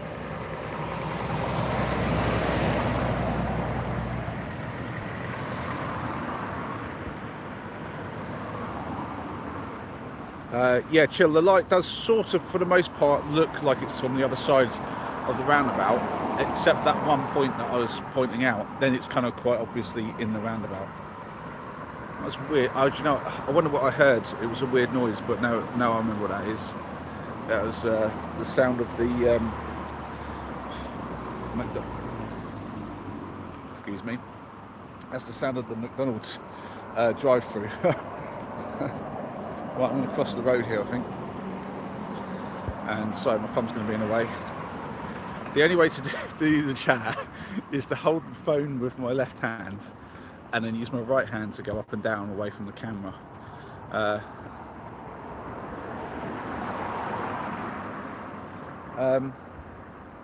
Yeah, Boone, you're right. They see the guy standing outside filming. That is true enough. I'm trying to not make it too obvious. I'm sort of making it so people can't see like my screen, because if they see obviously the stream and that on like my face on it, then it's pretty obvious. But yeah, so that's our little walk around.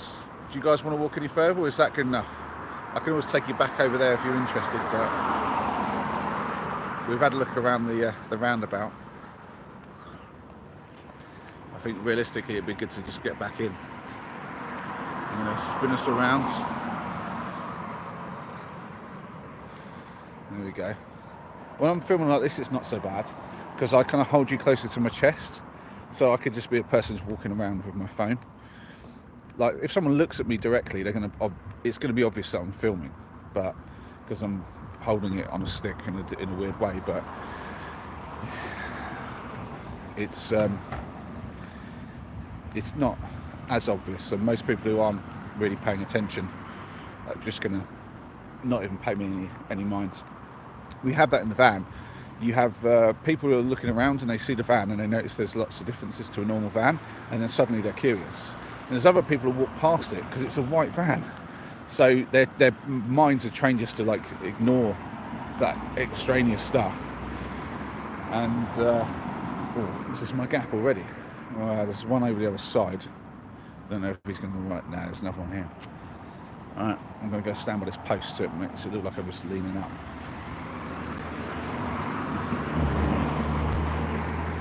I think I got my moment.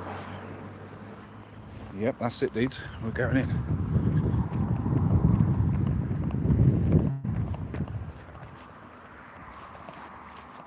Yes. Back into the safety of this. Right. Right. Gotta get in. Right, stay still. There's a car going by. Right. Here I go.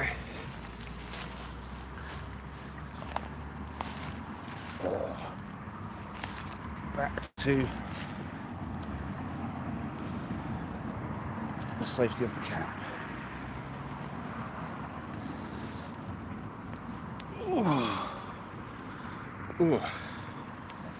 Oh, blimey. So, back in the chair, or the throne, as it was named by Biffa. Oh, what stuff going on with this? Oh, my other one went offline. Because it's using the signal from that one. And back on. Surely. Whatever.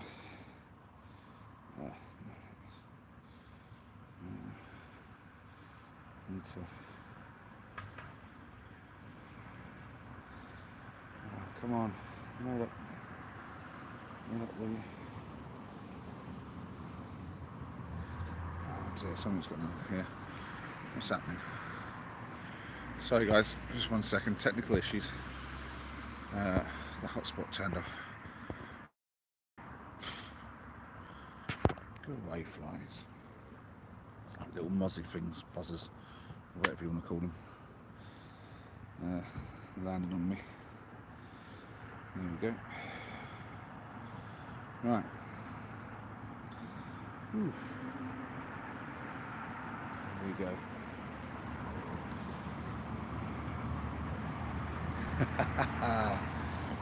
You know what it feels like you're hiding in the bushes with me? Because you are. We're in it together. Right. Now that's done. I'll just use the footage again. I'm just going to do this as best I can without making a massive meal of it.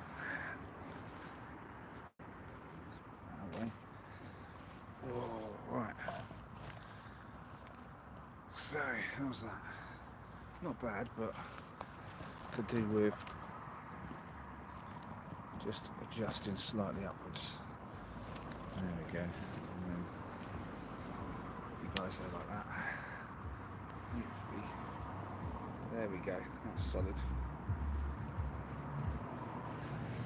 Yeah, so I'm pretty sure I'm not visible from the cars. It's just the light. And as I say, it's only as they're flying by on the roundabout. What's good is not a lot of people walk back this side. Most people are walking that side. And from there, I'm invisible, as we saw. Completely invisible from that side. I couldn't see the light at all, and that's partly because it's on this side of that tree. So it's not, but you can't even see what's been lit up. You can get flashes of the light from sort of the, I suppose, the 180R from there and around.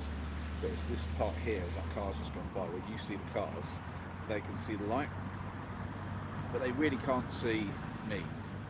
They can't. There's like they can only just see to that height, and there's the other bits behind. So yeah, that's jobs of goodness. So time for a little. Get off me. They're flying around the light, and then they get tired of that, and they go for the next thing that's bright, and it's my legs because they're being lit up by the light. Bit annoying, but we can fight for that. The little mini Jaffa Kings. Well, they're supposed to be the real size things, but as we all know, everything shrinks over time, doesn't it? Right.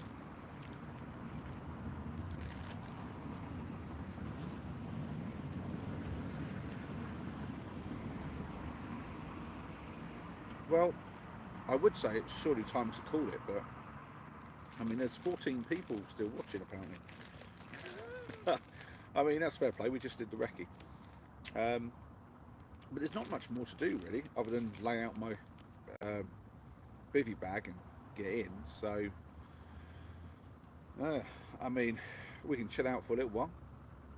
But yeah, we'll have to call it at some point.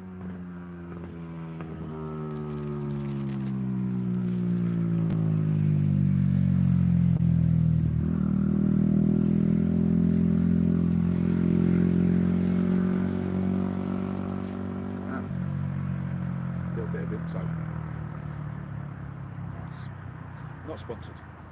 But if Vimto want to sponsor me, crack on. Give me a shout. I'll take a lifetime supply, no problem. Oh yeah.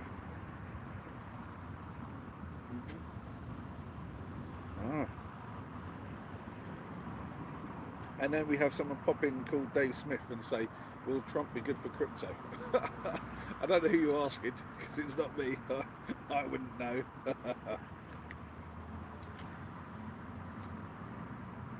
Oh dear.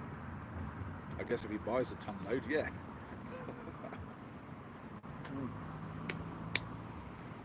Oh dear me.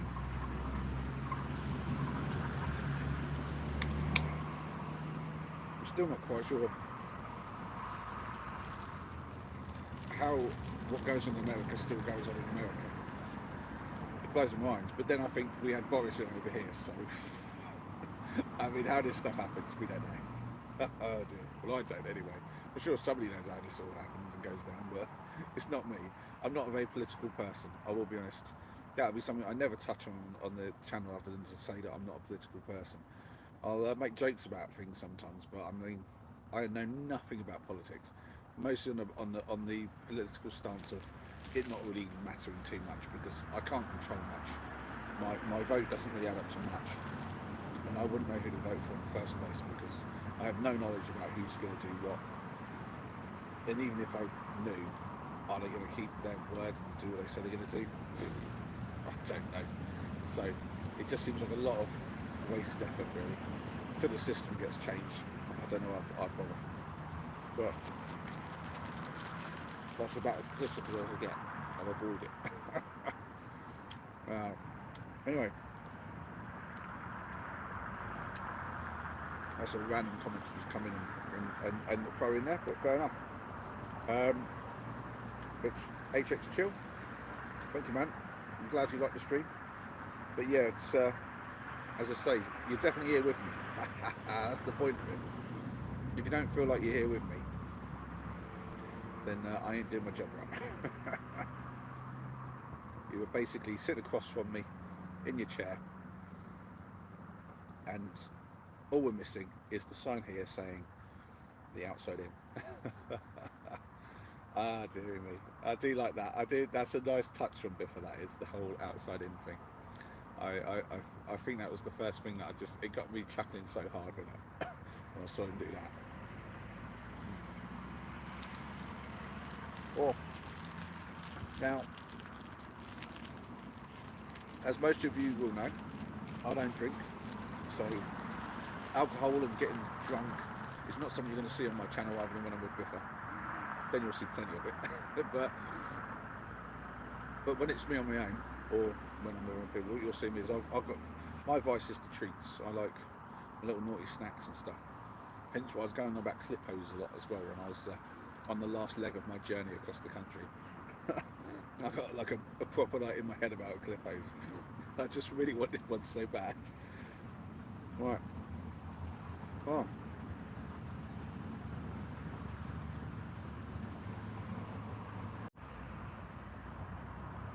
Oh, hazy.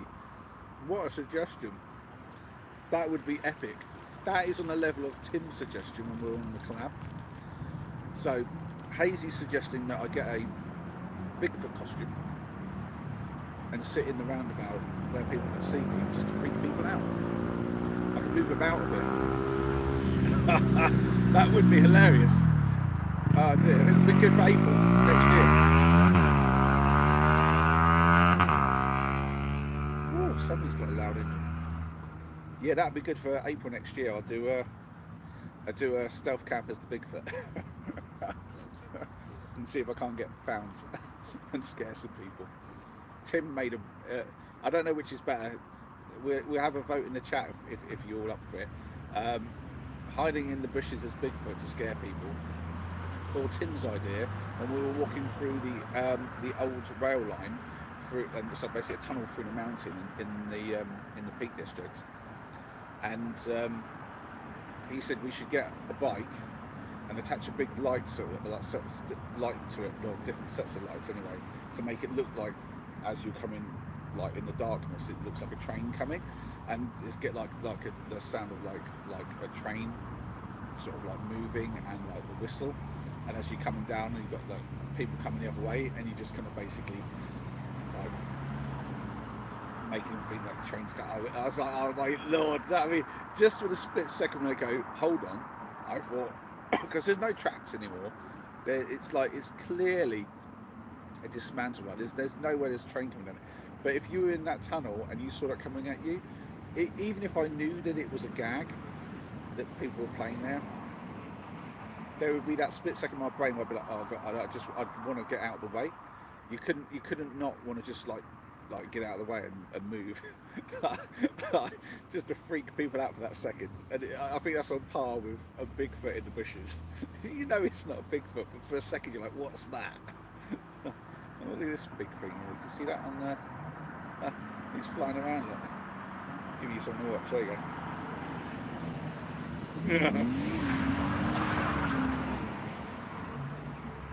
Now that is something we've had a lot of this evening. I don't know if many of you have been in the whole time, those who haven't been paying attention, but there's been a lot of heavy-footed drivers about. But that one took the biscuit. I could hear him wheel spinning at him. He may have even been drifting that slightly, I don't know. But there was a lot of wheel squeal, or tyre squeal, I should say.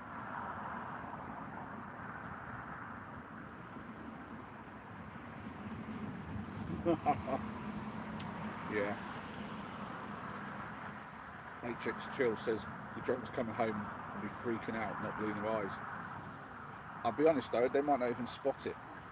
There was loads of drunk people going past me last night when I was in the bushes at the Asda car park, and I was just literally right next to them, and they didn't know I was there.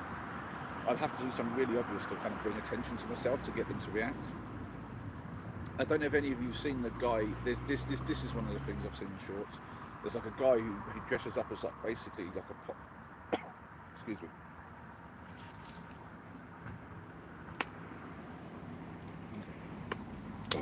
Yeah, there's a guy who dresses up as a like a tree in a big pot plant. He stays still, waits for people to walk past him and just jump, scares them. And some of the reactions he gets is hilarious. I'm just like, it's a bit of a rude thing to do, but at the same time, I'm like, it's hilarious. So yeah, it's mostly harmless. I don't think he's given anyone a heart attack yet, but. Oh, Sparky, you're back in, but you said your stream crashed. It happens, dude. It happens. It crashes for me sometimes, to be honest, because I've got it on this thing here, and yeah, sometimes it just goes, it gets weird. Yeah, it's the chill time now. How is it? We've got 18 people. Look, we've gained more people since I've just been sitting here. This is it's crazy, but I guess this time of night people are looking for something to watch. But yeah, I'm glad to have you all in. Now, shout out if you're new to the channel. So if there's someone here who hasn't seen my channel before, give me a shout out in the chat and let me know you're here. I'd be interested to see how many new people you have. Of course, I know some of you won't make a chat anyway, or comment in the chat anyway, but go on, be brave, write something down there, just say hello, say hi. So take 3 keys, H-I, enter. Oosh. Job done. That's all you got to do. I'd be well interested to see if there's any new people. It's yeah, because we've got quite a lot of people in according to this. So yeah, it's a chill one. It is a chill one now. That's it. There's nothing left to do but chit chat away. Oh man, I'm quite pleased to have the whole 8-episode series of me going across the country finished with. Though I've got to be honest, that was a lot of editing. That was a lot of stuff to do. Fuzzy Vid says, order a takeaway. You know, right? That's a great idea, and it has occurred to me to do that before, and I'd be tempted to because I know that I could make it work. Now, I've done 2 things that are basically similar on that premise. You give me a good thing to talk about here. So the first one is, have any of you, because obviously some of you know, but not all of you might know in here, I'm a van lifer, right? And you might have not thought to yourself, well, how does he deal with takeaways then? And quite simply, I have to give them an address next to me and say, but don't knock on the door, knock on the van opposite. That always goes down well. But then they're always pleased when they do because I tip well. So yeah, I always tip them well. So like, because they've gone out their way to basically trust that I'm actually going to like be there, and it's not just some sort of prank. Can you imagine that? A guy phones up and you're taking an order, and you ask for an address, and they're like, oh, it's a van. And you just go knock it, like basically come to this van, and it's like, yeah, that's an interesting proposition. But I've managed to do that 3 or 4 times now, and with different places as well. So yeah, that works out okay. And then I did the live camp over in Bedford at the retail park. And those of you who didn't see that, that was an interesting one. I didn't order a takeaway, but I did have to go to the KFC to get my dinner. And I didn't realise, because it said on Google Maps that they were open until, I think it was open until 10. Yes, that was it. They were supposed to be open until 10. And I rocked up about 9:05. to get my dinner, and it was closed. It was drive-through only. So I had to basically beg the people to give me my food through the drive-through when I didn't have a car. And obviously that's kind of against their rules. They probably have policies in place. And so there was a lot of like back and forth, and I had to get the manager involved just to try to wrangle the fact that I wanted to get my dinner. And then they all wanted to know what like, because I was streaming the whole thing. So there I am, and they're like, "Are you filming us?" I was like, "No, I'm filming me. You're not on the camera at all." And I let him sort of look from the side. I said, "Look, you can have a look. You can see the screen. There's just me on it. It's not you." And he was like, "Oh, okay, then okay." I said, and so obviously curiosity got the better of them. They're like, "Well, what are you doing?" And I'm just live streaming some stuff. It's like from a YouTube channel. And they're like, yeah, but what are you streaming? I just like random stuff. I couldn't say to them, "Oh, I'm live streaming a stealth cam," because then they would probably watch me, and I had to like be really careful after I got the food. I kind of went over to the bus stop and waited there for a little while, and made sure that they weren't like watching when I made my dash back to my tent. Because if they'd have seen me, I could have caused all sorts of problems. That was an interesting one. I hadn't thought that through at all until after the. So I thought I was just going to walk in, get my food, and walk out, and no one would even bat an eyelid at me. But having to go through all that, I kind of brought so much attention to myself. It was ridiculous. Right. But that might be a good challenge to do. Order a takeaway when on a stealth cam. Not that stealthy, but at the same time, very interested if I could get a takeaway order delivered to a roundabout. I mean, I wouldn't get it to the roundabout, I suppose. I'd get it to somewhere else, but yeah, could do something with that. I'll have to think about that one, but it would be interesting, and also really easy just to get my food delivered. That'd be sweet. So Spiker says, I've recently been thinking about van life and wondered why more people don't use free tonners or removal type vehicles to convert. I mean, some people do. I've met a coach lifer, a guy who actually did a whole coach. Now that's cool, because you've got all the storage space underneath, excuse me, and then so much talking, but also the Jaffa case is drop my foot out. He can literally have bikes under there, all sorts of gear, no weight issues at all, and the amount of space inside was ridiculous. So you get like bus lifers, or in his case a coach below, he was a coach, and some people do go with the bigger vehicles, but there were downsides to bigger vehicles. So if it's above 3.5 tonne in weight, then you have to have extra licenses and stuff like that, which is a hassle. And I know this is a proper hassle, because a friend of mine, I helped him renovate and like redo his horse box. So he has a horse box, and that thing's rated for well over 3.5 tonnes, which meant he had to go and get his license for whatever rating it was and stuff. And that was proper stress. And then obviously that means different insurance as well, and that means obviously all sorts of things like that. Plus, if it's a heavy enough vehicle, there are certain roads you can't go down.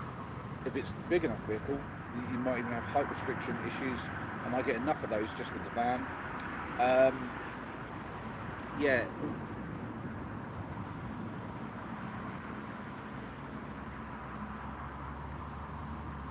That was the police. The police just flew by. If the lights come back, they're looking for them. In which case the lights will go off. If I see flashing blues coming back this way.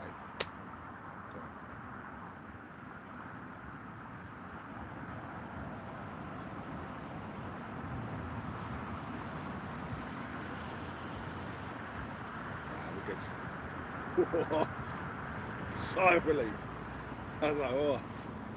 Yeah, so what was I talking about? Yeah, so there are just a lot of issues like with like height restriction already, but you have weight and height restrictions when you get bigger vehicles, and then to be fair, it's cost as well. A lot of people who do van life, they're trying to do it on a budget. If you've got enough money to of a really big vehicle and to kit it out that far, you've probably got enough money to get yourself a small house, or at least you used to.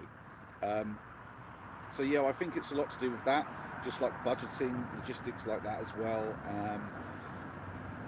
Certainly, I made sure that we stayed under 3.5 tons to just to keep things more simple and to remove any complications to do with like the licensing and insurance and stuff.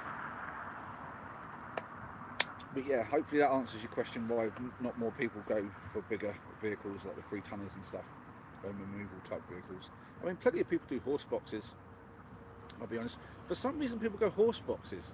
I'm with you there. Mine is essentially what's called a maxi mover, and it's essentially a mover's van, but keeping it within 3.5 tons, and it's got a massive like volume capacity, so to speak, and got a very good payload as well for the size of it. And I always wonder, like, why do people go for horse boxes and not removal vans? And I think it's just down to a certain amount of style and way of thinking. A bit like how people will go with a VW camper over something that's got a little bit more practicality to it in terms of size and shape, because they look cool. And they just, when you think about, going off and doing a bit of camping, some people, that's what they see. They think camping, they think, VW, like old style camper van and stuff or whatever. And so we each have our idea what it is, again, like just what with the camping, and you go, okay, that's the one I'm thinking of, that's what I'm going to do. And these things keep buzzing me. Sorry, I'm just like flapping around with these things, but I can't believe how much like little insects and that there are in here. You'd think with a little tiny bit the way it is, there wouldn't be that many, but there's absolutely tons. Go away. Jeez. They're all right until that buzzing in your ear. So, what's up? So, Hazy said, I had a mate go on Just Eat and order a pizza from a shop he was stood outside of. He then went into the pizza place and asked the delivery driver if he could deliver him his pizza to his house. It didn't work. How does that not work? Just offer the guy a tip, surely. Mind you, at that point you could have just done something else. That is, yeah, I suppose that does look probably quite sketchy from the perspective of a guy doing deliveries. I'm not a taxi driver. Why you not just call a taxi kind of thing? Yeah, that is. Yeah, I can sort of see both sides of that. Why that doesn't work, but also why wouldn't it? I can see the genius of that idea, but also just why that would just fall flat, because it depends entirely on that delivery driver and like what kind of dude he is, if he's got that kind of sense of humour and that. Yeah, that's crazy. The 3 ton can't be much different for transit. Yeah, Sparker. Yeah, I mean it's just a technicality. Well, yeah, you're saying 3 ton. Yeah, yeah. I mean, yeah. Basically, that's what I'm in. I'm in a 3.5 tonner. I'm in a proper like Luton van. So it's got the Luton bit at the front, and it's a proper big box thing. If you're interested and you want to see inside my van, if you watch the video, the first one of me building my first fire pit build video, that's shot inside my van, and you actually get a couple of glimpses sort of down sort of in on the inside bit, and you get an idea of how big it is. Yeah, it's pretty big. It's probably the second biggest thing that you can get that's still 3.5 ton. But yeah, I don't get why people go with transits always. We have a friend called Errol who is a van lifer. We met him a few months back, and he sometimes stays with us when we're at Biggleswade here, like parked next to us. And he's in like your standard sort of panel sort of van, transit van, what you call it. Your sort of classic sort of 1-2 person kind of van build. And go away, please. Right, and yeah, he recently asked if I'd consider selling him our van, because he likes how big it is inside. We've got like 9 foot ceiling inside and stuff like that. Um, but obviously we needed this size because we've got a family of 4. So I think it comes down to that, just budget and like individual sort of like what works for you. So you can be a little bit more stealthy with the smaller vans. There are a couple of there's a van lifer, a friend of mine, Lucas. If you're watching at all, Lucas, shout out to you. Um, he actually is in a tiny little electric van, like a tiny little thing. But it's enough for him. He doesn't need a lot of space, and yeah, he gets around that little thing, and he is super stealthy. He can camp on a residential road in front of people's houses, and they wouldn't even know he's in there. So there are benefits in that respect in terms of sticking to smaller vans where you're not really so obvious. I guess so. There's a more stealthy side to it. And then there's Mike, who he actually lives in his car. And it's not necessarily stealthy in terms of if you look in his car, it's if you look in the window, it's obvious he's living in it. But it's a car, so you don't necessarily look at it like more than a glance. You just walk past it without even noticing. So yeah, that's sort of the differences anyway, I guess, with van life. Yeah, Jason, the bugs, man. You're right. It's the summer camping and bugs can be a bit of annoyance. Normally they're not this bad. I think it's partly because I've got the light so close to me. Normally, if I'm camping in the woodlands with, like, say, Noah, and we're just doing like our summer stuff like we used to do for years, we never really had much problem with bugs, and that's because we'd have lights high up. We'd have put a couple up, and most of the time the lights kind of like draw them away.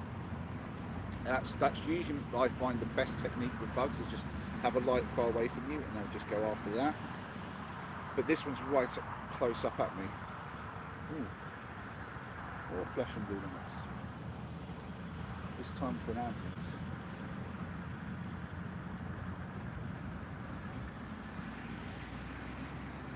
Ooh, I hope no one's hurt. But yeah, it's the midge problems I've had recently though when I went up north or near the waters, and oh man, I mean this is nothing, this is just like the odd kind of thing that just flies around me, but the midges were just you'd say another level, but it's not. It's like 20 levels up there somewhere. It's just midges are just no, there's no word for it. um I like that, Spark. I just paid Joe Blogg's removal on the side. Yeah, yeah, you could, I suppose. But the thing is, like for instance, my van, I've got a big window on the sides, and you can see the curtain on the inside, and then you've got a big solar panel at the back, and the doors all been changed because like we have different doors going in and out. We have a step at the back to step in and out, and wait, gotcha. And then there's a flue pipe at the top of the chimney for the wood burner, and yeah, there's just like so many signs that we're living in it. There are people who are more stealthy with it. Yeah, and I think you're right. You could definitely do stealth in a big removal van still. Yeah, absolutely. You could do a removal van. You could paint anything on it you want. Say a removal company. Yeah, yeah. You could do quite a lot with that, but that takes quite deliberate effort, I guess, and not everybody wants to do it like that.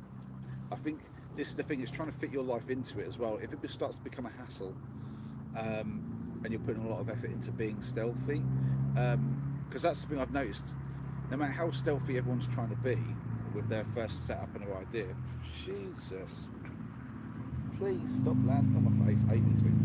This is when they're flying around your eyeballs or your ears. It's too much. Yeah, what was I saying?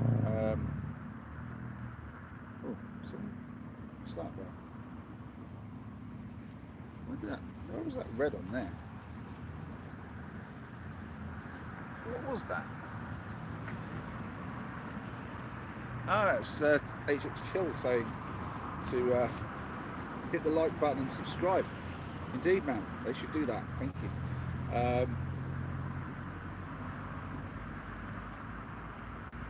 So I'm going to try and pronounce that.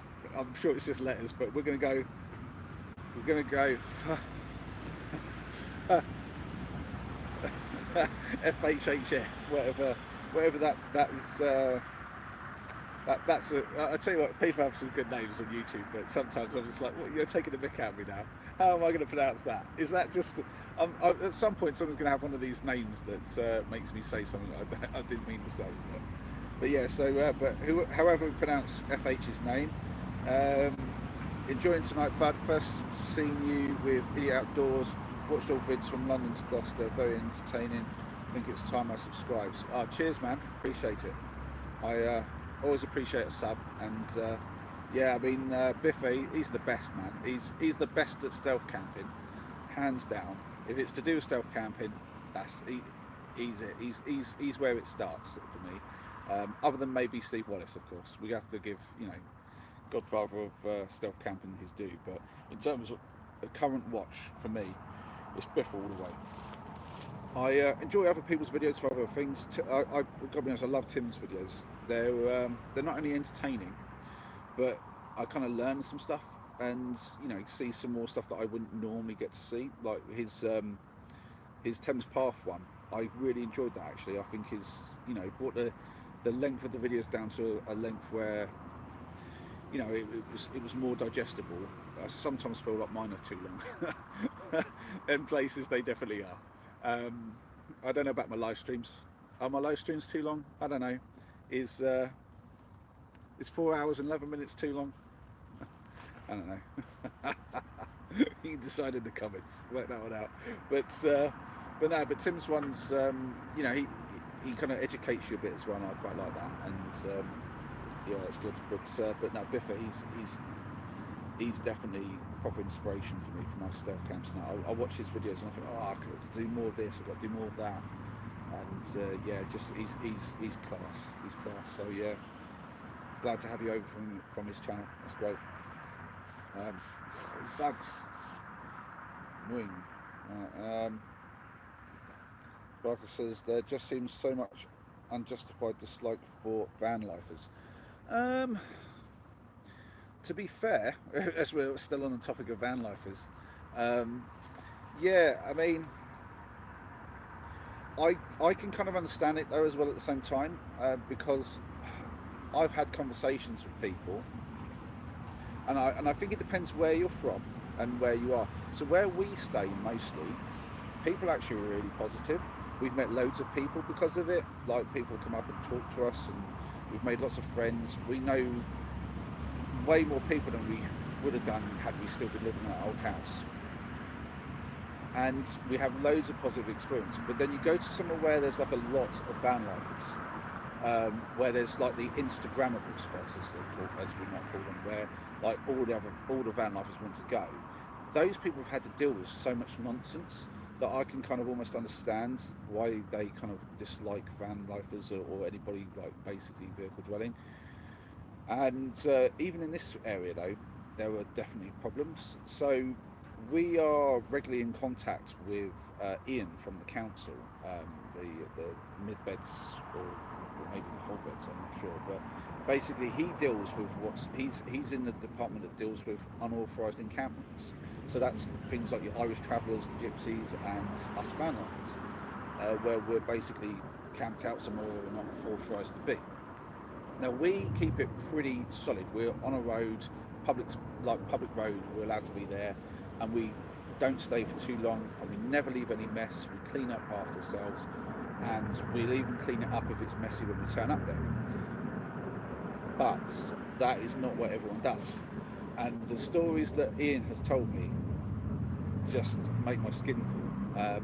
The worst of which is, he says that basically whenever they turn up, and this is just a given, if he has like a troop of travellers turn up and they got to take over a field, when they're done and they move on, not only is there like loads of rubbish piled up, but there's just big piles of excrement as well. And I'm like, so what? I'm like, you mean like they're all bagged up or something, or like they don't need something? No, they've just dumped it there, just left it there, big pile of. I'm like, oh. Like who thinks that's cool? I mean, it doesn't matter if you're living in a van, in a house, or whatever. Leaving piles of excrement in places is not cool. Don't do that. And I've had people telling me that obviously like people van dwellers have like left bags of it laying around and stuff and that, and I'm like, yeah, that's not cool. And when you do that, it's easy for people to just kind of jump onto that. Like if one or two or three people have done that, and they've all lived in a van, then everyone who lives in a van can go take a hike because we don't want you here. And obviously that is, stereotyping people, but it's an easy thing to do, and people shouldn't be doing that. But my lord, I mean, if you've had to deal with that, if you've had to deal with piles of feces just hanging about, I mean, yeah, you don't want people like that around. So, yeah, I'd want to avoid that as well. So I don't blame them. And then obviously there's a lot of other stuff that happens as well. And I think this is one of the troubles. This is something I did mention on the video with Tim, is that kind of nomadic lifestyles. So vehicle dwellers, basically, we all kind of get clumped in to like a group in people's minds sometimes, and they don't see there's a difference between full-time toilers on campsites and van lifers and travellers and gypsies, and even the term gypsies is a bit like, it's kind of used, but that actually started off as slang, and they're actually the Romany people, and so there's a whole lot of thing where it's like there's a lot of different groups of people, but they've all been clumped together because they all live in a van, and that's easy to see. And you go, oh yeah, these people are all like, they're anything that they all do, they all do. It's like, well, no, they're all different. It's different cultures, different ways of life, and so yeah, there's definitely some negativity out there towards van life and vehicle dwelling as a whole. But I mean, we don't see a lot of that, to be honest. We see mostly just the positive stuff. But every now and then, yeah, you get someone with aggro, like, no, you can't park there, blah blah blah. But that's rare for us, to be fair, because we usually park in good spots. Sometimes we parked in places which are actually definitely private lads, and kind of got away with it. That quite often people are polite. We parked up in a place in a little village nearby here, basically on a track, and people were just parking there to walk their dogs, and we figured out it's all right, we parked there for a couple of days. The owner turned up on the land and said, oh, how long are you planning to park here for? And I was like, well, we were hoping to stay till Sunday, which is like a few days away, and but we can move on if it's a problem. And he was like, oh no, you're fine, because we're not like, it's too wet for us to move our heavy vehicles through and do anything with the farm, so you're fine, but if you can be moved by Sunday, that'd be great. And we're like, yeah, no problem. And that was really polite of him. So you get some people like that, they're fantastic. So yeah, I think it just depends where you go anyway. That's a lot of waffle for me about that. You get me talking about all this stuff, don't you, Sparker? Yeah, so it seems a bit like a form of racing, but it is kind of. That's all just based on people having a prejudice against a certain group of people that you could just sort of. I mean, it's like saying, "Oh, I've had like a bad experience with people who wear blue tops." I went out like the last week, and like 6 people who were wearing blue tops gave me aggro. So now I don't like people who wear blue tops. It's like, well, you can't judge people on that. You certainly can't judge people on colour of skin, and you can't judge people on how they live and what their lifestyle is. We've met people who live in houses who are literally dumping stuff, and I'm like, dude, you can't just be dumping rubbish. And I've seen people doing all sorts of stuff, and they weren't van dwellers; they were living in a house. But then their neighbours, salt of the earth, and really lovely people. We've had people who will leave notes on the van, who live nearby, to say, oh, that's like we don't want you parking in that spot, but it's like we're in a public spot, so there's not much you can do. Generally speaking, if somebody doesn't like us being somewhere and we have an option to move, we'll usually move. We're not looking to upset anybody, but if we're like, well, we're moving like in a couple of days anyway, if they've left a note, I'll just probably ignore it. But if they come up and speak to me, I'll probably tell them that we're moving in a couple of days. If there's anything we can do to make the less issue, and I'll talk to people. It'll be nice. But yeah, you get all sorts. But then we've had other people come out, say hello, and offer us use of their bins or some water and stuff like that. It's fantastic. There was one chap near Kettering when we were parked up, and we'd just been spending a bit of time at Wicksteed Park. We parked up near his house, and he came out and he was just a little bit concerned because he knows that some drug dealer people used that bit, and he was worried that we might have problems from them. And we're like, I know, we get kind of have to deal with that all the time because they like the same spots we do. And we got chatting, and he offered us the use of his bin, and I was like, oh well, we were going to clear up the space because we noticed there was a lot of rubbish. Is it alright if we put some of that in your bin? He was like, yeah, no, go for it. So me and the boys, we cleared up a load of rubbish from the area, and then we put it all in his bin.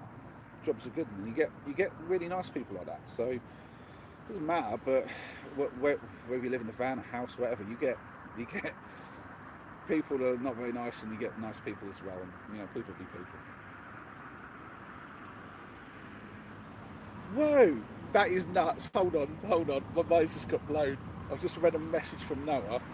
Noah says, I was watching The Bear, finished season 3, back on the live stream. Good to have you back, Noah. Good to have you back. Sorry, all the flies. Getting down my back of my neck. I think that one was a big moth. Um, I'm watching The Bear as well. I just started watching The Bear like last week. I've just started season 2. So I'm behind you. But yeah, that's crazy that we've both been watching The Bear. I didn't even know you watched that. There you go. Boom. uh,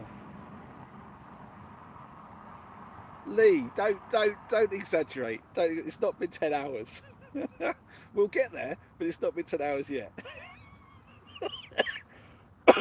Oh dear.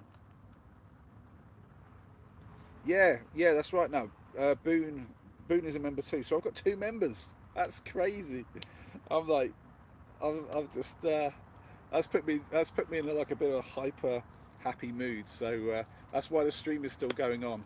That, and I've got a lot of people in the stream. So I'm loath to end it when it's there's loads of good stuff happening. I'm like, it's such a chill spot just being in the middle of a roundabout.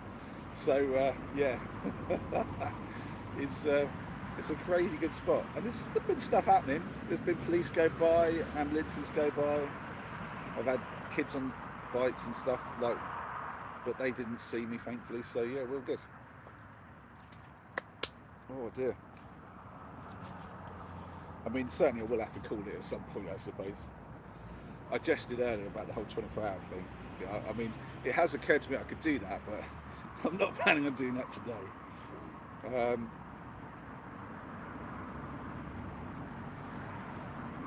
oh, you started watching when it came out? Literally, I only just started watching it. I kept meaning to watch it. The main character in it, what's his name? Carmi, Carmen, or whatever his name is. Yeah, the actor who plays him, he was in Shameless, the US version, and yeah, I thought he was brilliant in that, and so I wanted to. I kept meaning to watch it because when there's like good actors that I like, and then I'll be like, okay, I want to watch more of what they're in. Nicholas Hoult, he was one.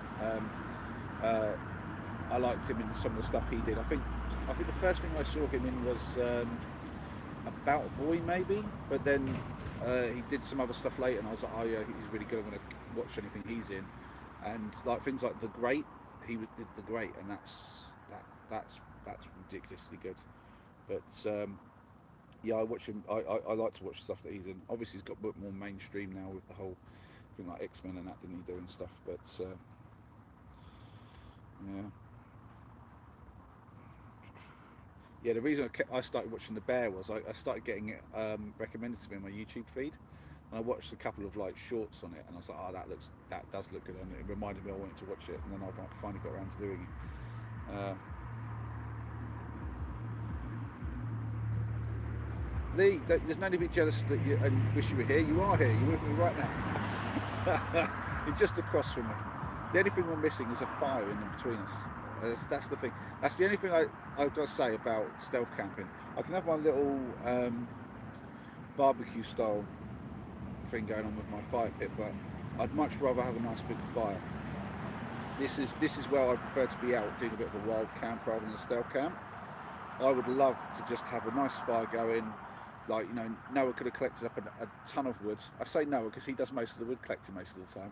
I'm usually like dealing with a load of other things and kind of like too knackered to basically get wood.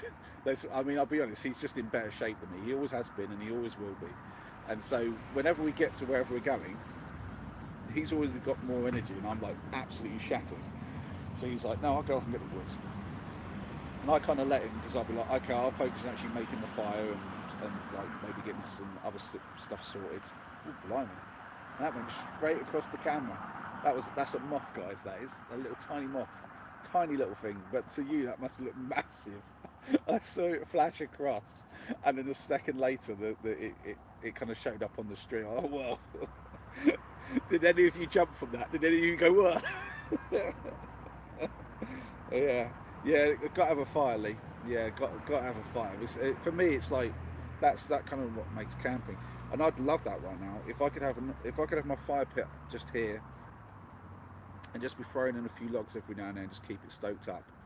That was a lovely morning on the last day of the stealth camping trip across the country. That's the last day. In the morning, I was like, do you know what? It's my last opportunity to do it. So I just cracked on a nice fire in a fire pit and just had it going while I was packing everything up, which I don't normally do. But I was like, no, I'm going to just load it up and have it going. And then when I was finished packing up, it was ready to go for me to just warm up my hot chockey, and it was just lovely. That was a really top-notch morning. I just like it was a reasonably good place to camp, and well, I say reasonably, it was an excellent place to camp. I mean, it wasn't the flattest spot, but I made it work, and it was secluded, and I had it to myself, and there was loads of firewood. I mean, you can get better, but you can get a lot worse. And yeah, just having that chill in the morning, waking up early, waking up early on the campsite, and being able to just chill, and have a fire, slowly get packed. Bloody awesome, really. Yeah, it's that was an excellent morning. That was actually, I really enjoyed that one. Look, so Lee's saying I was at Loch Ness fishing last weekend, and the midges were horrendous. Um, yeah, I can imagine. There was a time I couldn't, but I can imagine now. Ooh, doesn't take much imagination, unfortunately. Now, I used to be a bit like, surely there's ways to deal with these things. Till I experienced it myself. Ooh. Yeah. Once you've experienced a cloud of midgets that won't go away no matter what you do, I can see why there's lots of like remedies and solutions and things you can do, because realistically none of them really work. The only thing that really works is nets, let's face it, and that's a bit of a rubbish solution, because now you've got a net over your face and you can't eat or drink, and unless you want to do it through a net. And yeah, it's just not, that's not pleasant. Mm. Mm.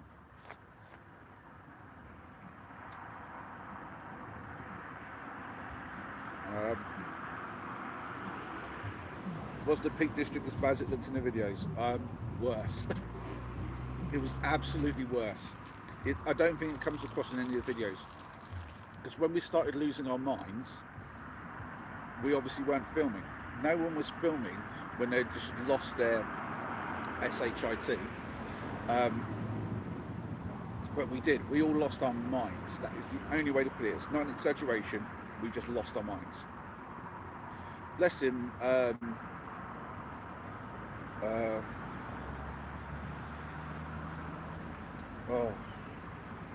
I'm going to say a wrong name now.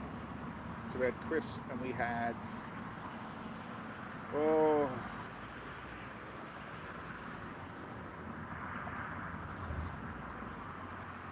I can't remember his name now. All I can remember is he was missing Ryan. That's Ryan. That's it. So yeah, that's it, Ryan. So Ryan, bless him, he went to bed real early because I think he just like his brain shut down like first. No, I'm not having this. He went to bed, and then like I think it was Ryan, or was it? No, I think yeah, I think it was Ryan first. He went, and then yeah, I mean I wasn't too far behind. I mean I almost didn't want to bother having dinner. But just I lost the ability to even track what I was thinking. It was so constant, and we didn't have really anything to protect ourselves from it. I think Tim and Tom were okay-ish because they had nets, but even then, they had to get into their tents, and there's no real way to keep them out 100%. I got quite lucky. When it was time to get into my tent, I kind of like knocked them all off myself, got under the tree, found there was none under there, so just really got in quick. The fastest I've ever got in my tent in my life, I think. And I think one got in with me, and I killed it, and then that was it. I was like, ha, that is so jammy. But yeah, I mean, yeah, I that was harder than walking across the country, no doubt in my mind. If you said to me, look, you can walk across the country and then back again, all in one go, or you can put up with the midges for one night, I'd I'd choose the walk every time. I mean, it doesn't even matter how long it is. I just keep walking. I'd walk for a year before having to go through a day of midges. Jesus. Mm. Oh yeah, yeah. Noah with the food, man. Noah's just reminded me of that in the comments. I don't know how Noah did it because I could literally see how much they were crowding on him as he was doing the onions and the chicken. The more he was doing stuff like that, Noah, I've learned why that happens. Well, I think I do anyway.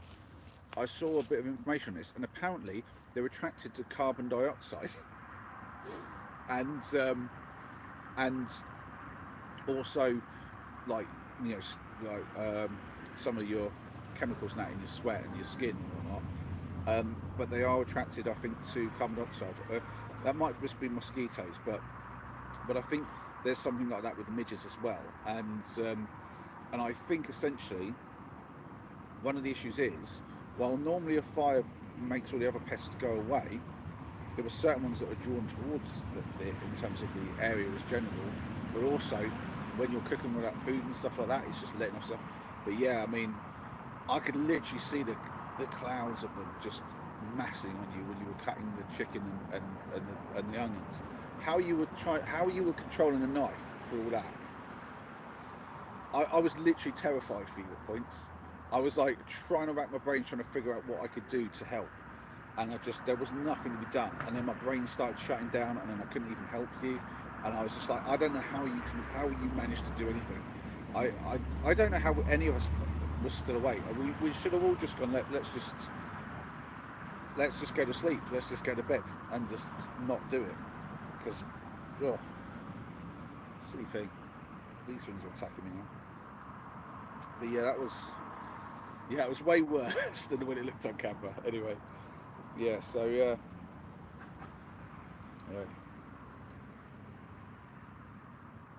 Well, one minute insect would not ruin a trip, but a billion of them would.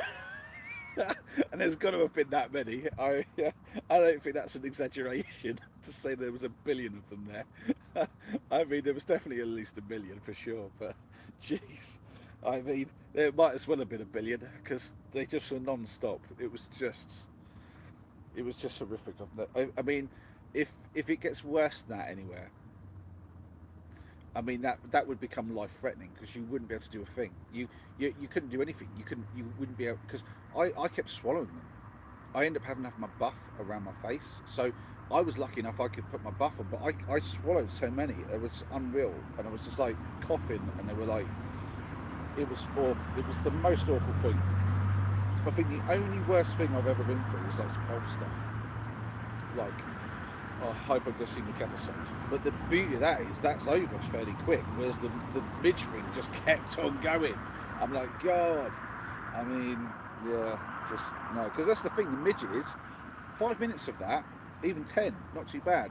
Like, essentially, and this is something that Tom had said about the midges that I didn't get when we were there because my brain was shut down. But he'd said he was surprised that they still were about, like that they were still around in the night time and stuff. And I was like, really? So I'm like, why would they go anywhere? But when I was with Henry in the Lake District, I remembered this. So I thought potentially they normally go away then. So we hid out in the tent while the midges arrived. We waited them out in the tent. We just sort of watched some stuff on the phone together and just sort of chilled and had a little bit of a snack. and then we went out a bit later, and they had dissipated quite a lot. There was still a few around, but the clouds of them had just disappeared. It never got as bad as it was in the Peak District, but it got bad at a point. But we just hid in the tent, and then they disappeared. So that's a weird bit as well. But apparently, you just have to avoid certain times of day. So they got into more than your hair, eyes, and ears, Noah. They got into everything, mate. Don't kid yourself. I mean, I found them everywhere the next day. They were inside my socks. They were inside like everywhere. I mean, jeez. I mean, I'd breathe them in.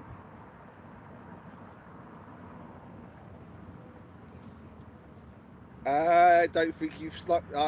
Ryan's in. Good to have you, Ryan.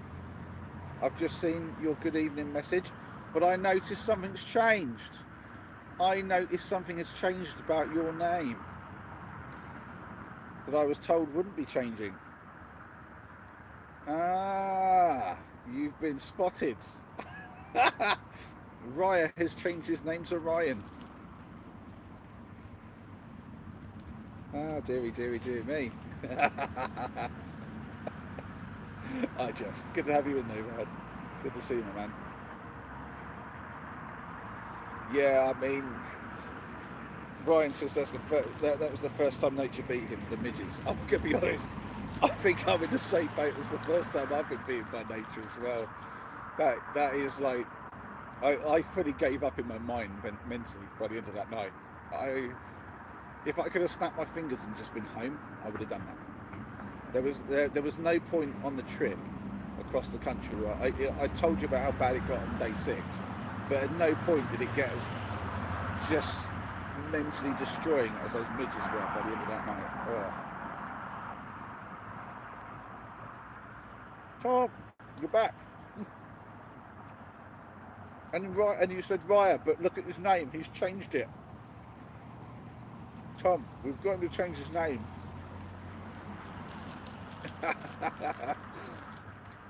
Everyone's back in. Has everyone gone to sleep and woken back up and I'm still here? Or did you all go and do something else? Oh, dear me. So we got the crew back in, basically. Somehow I'm still in double digits of viewers. I don't understand that. I'm just sitting here, chit-chatting away.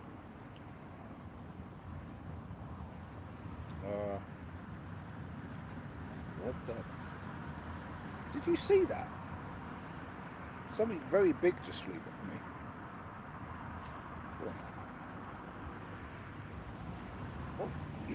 What's that?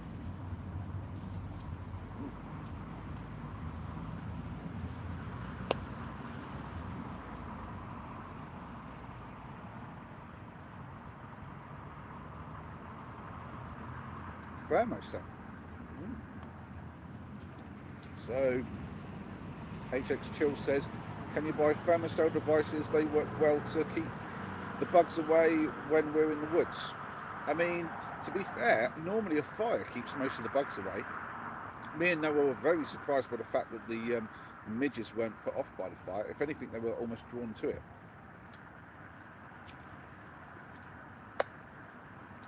So, I mean, not always what gets rid of bugs will get rid of midges. So that I've learned firsthand. But it would be worth a shot. I have a feeling there's no solid solution other than a net for midges at the moment. I would love to be the guy who invents the thing that's a solid, foolproof way of getting them off you. Just make them just disappear. You know, some sort of thing you spray a couple of bits on you and then it just leave you alone. I mean, if you could invent that and it actually works, like really 100% effective works, woo! Yeah, it'd be some money in that. Not to mention, there'd be a lot of people happier because they wouldn't have to deal with midges. I mean, that could destroy. That could literally destroy your night, couldn't it? Really.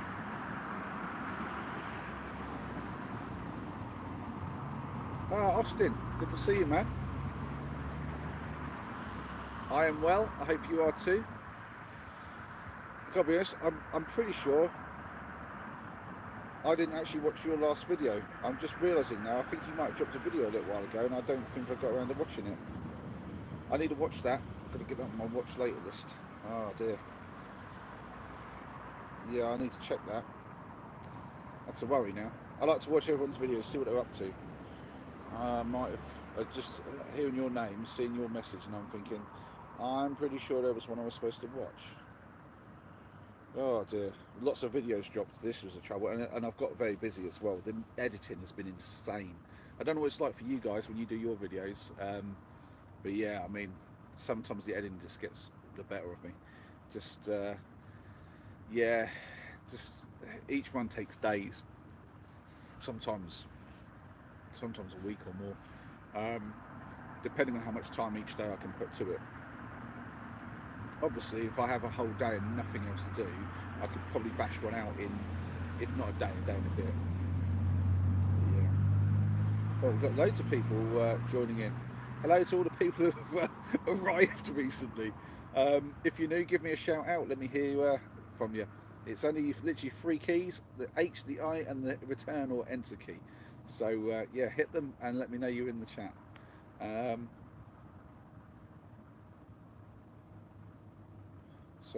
Yeah, pine needles in your fire helps keep them away. Also, pine needles. Ah, that could be true, on the basis that under that pine tree they didn't like to go under there. That was the only tree where they didn't like to hang out under.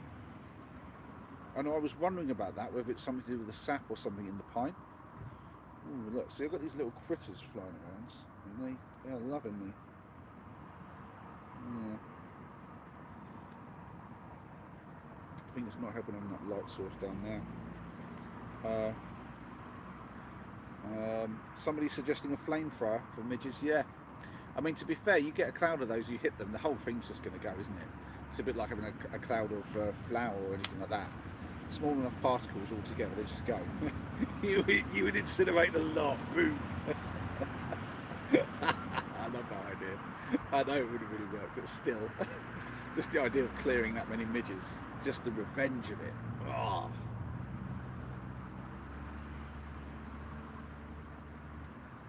So let's just check. Oh, Tom says he's been to the pub. Okay, fair play, fair play. So you spent the time in the pub, and I've spent it on a roundabout. But we call that one a draw. Ah, dearie me.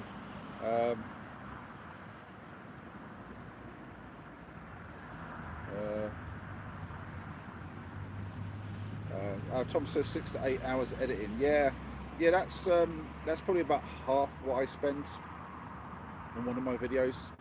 I mean, I guess it depends on the video to a certain extent. Some of mine are a lot shorter. I think the fastest I've ever bashed a video out is probably about 4 hours, but that was really minimal editing. Like when me and Bifford did the trip to Northampton and we did our collab there, I tried to do it more within his style, so rather than doing all like the kind of like funny little bits of text and clips and stuff and little jump cuts into different stuff, I just tried to keep it true to what happened and like keep it really kind of linear. And then it's just a case of going through the clips, making a choice of what I want to use and sticking it together in the right order, which is a lot simpler than my usual process. When I put together these videos where I'm putting all the music in and stuff like that, it's and I'm trying to do a lot of like cuts with the timing and everything. That can get intense. That really can. But I like that bit as well. I think for me, the emotive quality of putting in a little music montage and having a little bit of stuff like that, it's a really nice way to kind of get across that I'm travelling. Because if I just sort of jump from I'm camping here, I'm having lunch here, and then I'm camping here, and you don't see that I'm doing any moving in between, and I don't get to show off any of the countryside that I'm moving through, it'd be really weird. It wouldn't really make for, in my mind, a very good story. So I have to kind of give that some sort of time in the video, and so I find the best way is a little bit of music and just some nice clips of what was interesting. And I feel like I'm getting better and better at it, making it so it's not just. I remember the first ones I did, it was literally just cuts of stuff that like of me walking. I think my very first 1 kilo mission, which is my very first video, it's just like most of them are just like me either walking past the camera or like like shots of me, like, yeah, I think that's what it is, either shots of what I can see in front of me as I walk or me walking past the camera, and I did a lot of that. um, Whereas there was almost none of that. I don't think there was any of that on this cross country trip. There was no way I was going to keep walking backwards and forwards getting my camera. I was like, no, I'm just going to take shots and just do what I can. So it has a very different feel to that sort of thing. Yeah, it's definitely my like filming and editing has changed over the time. Um, I'm working on a new product, maybe to sell a small batch of over your head and torso midge nets. It just needs more testing and a few improvements. Well, you can rule me out of the testing, Tom. I won't be testing any midge gear with you. By all means, you can take Noah with you and you see if he can cook a curry while the midges are about. If he can do that, we'll call it a success. Man, every now and then something goes across the camera, and I really want to know if anyone's getting jump scared by any of those. I mean, that's gonna. You got another one. Oh dear.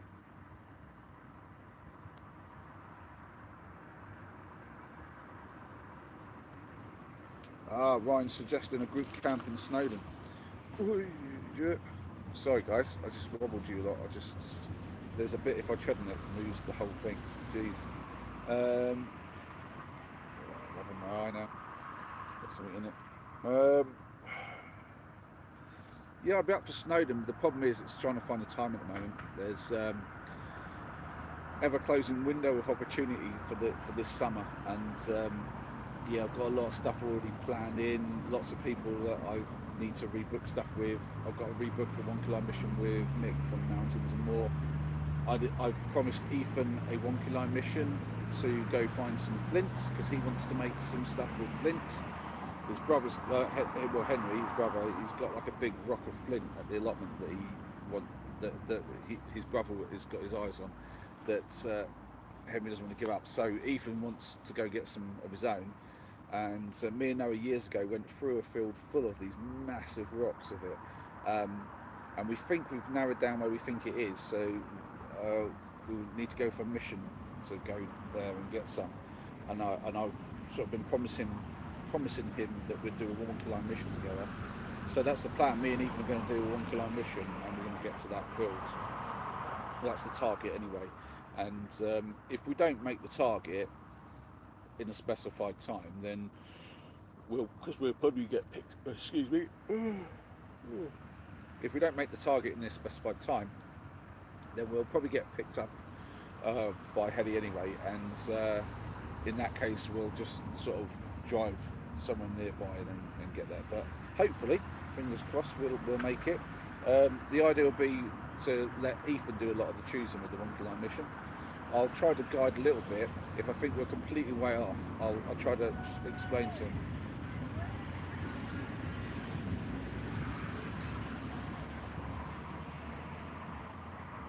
Did you hear that?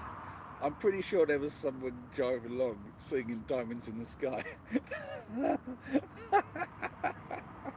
Oh dear.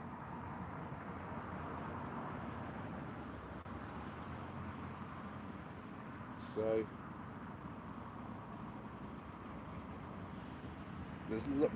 there's so much chat in the group. Okay, I think most people realize how much editing it takes to make a video. Yeah, you're right, Lee. It takes a lot of editing skill to make a video. I mean, anyone can do it. Anyone can make a video. But the thing is, depending on what you do, depends on the level of skill you're going to need to actually make it work. So, like, if I try to make a video as good as Wild Bear, for instance, I ain't going to do it because I don't have the equipment she has. I don't have the editing expertise that she has because she's been doing it a lot longer than me. There are people who have obviously gone and learned like editing and whatnot on courses. You know, maybe they've got a degree in it or whatever, but and then they're going to know so much more about filmmaking than I do. I'm making this stuff up as I go along. I'm just like taking the knowledge of what I've learned from watching other people's YouTube channels and what seems to work, and trying to figure out what works for my genre and my style, because obviously not everything works. So you've got Tim, for instance. He gets away with a lot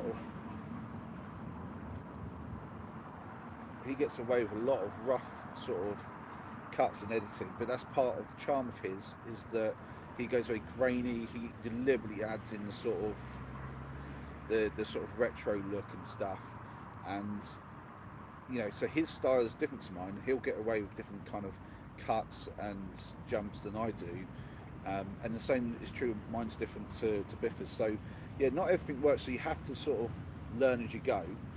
But yeah, but anyone could do it. It's just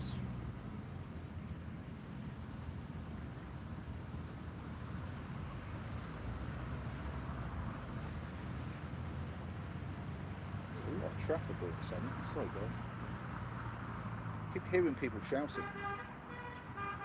Isn't that beeping going on there as well? I'm thinking there's somebody going really slow and he's built up a queue of traffic behind him. But yeah, anyway, so I digressed a bit there. But yeah, anyone could do a bit of editing, but it's like obviously getting to a level of quality. Um, I mean, there are people out there. I sometimes watch some videos and I think to myself, I don't think I'm ever going to achieve that level of editing skill to be able to put together what some people do. But at the end of the day, I think these guys have been doing it for like years and have, developed those skills, and maybe eventually I would. You never know. But yeah. Yeah, pubs emptying. Yeah, lots of pubs emptying and people heading home.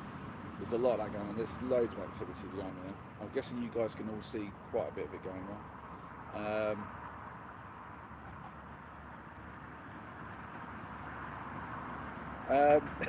No, it's just saying I haven't been spotted yet, and he keeps thinking someone's going to try and get on my live feed. If somebody wants to turn up and get on the live feed because you've seen the feed, by all means turn up, come and say hello. You can get on the camera. By all means, you're more than welcome. I love the company.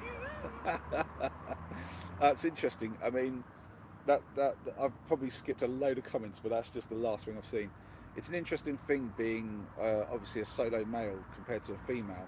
Like if I was a solo woman doing this, there's no way I would do a live about where I am, stealth or wild, because the risk involved with that if you've got some weirdo. But I mean, you'd have to be a bit of a fool to come over here and be trying to do anything nefarious with me, because I'm a dude with a saw and a knife and like other like equipment that you don't really want to be dealing with. I'm like, yeah, you don't start something with with that. That's like nah.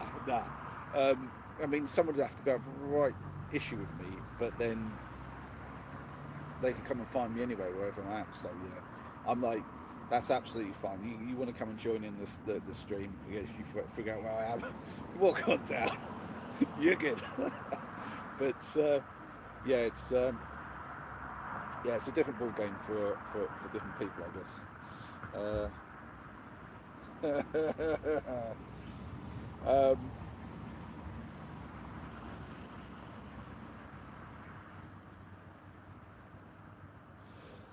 Yeah, Jason said it's not about the technical expertise, it's or the tech in general. It's about the character, honesty, and charm of the person. Well, that's it. You see, depending on your video, sometimes if your video is about the technical part, then yeah, you need the technical part.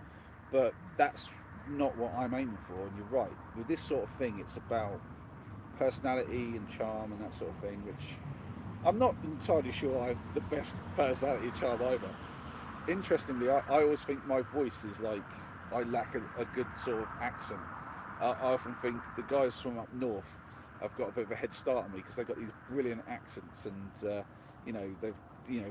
like looking rugged and they're getting out and they've got the right attitude. It's like, yeah, brilliant. But you're right. It's about how you can put yourself across, and that's. I've got to be honest. From my perspective, I'm aware it's a certain amount of the editing as well. There's a little bit of magic with the editing, but that's only when you start. So it's interesting because there's a big difference between live, what we're doing now, and when I do my videos. So you'll see here, there's a lot more and oh yeah, me sort of stopping to have a think for a second.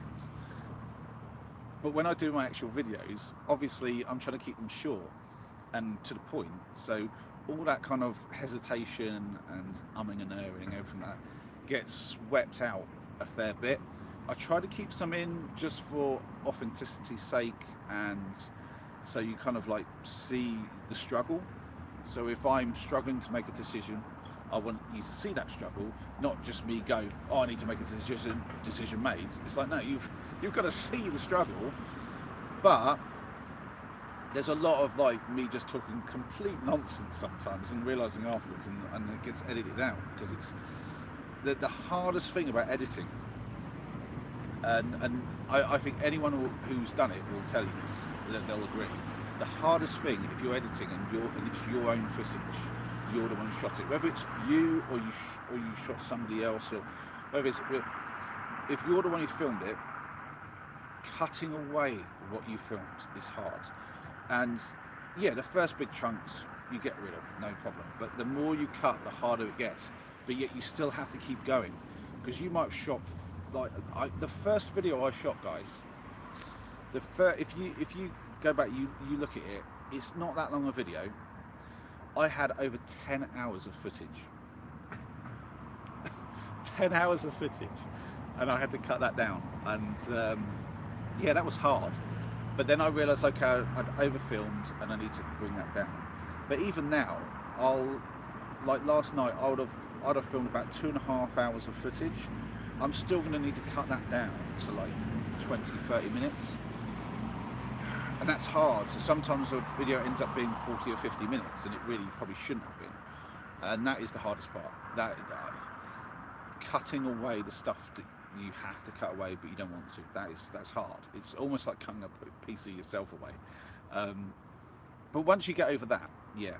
But then this live stuff is a totally different ball game. There's no editing on this. I won't even go back and do subtitles. I'll just leave it as it is. People watch it or they won't. This isn't really for, I don't see the live anymore as something where I want people to watch it afterwards. After the first one, I was like, oh, people will watch it afterwards, because I had like 2,000 views. But that hasn't really happened since, and I'm like, yeah, to be honest, I think that was like a one-off thing. I don't expect that. This is more just me getting to connect with my viewers. So for me, this is all about connect with you guys, have a chat with you guys, maybe hear from you a little bit about what you're thinking about my videos and get a little bit of feedback, but also get to let you know a bit more about me, like the unfiltered version, not that I chop this bit out and chop that bit out and you got left with this little 30-minute video that makes me look like I actually knew half what I was doing and I really didn't know that much at all. So yeah, it's that's the thing I like about the lives. That's why I've decided the monthly live is a really cool thing to do. I don't want to overdo it. I don't want to be doing it like every week or every trip and stuff. But if I think something is unique enough and in the moment enough that I want to crack the camera out and do a quick impromptu live, like I did at Northampton, yeah, I'll crack it out and do a live. But otherwise, it's that monthly thing, just coming out and connecting with you guys and having this chit chat. That's what this is about. And if I waffle on, I waffle on. that's like, it's fine. And you guys are all here for it, for what's coming up for 5 hours of me just sitting on a roundabout. I mean, brilliant stuff. So anyway, I've got to go through a few more of these. I still feel like I should probably be wrapping this up soon. I don't know. I feel like it's just me waffling now. Nothing guilty pleasure about Wild Bear, Ryan. It's she's brilliant. I mean, she gets a bad rap for like obviously, you know, showing leg and stuff for like I mean, I'll be honest, if I had legs like hers, like they'd be in the thumbnails probably just as much. I can't judge her for that, because she doesn't overtly get too far out there with that. I mean, that's just a byproduct of you know, just YouTube algorithm stuff. But in reality, the videos she puts out are actually really high quality. I love her editing. I love her storytelling. It's a different style to mine. I was talking about it earlier. She narrates more, a bit like some of it. But I watch a lot of YouTubers who do that, and I love that sort of style of video to watch. But it's not necessarily something I want to do. I might try it at some point. I might feel like this video could do with, you know, a bit of narration. Maybe I'll do that. I've been tempted a couple of times. I thought with the cross-country thing I could definitely do it, but it almost feels like it would be easier that way, so I could give things context without having to actually show it. And I I feel like it would lose something in terms of making you feel like you're with me. But I don't know. I think it depends on the person. I guess different people experience it differently. So I don't know. But I do know that what she put out is actually quality. So I think she deserves every subscriber she's got and every view that she's getting. And yeah, she puts heart and soul into a lot of it. I think she overplays the stupidity sometimes. Like I honestly think that she realised even before going out on the first time to that sort of like is it Broken Down Boffy or whatever she was in, and she was putting a tarp on the top. I think she knew it was going to fail. I mean, you can't rightly think that you're going to put a tarp over some sharp-edged rocks, and in any level of wind, it's not going to just tear itself apart. I'm like, no, you've got enough experience that you must have been aware that that would happen. But maybe I don't know. But certainly, I like her new one, the Stranded one. I posted about that because I was like, wow, this is just sort of like right up sort of stuff that I do, and yeah, it was really good stuff. The it's a different reaction to the cows than me, which I've been sort of told that I'm slightly in the wrong to think that was funny, because apparently many people die. About 4,000 attacks a year, someone said. I was like, no, I can't remember who it was who said that, but one of you commented that, one of you regulars. I was like, wow, you're joking. That's a lot of attacks from cows in a year. I was like, 4,000. I mean, I haven't googled it to check it, but I mean, I believe it. Fair play. That's a more serious issue than I thought. Maybe I should have given the cows a bit more respect in the fields. I'm like, oh, maybe next time I won't make a joke about a stampede. Hey, jeez. Oh, dear me. Anyway, let's have a little look.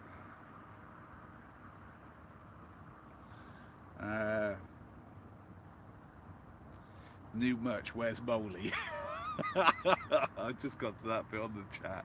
Oh, chill, man. Oh dear. Yeah, it could be like just a top covered in like basically greenery, and there's just a little me somewhere on it. Yeah, that'd be good.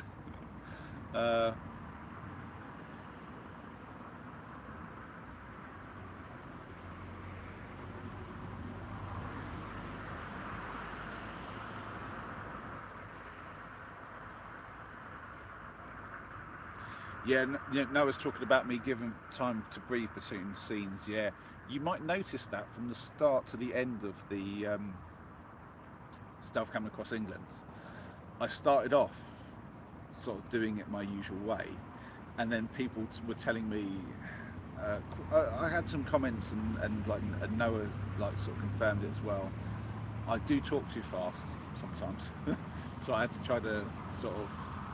Well, I noticed that I just naturally slowed down my speech pattern by the end, and I think that's partly because I was just mentally changing as I was taking the trip, becoming more chilled and kind of just sort of more calm. So I was sort of mentally slowing down and finding a more comfortable pace, but also these noisy guys.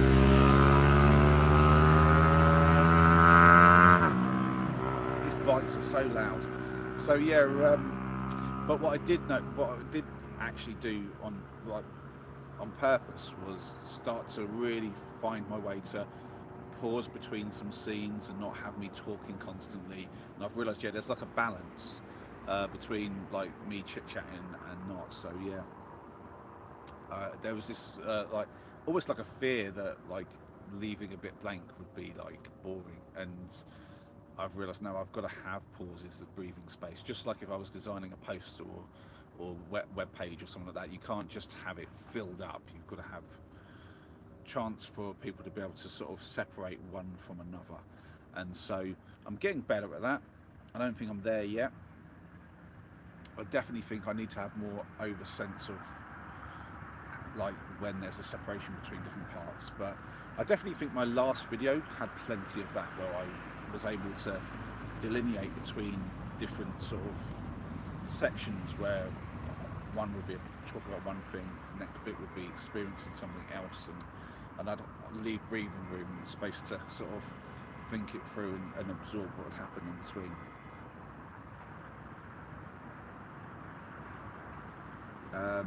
Yeah, no, I was talking about the Stranded video. Yeah.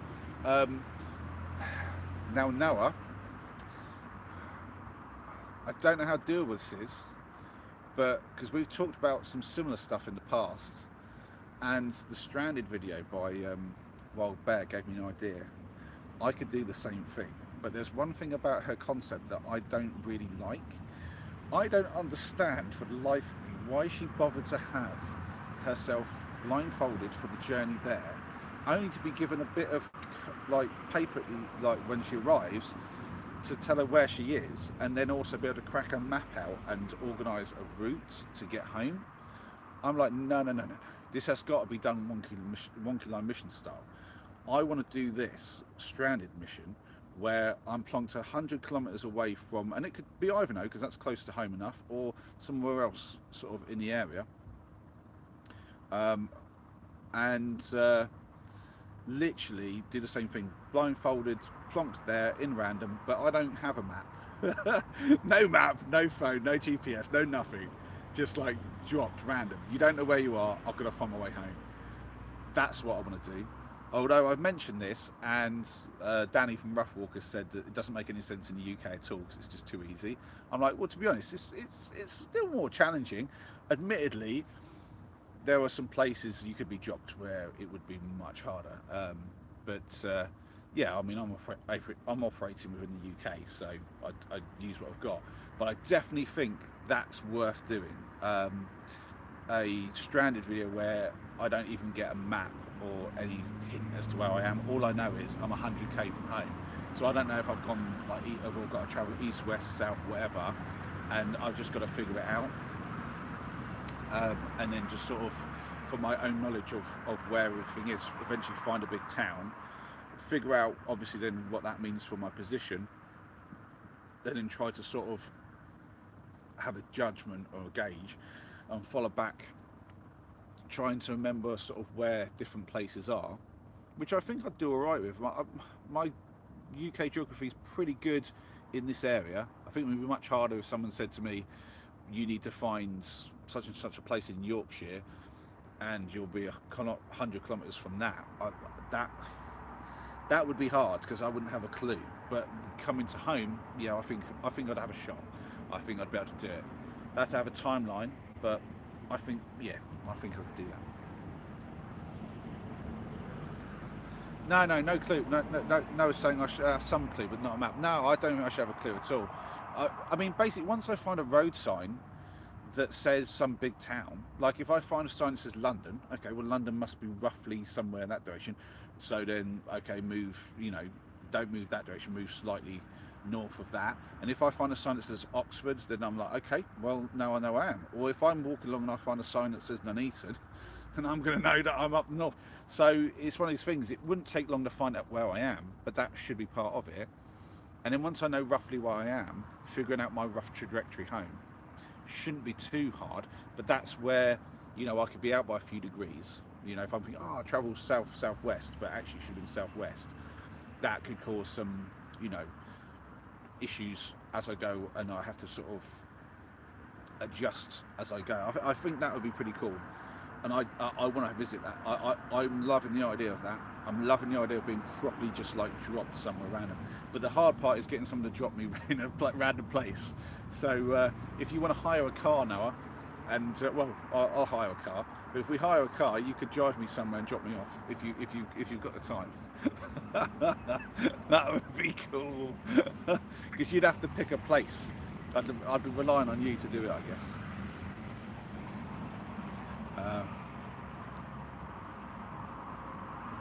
What's this? I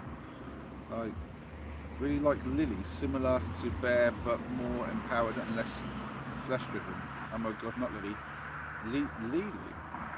I've never heard of this one, Sparker. I'm gonna check that one out. I assume that spelling's correct. Lilu, Lily. Yeah, I'll check. I'll check that channel out. That sounds pretty cool.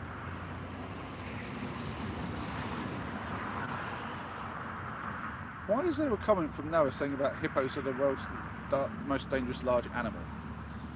I mean, if we're not including humans, fair play. Oh dear.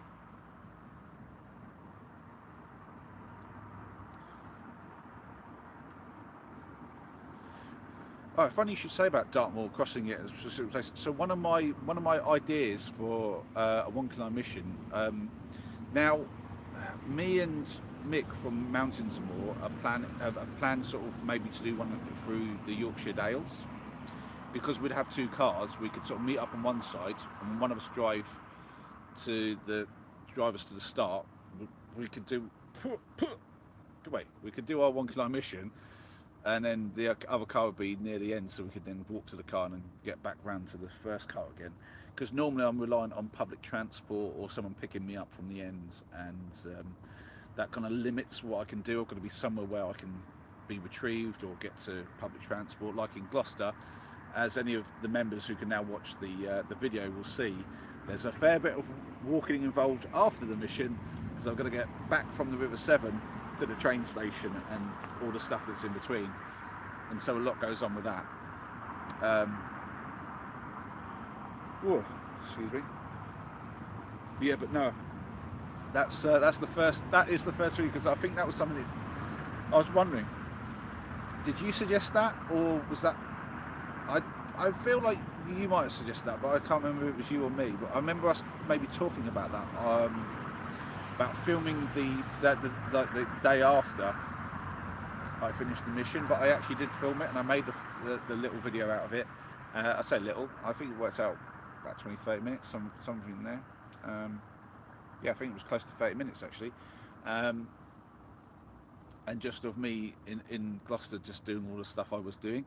But I made that for a members only video, so figure I've got to give them something. I might as well give them that, because that was pretty cool actually. It's not the usual camping sort of video, but it's the sort of thing that, you know, the people who want to support the channel might well be interested in. So yeah, so that got done.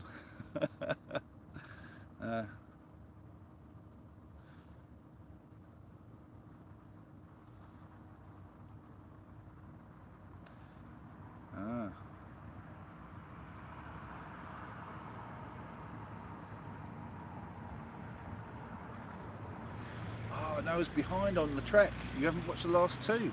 Oh, wow. I've got to be honest, the second to last one didn't do so well, because it basically, and I'm pretty sure what happened was it came out the day before the Euro final. So it was doing all right on Saturday. Sunday came along, and just, I think the whole of YouTube just went and everyone was watching the footy instead, or getting ready for the footy and then watching the footy. So yeah, that kind of like trounced that video a little bit. So only the hardcore supporters, I think, have watched that. But yeah, that happens.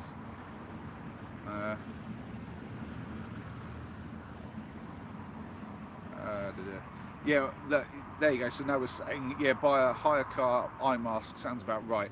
But that's why it's got to be, you know, because there's very few people I trust that I'd put a mask on and let them drive me somewhere random. That ends in some bad situations, depending on who you ask to do that. So, yeah.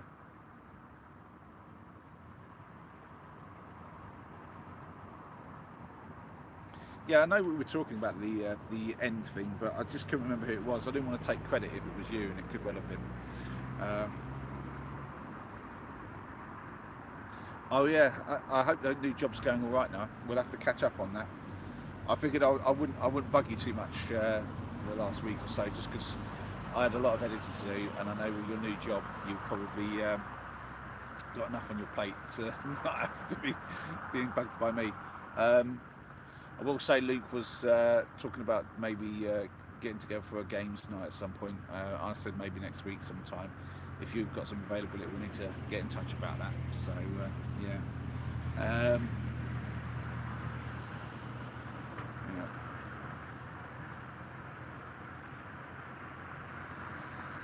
Whew.